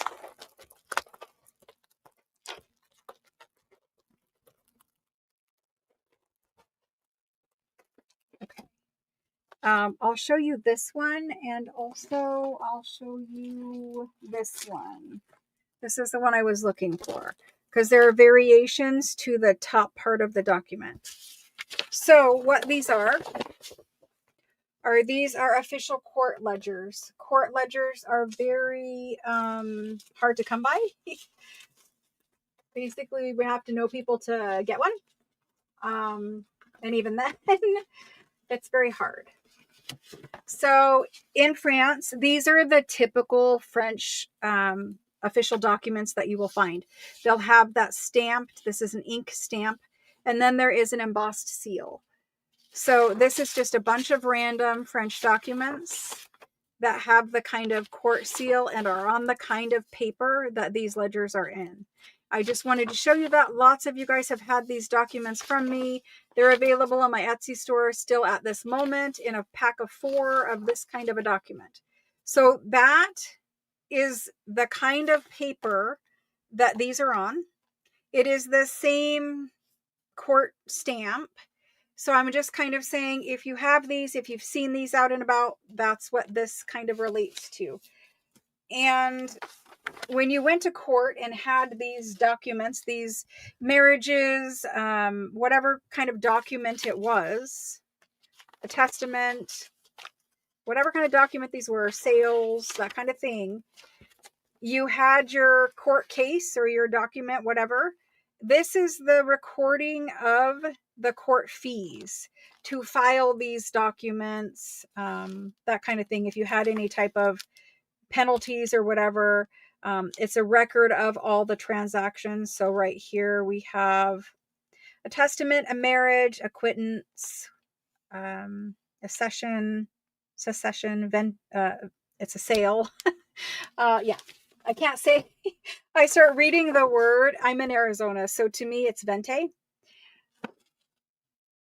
but it really means sale in French. Okay, so court document ledger. It is a folio, one folio. It's 10 inches wide by 14 inches tall. Again, they're very hard to find. You're getting an ink stamp and the embossed seal on all of them. There's 2 full pages of writing, front and back. For the most part, there might be one that's written halfway. Somebody may have forgot to seal one, but I did make sure they all had this. I didn't actually look for these, but I'm pretty sure they all have them. All the ones I have seen do. Anyway, I'm just throwing that out there just in case. But you have 2 pages. It is a folio connected, and there is a beautiful watermark in the center of an eagle. The same watermark is on the documents. I don't know if you guys will see part of it or not. My phone is in here, and I'm going to attempt it just because, why not at this point? Why not at this point? So there is a watermark in here. In the center, there is an eagle. You can kind of see his feathers there. It doesn't really matter other than better quality papers had watermarks in them. It's thick, nice paper. I think you guys will probably scan it. You can craft with it for sure, but it is very thick and very nice. And I've probably had 1,000 ledgers, and I've only had 2 that are from the court. It's very hard to find. They don't really like them to leave France. And that's where I'm just going to leave that at. So anyway, you're getting a folio. Let's put it in. And the date on these is 1800s, but this is 1864. It looks like all 1864. This is 1859. 1857. Depends on how far back we go, but roughly that time period. French court, ledger, folio. Okay, let's do these. These ones are going to be, I'm going to do them at 20. They are very hard to find and very expensive when we do find them because obviously everyone wants them and I have to compete with a lot of other buyers on things.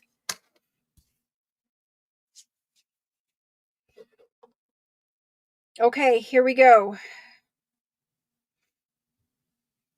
Margaret is asking, did I see you for 2 of the French receipt packs? Do you mean ephemera packs? Wait, did I scroll up too far? Oh, no, I haven't answered that question. The French ephemera packs, Margaret L.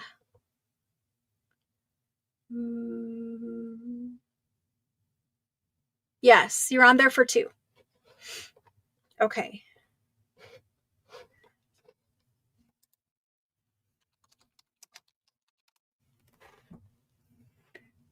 French court ledger folio.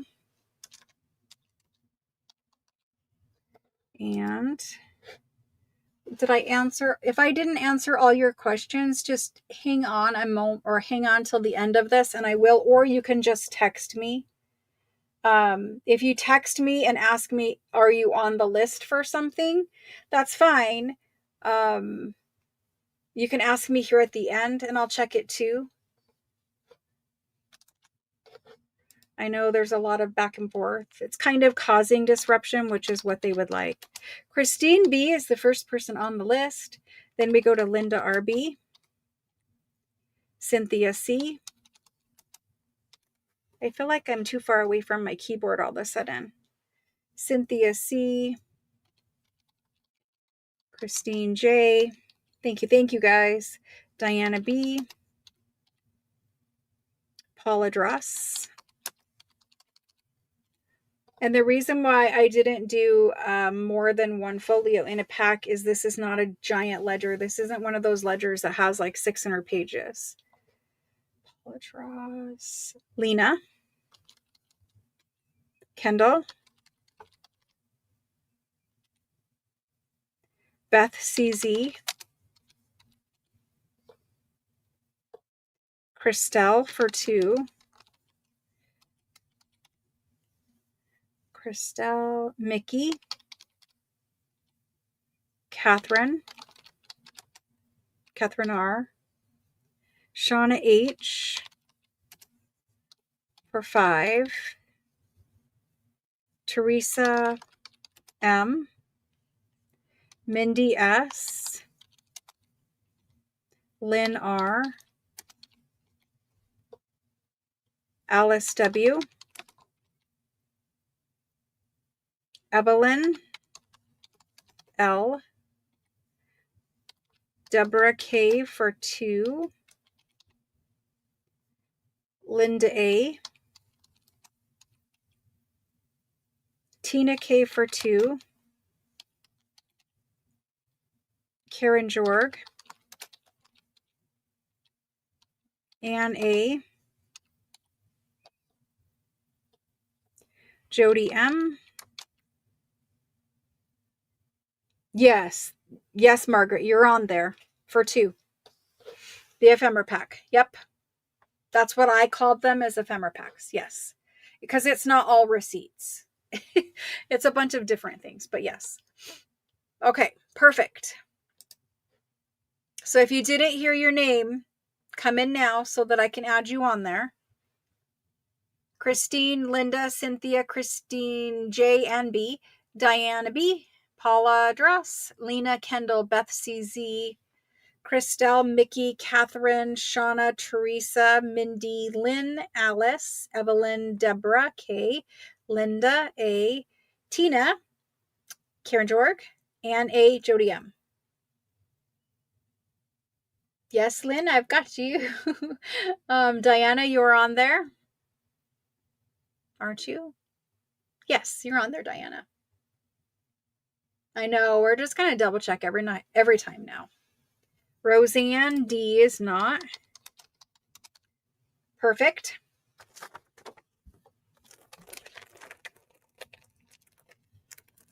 Linda RB. I don't think so. I don't think so, Linda. Perhaps there is another bot program. I didn't talk to you guys about the tops, but I kind of briefly did. Perhaps there is another bot program.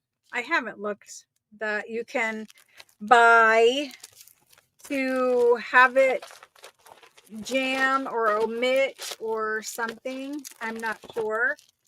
I don't know. All the terrible things people do and come up with. Anyway.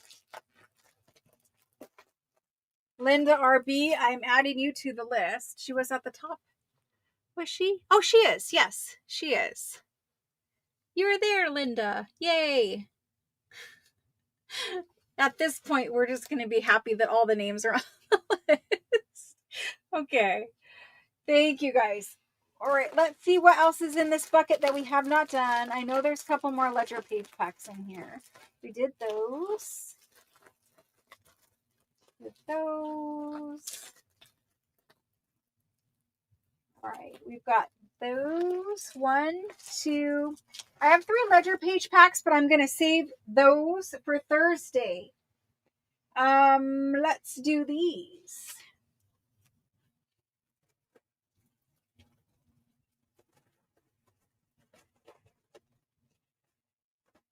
I need to move a bin. Hold on 2 seconds. Let's do some more fashion magazines because there's a whole nother section of them. Right here.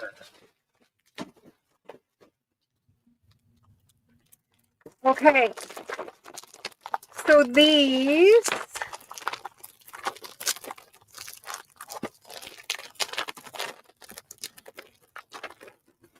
there's a lot in here. It's a very thick, heavy pack. Oh, the Harpers. Okay, these are good. These are American fashion magazines. And apparently we did 2 packs. So American fashion magazines from the 1800s. This is 1878 and 1872. There may be a little bit of, there may be another year or something in between, but 2 different years. These are very large. I actually need 1 second, guys. I need chapstick. I need a drink of water. Working on it.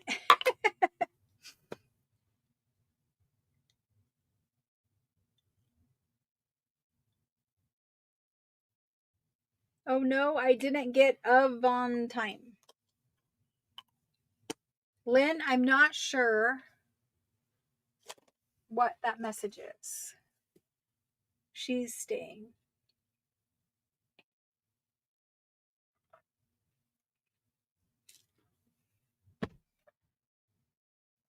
Ready. Sorry, thank you. Okay. This is 11 inches wide by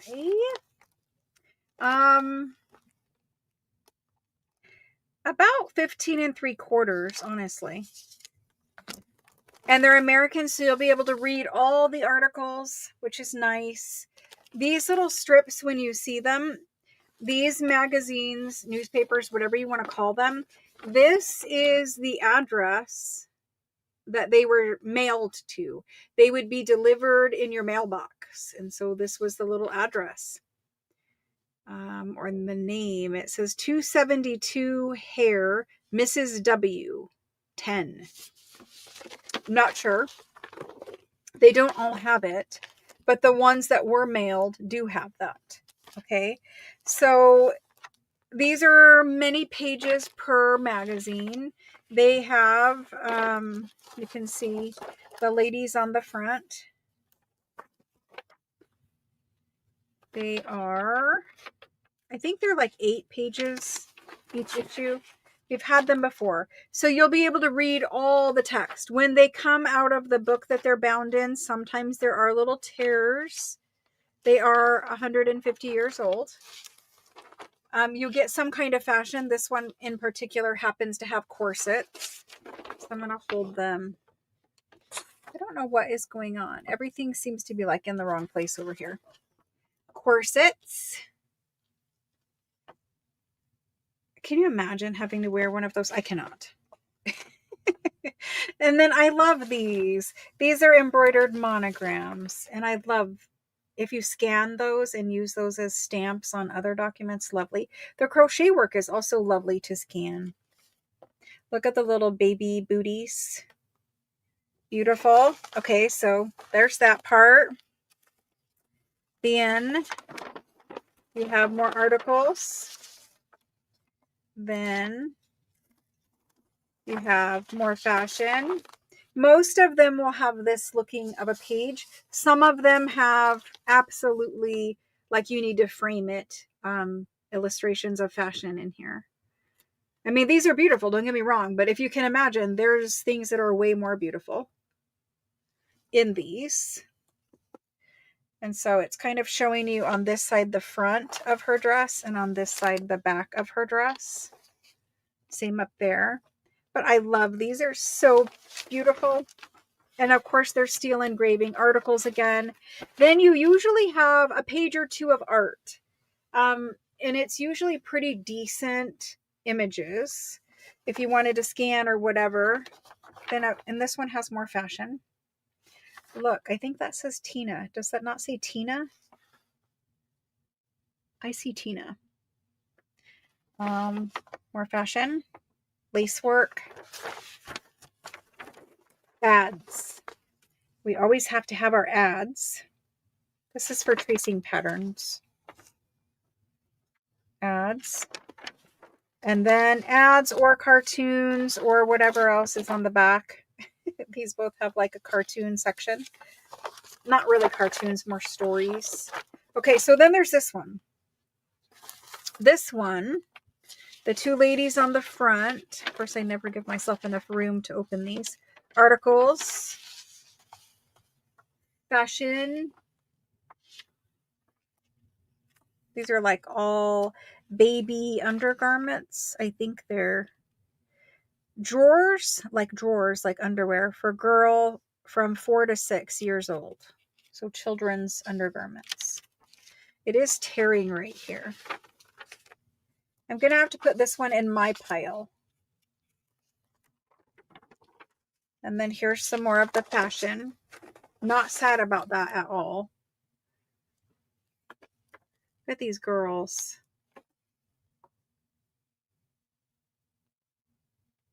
Look at the curls in her hair. Super, super fancy. See, it is torn right here. I am going to put this one in my pile. But here's one of the art things. Usually there's a pretty decent image there. And then you've got your needlework. And then you have your ads. This one has a nice ringer and a sewing machine ad. And then your cartoons. Yeah, see, this one is rough anyway. Totally fine putting that in there, and we'll find a different one to go along with this one. Let's open up one more so that you guys can see more than two. Let's go down one. Maybe we'll get one from a different time period. Like, these are laid out, I think these are weekly. So if you get two, usually you'll get like one summer, one fall. I try not to give you like 2 winter because the garments are different. And maybe you're doing a journal and you don't want her wearing a fur coat if it's a summer journal or something to that effect. So anyway, I try to give you 2 different months. There's the front of this one. This one is September.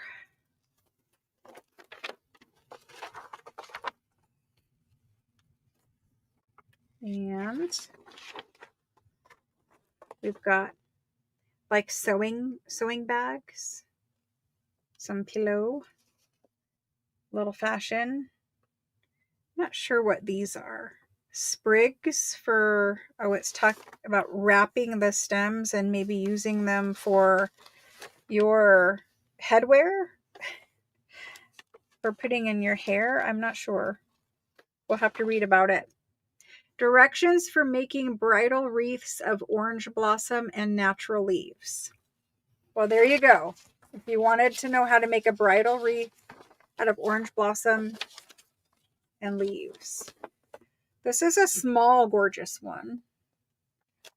Like, it's not really small, but some of them are the whole entire thing. And they're just tons of ladies in their clothing. I like it when I find those, but those are hard to give up also. And then we have the art and the needlework and then the ads. So that's that one. This one has this image on the front. She's winding her ball of yarn.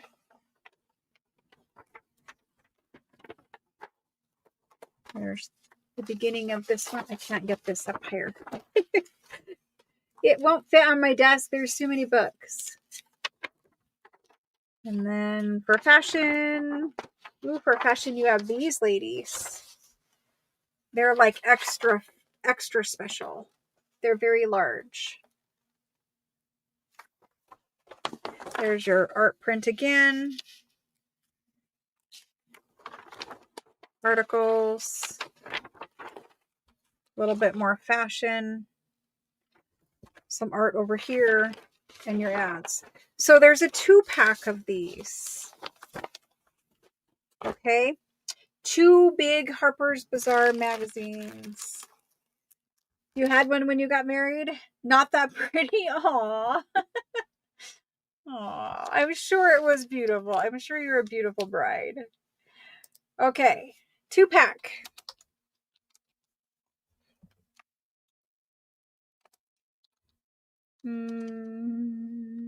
Victorian fashion magazines. These are American.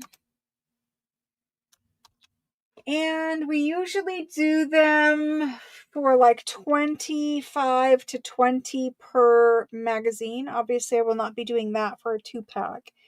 For the 2-pack of them, I'm going to do them for, I'm going to do them for 38. Okay, for 2 for 38.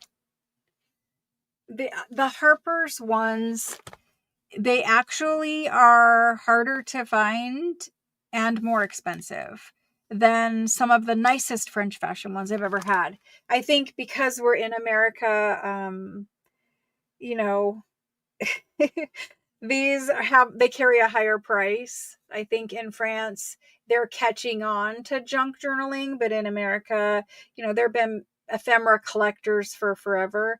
And in France, I think it's really just becoming a thing where now ledgers used to be very inexpensive. They're becoming very expensive now because they know we sell them and they know that everyone's looking for them. So I think it's just one of those things where the Harpers, they're nice, but they're just a little more expensive than I would like them to be. Okay.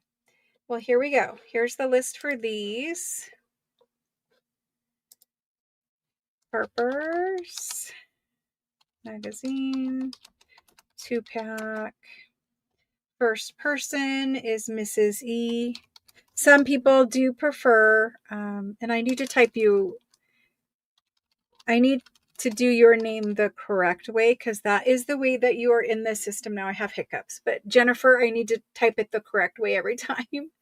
If you could type it in also the correct way, it just helps avoid errors for everyone. So we got Jennifer for 3 packs. Thank you. Then Christine B. That was better. I moved my keyboard and it feels a little more ergonomic.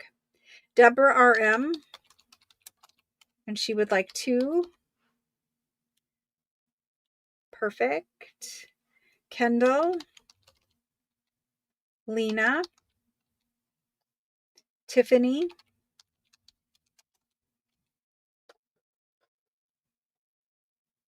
Shauna H.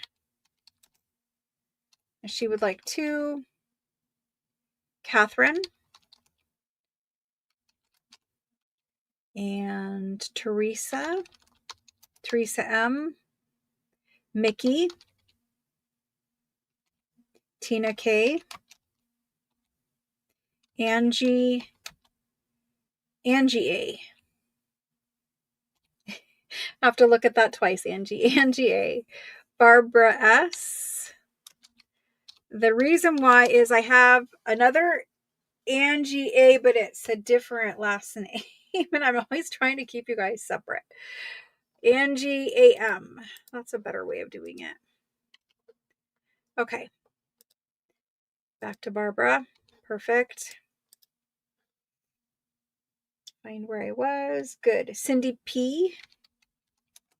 Cindy P, thank you. Lynn R. Jane H. Rebecca P.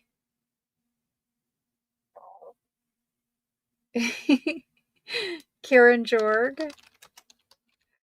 After Karen, we have Diana B. Rose. Ann D.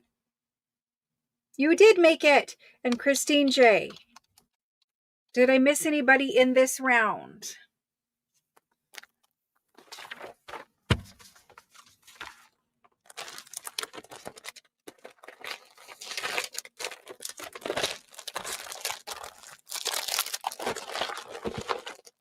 I see Cindy Bin.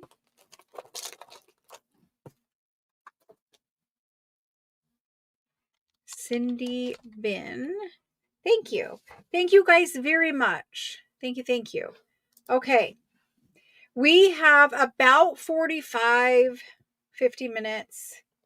Let's do some of the other things that I ran through the preview on. I'm like, why is this book over here? And then I remembered. Okay. So next we have these guys. Let's do these 2. And I have some ledgers, some whole ledgers sitting down here by my feet too. So I'm going to try to go faster with this stuff as much as I can. I did preview it in the beginning. This is basically a brand new antique onion skin book from France.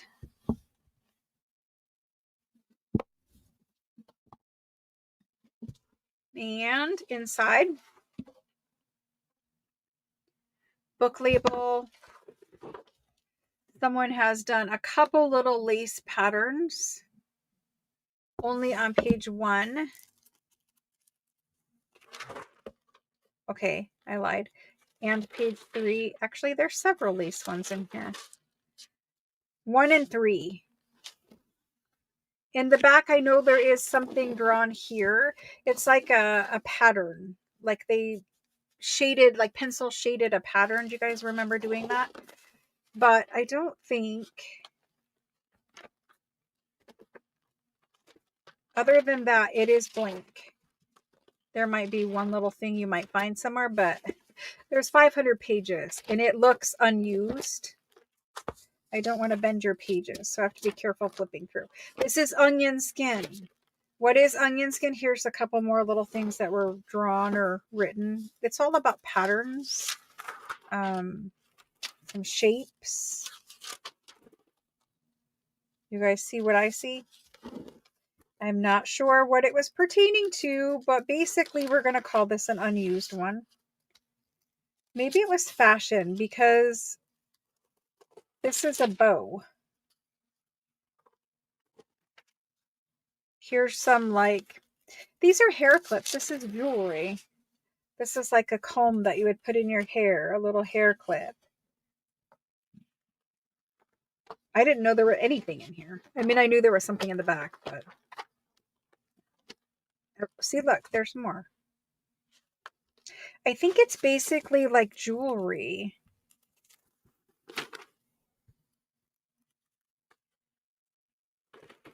Interesting. I didn't know there was anything in here. Well, whatever's in here, you get. We're going to do the whole book. Good to know there's things. I was wondering why it would sit around for this long without anyone ever using it. Apparently they had at some point. Maybe you could scan this in and have your Scan-A-Cut cut you out some shapes. I don't know. But see, there's also like pencil shadings of pattern.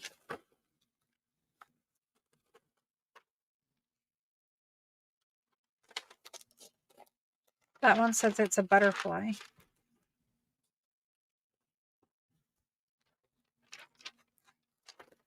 See, there's something else. So apparently there's things in here, but we're going to call it a blank one. And you guys can figure it out.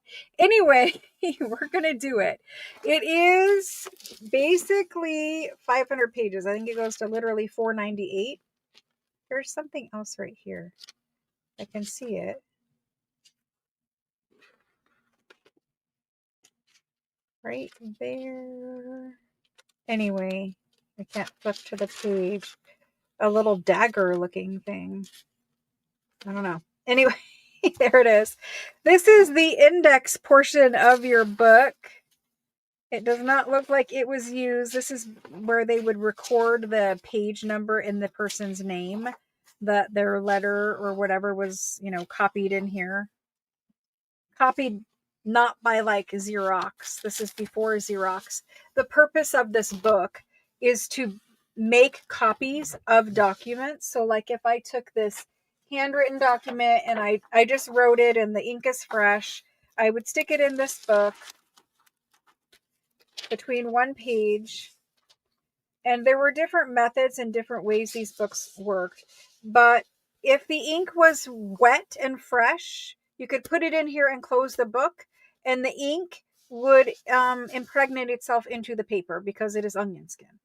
The other way they worked is the onion skin paper actually has something in it that is made to copy, like before a carbon copy, the ink itself.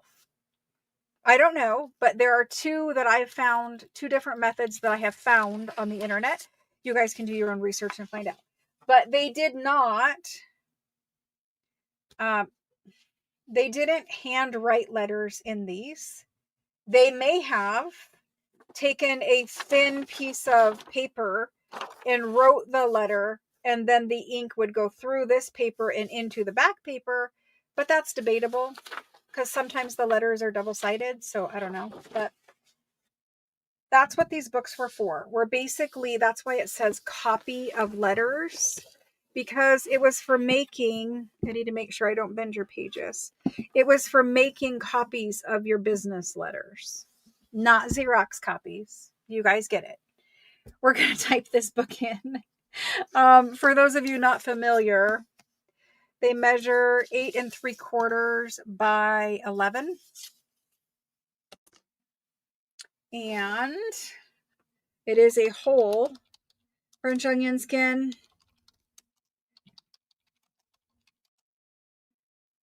Copy. I'm going to type it the French way.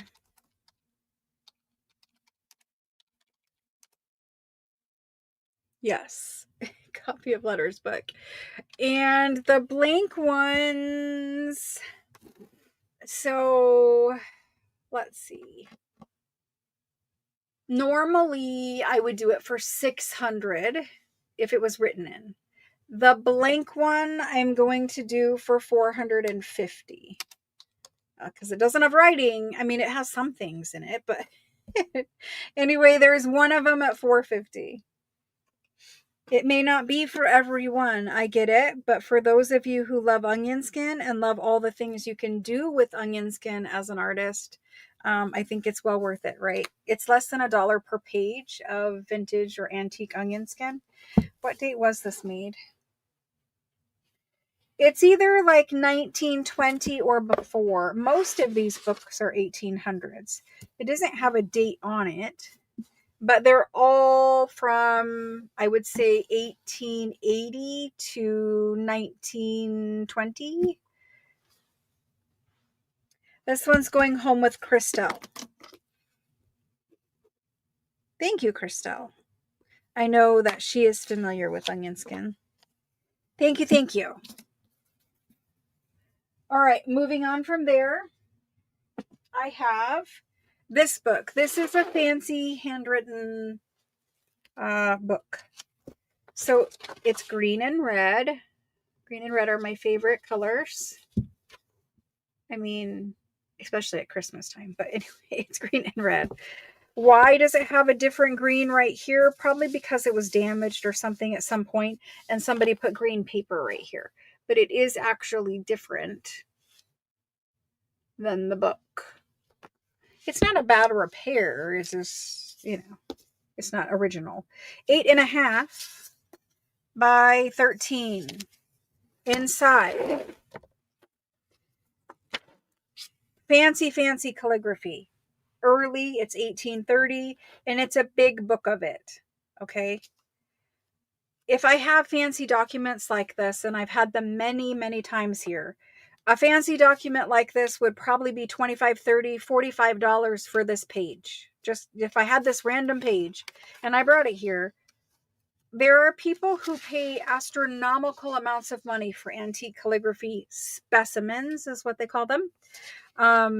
You can see that the writing, like, it's much more detailed than it originally looks. And this is through my terrible cameras, right? So that's the opening page. It basically says notebook from Rosalie Colson. I don't know what this means in 1830, year 1830. I don't honestly know, but we can translate it easy enough with Google Translate. This is showing that she knows how to make a table. Basically, it's her showing that she's learned all the things that she needs to learn to graduate or pass or get whatever job she's trying to get. So anyway, it's showing that she can do a table of, I really cannot read that. A table of something. Anyway, it's very fancy. There we go. Then we have this one. I'm just going to quickly flip through. So it's her showing that she knows how to convert measurements. This is for liquids, like liters of liquids. It's very hard for me to make it out, but you guys can Google Translate the whole page. These are still measurements. That's with distance, divisions of temperatures.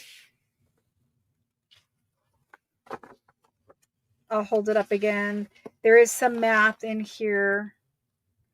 And it is, of course, rag paper. And it is very thick, good rag paper.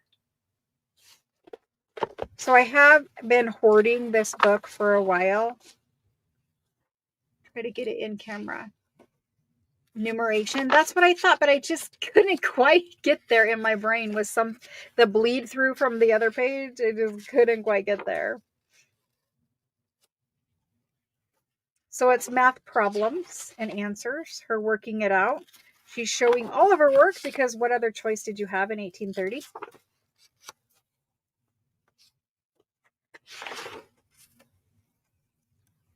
It's not all about math. So this is about something about books. Journal.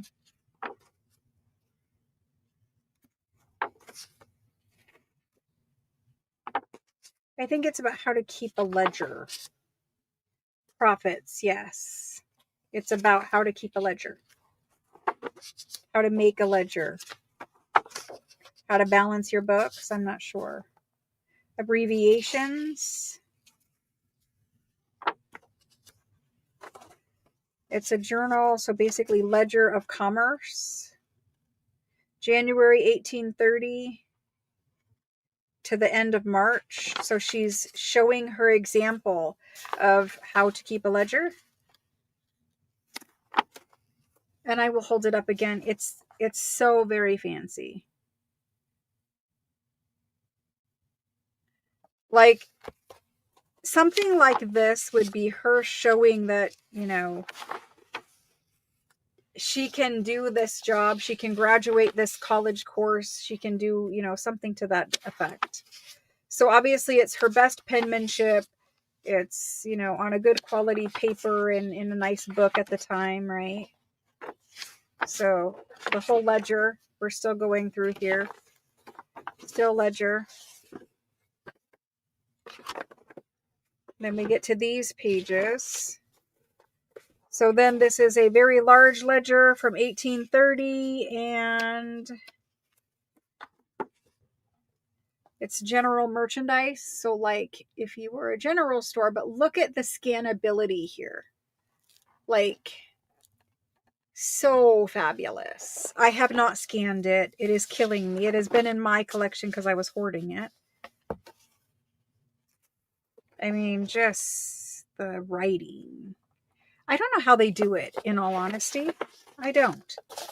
I know that they, you know, taught calligraphy. It's not like teaching cursive here. It's calligraphy. It's a little harder, a lot more decorative than our cursive ever was. But so beautiful. So anyway, we're still in ledgery stuff. These are like examples of people's accounts. Principles of something. Fractions, maybe? Yes. Fractions.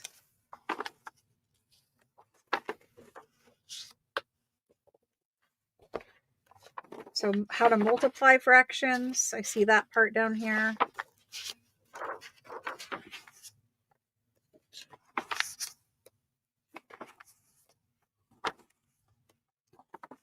Division. Single blank page.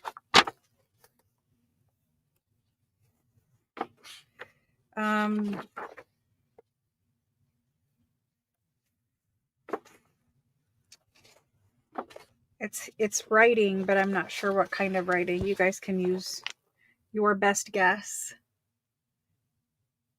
Is it just grammar? I'm not sure. But look, I could never write like that. Look at how perfect. I don't know how they do the S's or the F's that look like S's. I don't know. But anyway, there's a big bunch of it here. There's a lot of pages in this one, and this was very expensive when I bought it, which is part of the reason why it was in my collection, is because I did want to scan it to do a digital before, you know, when you pay a lot of money for things, sometimes you want to make a digital so that you can get some of the money back. You know what I mean?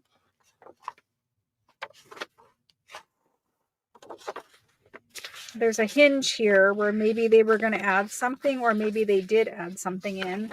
It's not a cut. It doesn't look cut to me. It looks like a hinge. This is her decorative, hoping you guys can see that. Decorative header up there. It's the capitals and provinces. I don't know. Okay, and then we're to the end. At the very end, there are 2 blank pages, and this one is glued down. The total number of pages is 167. There were 3 blank pages. So anyway, I think this is fabulous. It's probably one of, if not the nicest. We had a very, very nice math book that honestly, as nice as this is, the math book had big, beautiful calligraphy birds and all kinds of other decorations and a beautiful header at the top of every page. that math book is phenomenal. This is just different. Where that was all about math and I had the big calligraphy birds, the bird pages alone are worth a lot of money. These are beautiful, but just different. So I've offered you guys two beautiful calligraphy books out of my collection or things I was keeping. I will continue to share some, but it does kind of pain me sometimes. Anyway, we're going to leave it somewhere. I guess we're going to leave it here. Maybe we'll leave it in the ledger part. I like the ledger part. It's probably one of my favorites. If I was going to scan something, it would be here. This is like my favorite spread ever. Can you imagine if we scanned these and made a journal page that went in where we sewed it in like this? Practice, practice, practice. Something you guys don't know about me is hand-eye coordination. Not my strong suit. I try to play video games one time with my son. Where the kind of like running and shooting video games. I tried one time. I tried to play and kept running and getting stuck on a wall because I can't move my little fingers and do the little thing. I can't do it. So I don't think I would ever, and you guys have seen how I hold a pen to begin with. That's not a normal way of holding a pen, but I know I could not do calligraphy. Anyway, I was not raised by wolves, but for whatever reason, I need to hold a pen that way. Trust me, my teachers were appalled. But anyway, let's do this. How should I even describe this? 1830 French calligraphy. It's not, specimen also means other things, but anyway, French calligraphy specimen book, example book. Example is probably better. Not that you guys really care. You just want me to type it in. Example book.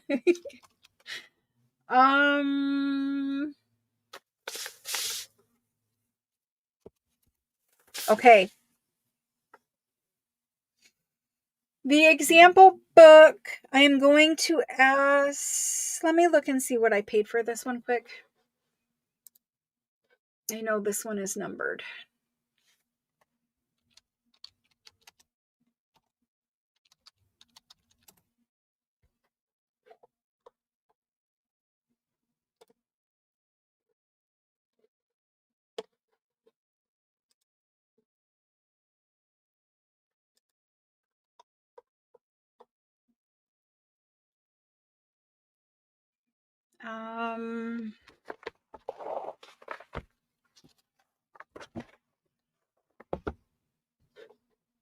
Okay. This one I'm going to do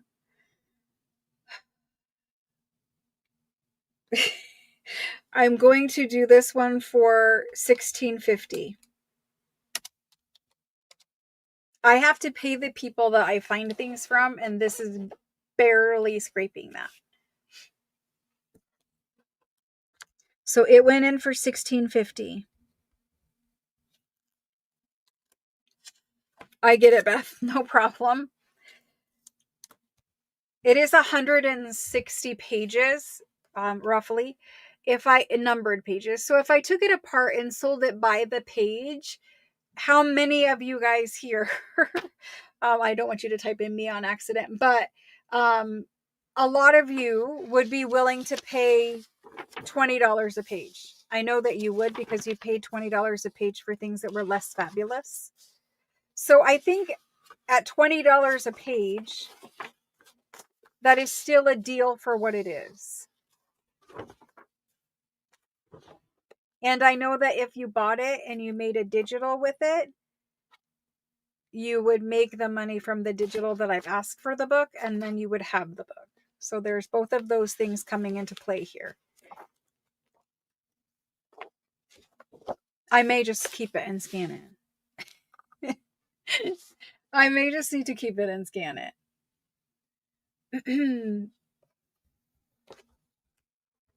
I'm amazed that people like, because this is 1830. This is when they taught it in school. I am amazed that people today are as interested as they are. I'm going to try to show you the paper.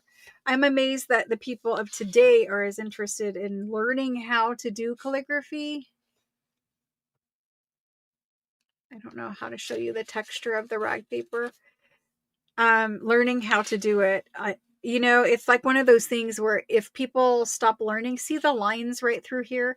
There's a bunch of little tiny lines. It's the laid paper lines. It's one of those things where if we stop teaching it, people stop being interested in it, it will be lost forever. No, because everybody's typing everything. Everybody's touching on an iPad, a phone screen, voice doing everything. I think writing in general will probably eventually be lost. But anyway, I'm going to put it in my scan pile. I'm going to put it in my scan pile, Shauna. You can't have it. I'm going to put it in my scan pile. Yeah. I'm going to put it in my scan pile. I know, and I should. The only reason why I haven't scanned it yet is because if I'm going to sell it, sometimes I think, I have been hoarding it because I wanted to scan it, but you guys know I save things and then I never have time to scan them. In the future, hopefully, maybe I will have more time, but if I put it in the scan pile, it sits there forever, and then I'm like, okay, well, you just need to share it. But so I didn't want to scan it and then sell it right then off the bat. Oh, here's this thing that I told you to scan and make a digital, but I literally just scanned it. I really try very hard not to scan things. If other people are going to buy them, because I just don't feel like that's exactly fair either. Okay, so Shauna, are you claiming this one? I'm not sure if you're claiming it. I will share it, but I wasn't really sure and I was teasing you. Most of the calligraphers are also artists. See, I think that you have to maybe be able to draw in order to be good at calligraphy. I don't know. I don't have the kind of hand-eye coordination where I can draw really. It doesn't work that way for me. You were fairly decent at calligraphy, Alice? Yeah, I think part of my problem is that I just didn't know it was that. I didn't know that part of the reason why dexterity is so bad, I didn't know that it was rheumatoid arthritis. It's not rheumatoid arthritis, psoriatic arthritis. I just recently, like last year, found out, or even earlier this year, found out that it was that first of all, that I had psoriasis, and second of all, that I had psoriatic arthritis for years without knowing it. I knew things hurt, but I did not know that was why.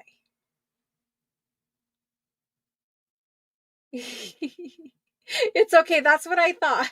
That's what I thought. It's all right. It's all good. I'm going to keep it in my scan pile, and then maybe I will have time in the future to scan it and turn it into a digital. And if I was going to scan it, turn it into a digital, it would be one digital, and it would just have all the highlights of this book in it to kind of keep it together as much as I can. You know what I mean? If I get around to it, I will for sure bring the book back out, show you guys the book, and then show you the digital in the Etsy so that you guys could also have it.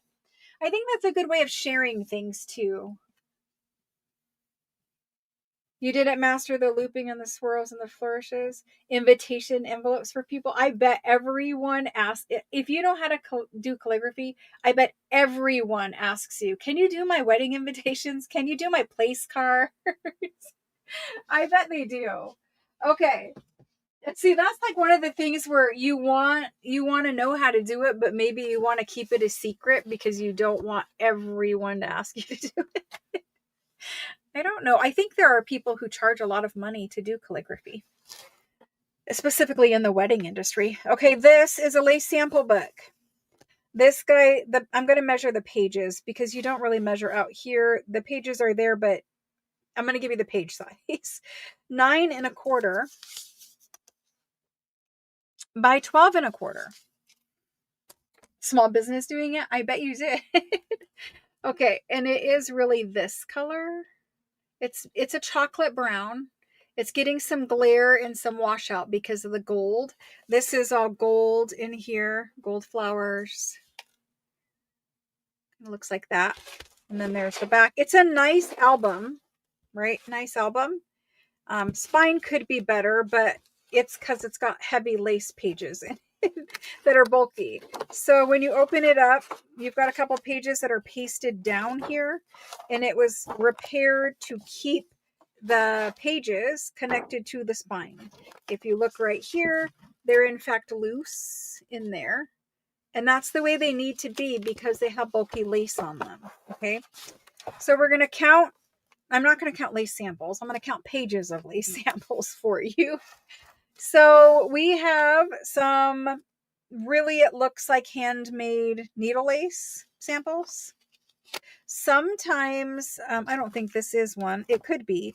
But sometimes people that could do, maybe this is because it is in an album. But sometimes we have factory made lace sample books, which I have one behind me. Other times we have women who could do needle lace, and they sold needle lace, and they made sample books so that people could tell them what pattern they want. This one, I'm not sure if it's, more of a professional thing or if it's an individual. The fact that it's in an album kind of makes me think it might be an individual. But every single lace piece has 2 stickers that are kind of holding the lace down. And they also have some information here. This one says 1915, 5296.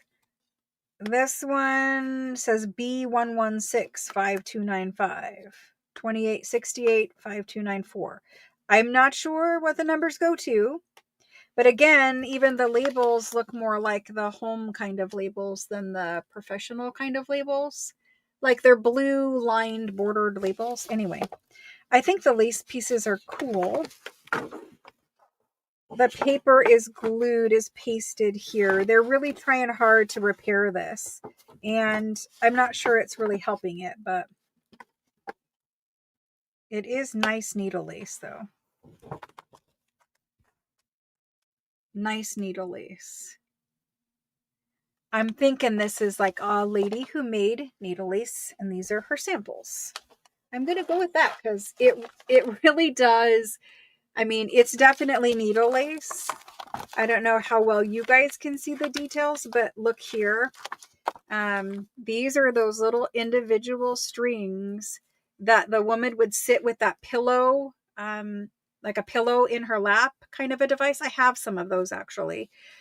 And they would actually take the little strings that were wound on little thin spindles and move those little spindles around to make these patterns of lace.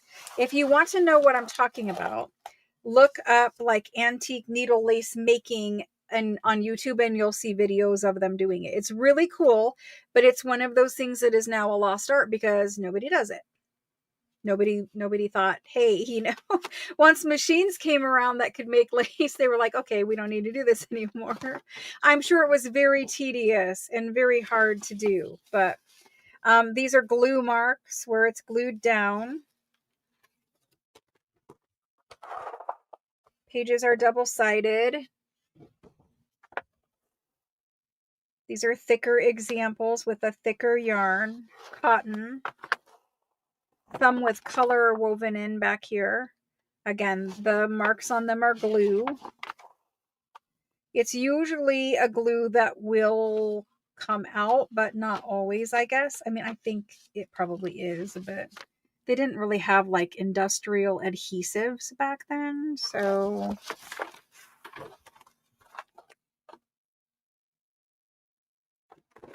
this is a big book with a lot of samples in it. There's some big samples back there. I'm trying to stay on camera, but Some colored examples, some pink and some sage green. Now this one here does have a black mark. That is a stain. It's not glue. I don't know what happened. It kind of looks like ink. Some samples here. I love the scallopy ones. To show you. I don't know that you're seeing detail. Colored ones again. Colored ones. Honestly, I think the album pages should just be ripped out. I think that would be much safer. This one is loose, so we can actually look at it.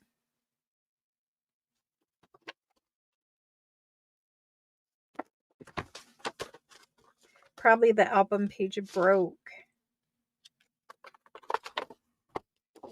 There's that one. And that one. There's quite a few in here.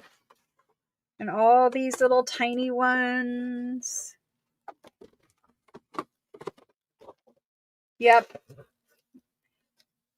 Padding. I think these are the ones where they put the pins in the little cushion thing and they use the little spindly things.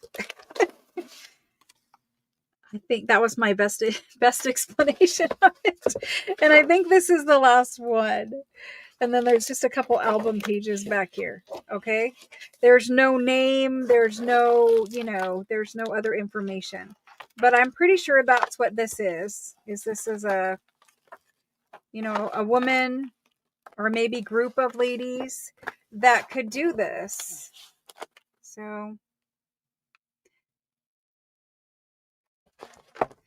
my favorites are the ones with the little, I don't know what this is actually called, but this little design in there. And the scallops. And I did just break this page off. I think you should just remove those, but I guess they're original. Anyway, there are 1, 2, 3, 4, 5, 6, 7, 8, 9, 10, 11, 12, 13 pages. 13 pages of lace samples in this book. I don't know how to keep it open now. 13. Yay! If somebody wants to learn how to make needle lace, I have some pillows in storage for you. They're very big and they have like a wooden base and then they're covered by fabric and batting so that they could sit on the woman's lap and, she could do for hours and hours a day. Let's do it.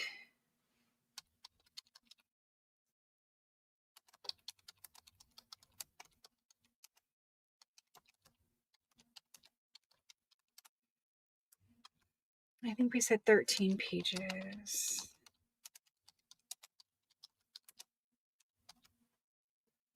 Two, 4, 6, 8, 10, 12, 14. I mean, there's well over 100, I'm sure, samples in this whole book.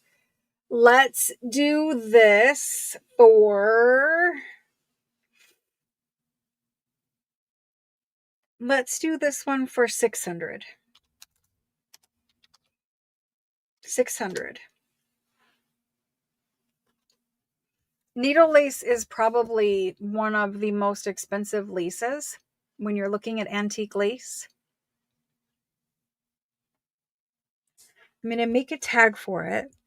And then if anything that didn't sell, if you're rewatching and you see something that didn't sell while I was live and you would like to purchase it after the fact, you could just text me to purchase it.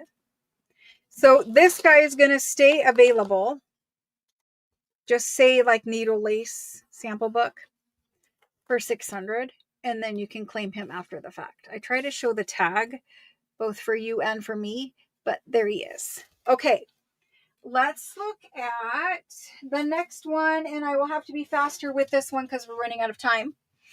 This is a much bigger one, many more pages, and this is like a commercial one that you would have purchased. You would have purchased lace from this factory. So there's really not any information anywhere on here, but the pages say what kind of lace it is and they're numbered. This is obviously more of a professional kind of a situation. They're on black background so that you can see the lace. It's actually dark navy blue or black. It looks both at times. I'm not colorblind, but you guys see it. So page 1, pages are double-sided. They're all taped down on the edges. These are very clean, nice book. Page 1, page 2, page 3, and they're thick, thick pages, like cardstock. Page 4, page 5, over 100 years old. Page 6, page 7 on pink, page 8 on pink again, page 9, page 10,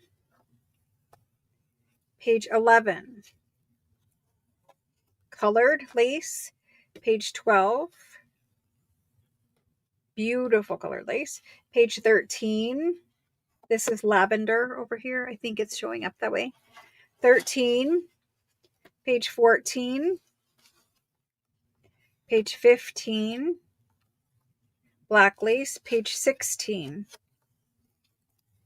page 17, page 18, page 19, some rickrack and other things over here, page 20, all kinds of trims, page 21, page 22, page 23, now you have embroidered trims, page 24, page 25, page 26, and that's it. There are 26 pages. This book is over about, I'm going to say about 100 years old. It might be like 1910, 1915. So right around there. And obviously it's a lace making factory. It's not handmade. It is beautiful. And I think it is nice because it's pretty comprehensive. It has a lot of different styles. Kind of everything all rolled into one. So 26 pages. So what would you pay per page? That's my question to you guys. What would you pay per double-sided page? If I did it by the page, I am going to offer it whole. But if I did it by the page, what would one cardstock page full of lace and or trim be worth to you? The signature string here, if you're going to keep it together, you're going to need to sew that and fix it because it is off. It's the first page.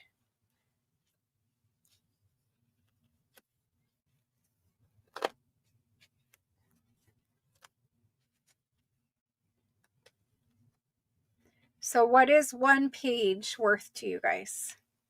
Nobody's typing in anything. I guess it's not worth anything. I guess I'll just throw it in the trash then.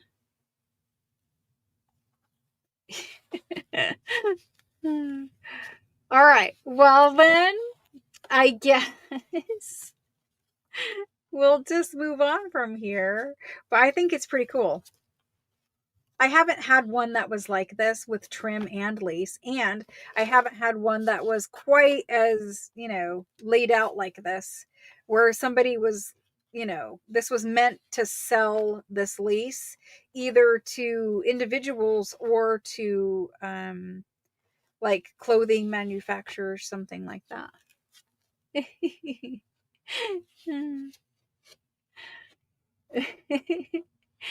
I know I want to pet it too, but I try not to touch them because just the oils, from your skin, that kind of a thing. Okay, so I don't know what happened, but all of the comments were held up there for a few minutes. The pages are so different. $3 per sample is actually a pretty fair estimate for, you know, this kind of a sample thing for antique lace like that. Yeah, it is. I know. These are not the fanciest lace sample books. The fanciest lace sample books I put in special storage so that they could be climate controlled and the air sucked out of them and all these kinds of things. And they have acid-free tissue in between everything. Basically conserved them. So I will get those out eventually. But I am going to put this in. Let me try to leave it there. I'm going to put it in. 26 page. Lace and trim sample book. It is French.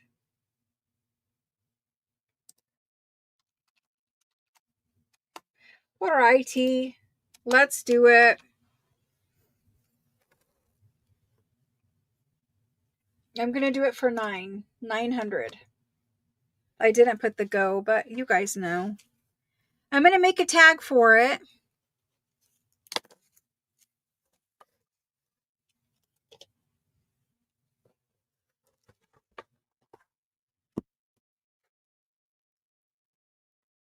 Like, I think scanning these would be cool, and I think they're flat enough that you could scan them and get the whole sheet with the header up there and all the little numbers. I think you could. It's really kind of cool to look at what is available to be found over there. I left it available at 900. So I think it's kind of cool to see the variety of things. And there is a lot more that is available over there, but I can't buy it because at the present time, I have no space and, or, you know, like I don't have unlimited help to like package, process, whatever. I have to stick to like paper at the moment, but in the future we will move on to other kinds of things. I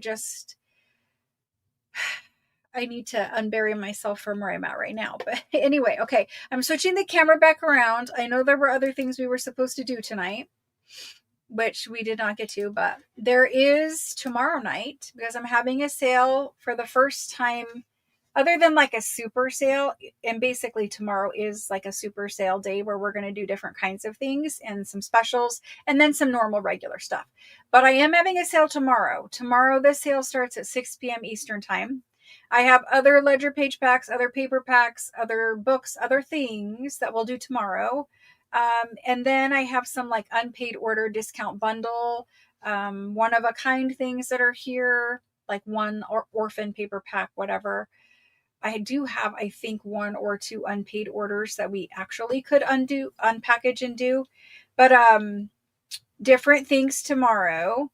And then also on Thursday, I will be having a live sale at also 6 p.m. All my live sales are at 6 p.m. Eastern Standard Time. So I'll be here tomorrow and I'll be here Thursday. And I hope that you guys can come back and join me. We'll do more fabulous things. I know that there are requests you guys asked for that are sitting right over there. I'm trying to work them in.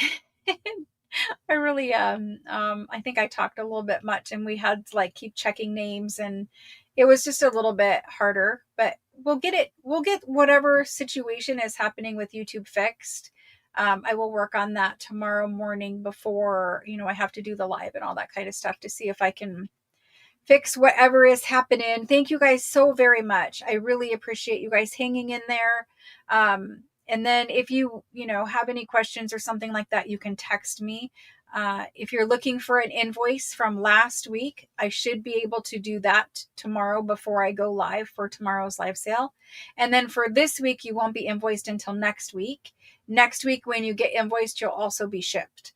So just pay attention to your text messages. Look for your invoices. Once invoices come out tomorrow, it's not like I ask you to, like, they're due instantly, but it's not like you can't shop tomorrow or Thursday if you haven't paid that one yet. Invoices are kind of overlapping the sales at the moment, just because I want to make sure that the new system I've implemented here is working perfectly before I send your invoice. in a couple of weeks, we'll move back to invoicing probably Friday, Saturday / Monday before I start the next week's sales. So hopefully I can shorten that gap. I'm always working on making it smoother. So anyway, thank you guys very, very much for hanging out with me. I had fun. I really enjoy you guys showing up and being here and being nice to each other and supporting each other in the chat. And, you're always, you're talking about crafting, you're talking about all kinds of junk journal related things. You're helping each other out with advice and things like that. And just general chit chat too about whatever I'm selling. I really enjoy the fact that you guys have a place to come and hang out and talk with other people, socialize with other people. And I'm happy to provide that space, as well as we can look at some window shopping of good things, gorgeous things. So thank you. Thank you very much. And thank you for being a member of the Facebook group for those of you that are and have Facebook. You guys are posting, you're starting to post over there your makes and things like that for the challenge for October. And that has been fun to see too. So if you haven't posted yet, jump in there, post. It's open to everybody. Every time you post, it qualifies, it equals one entry. At the end of the month, I'll put all those entries in a fishbowl, draw one name, and that person wins a $50 Amazon gift card. So you can buy whatever junk journal supplies you need if you don't already have them all. Most of us have pretty good supply. Anyway, I will let you guys go. Thanks for hanging out with me, and I will look forward to seeing you guys tomorrow at 6 p.m. again. It's really 3 p.m. for me, but 6 p.m. for you guys. Thanks, guys. Bye.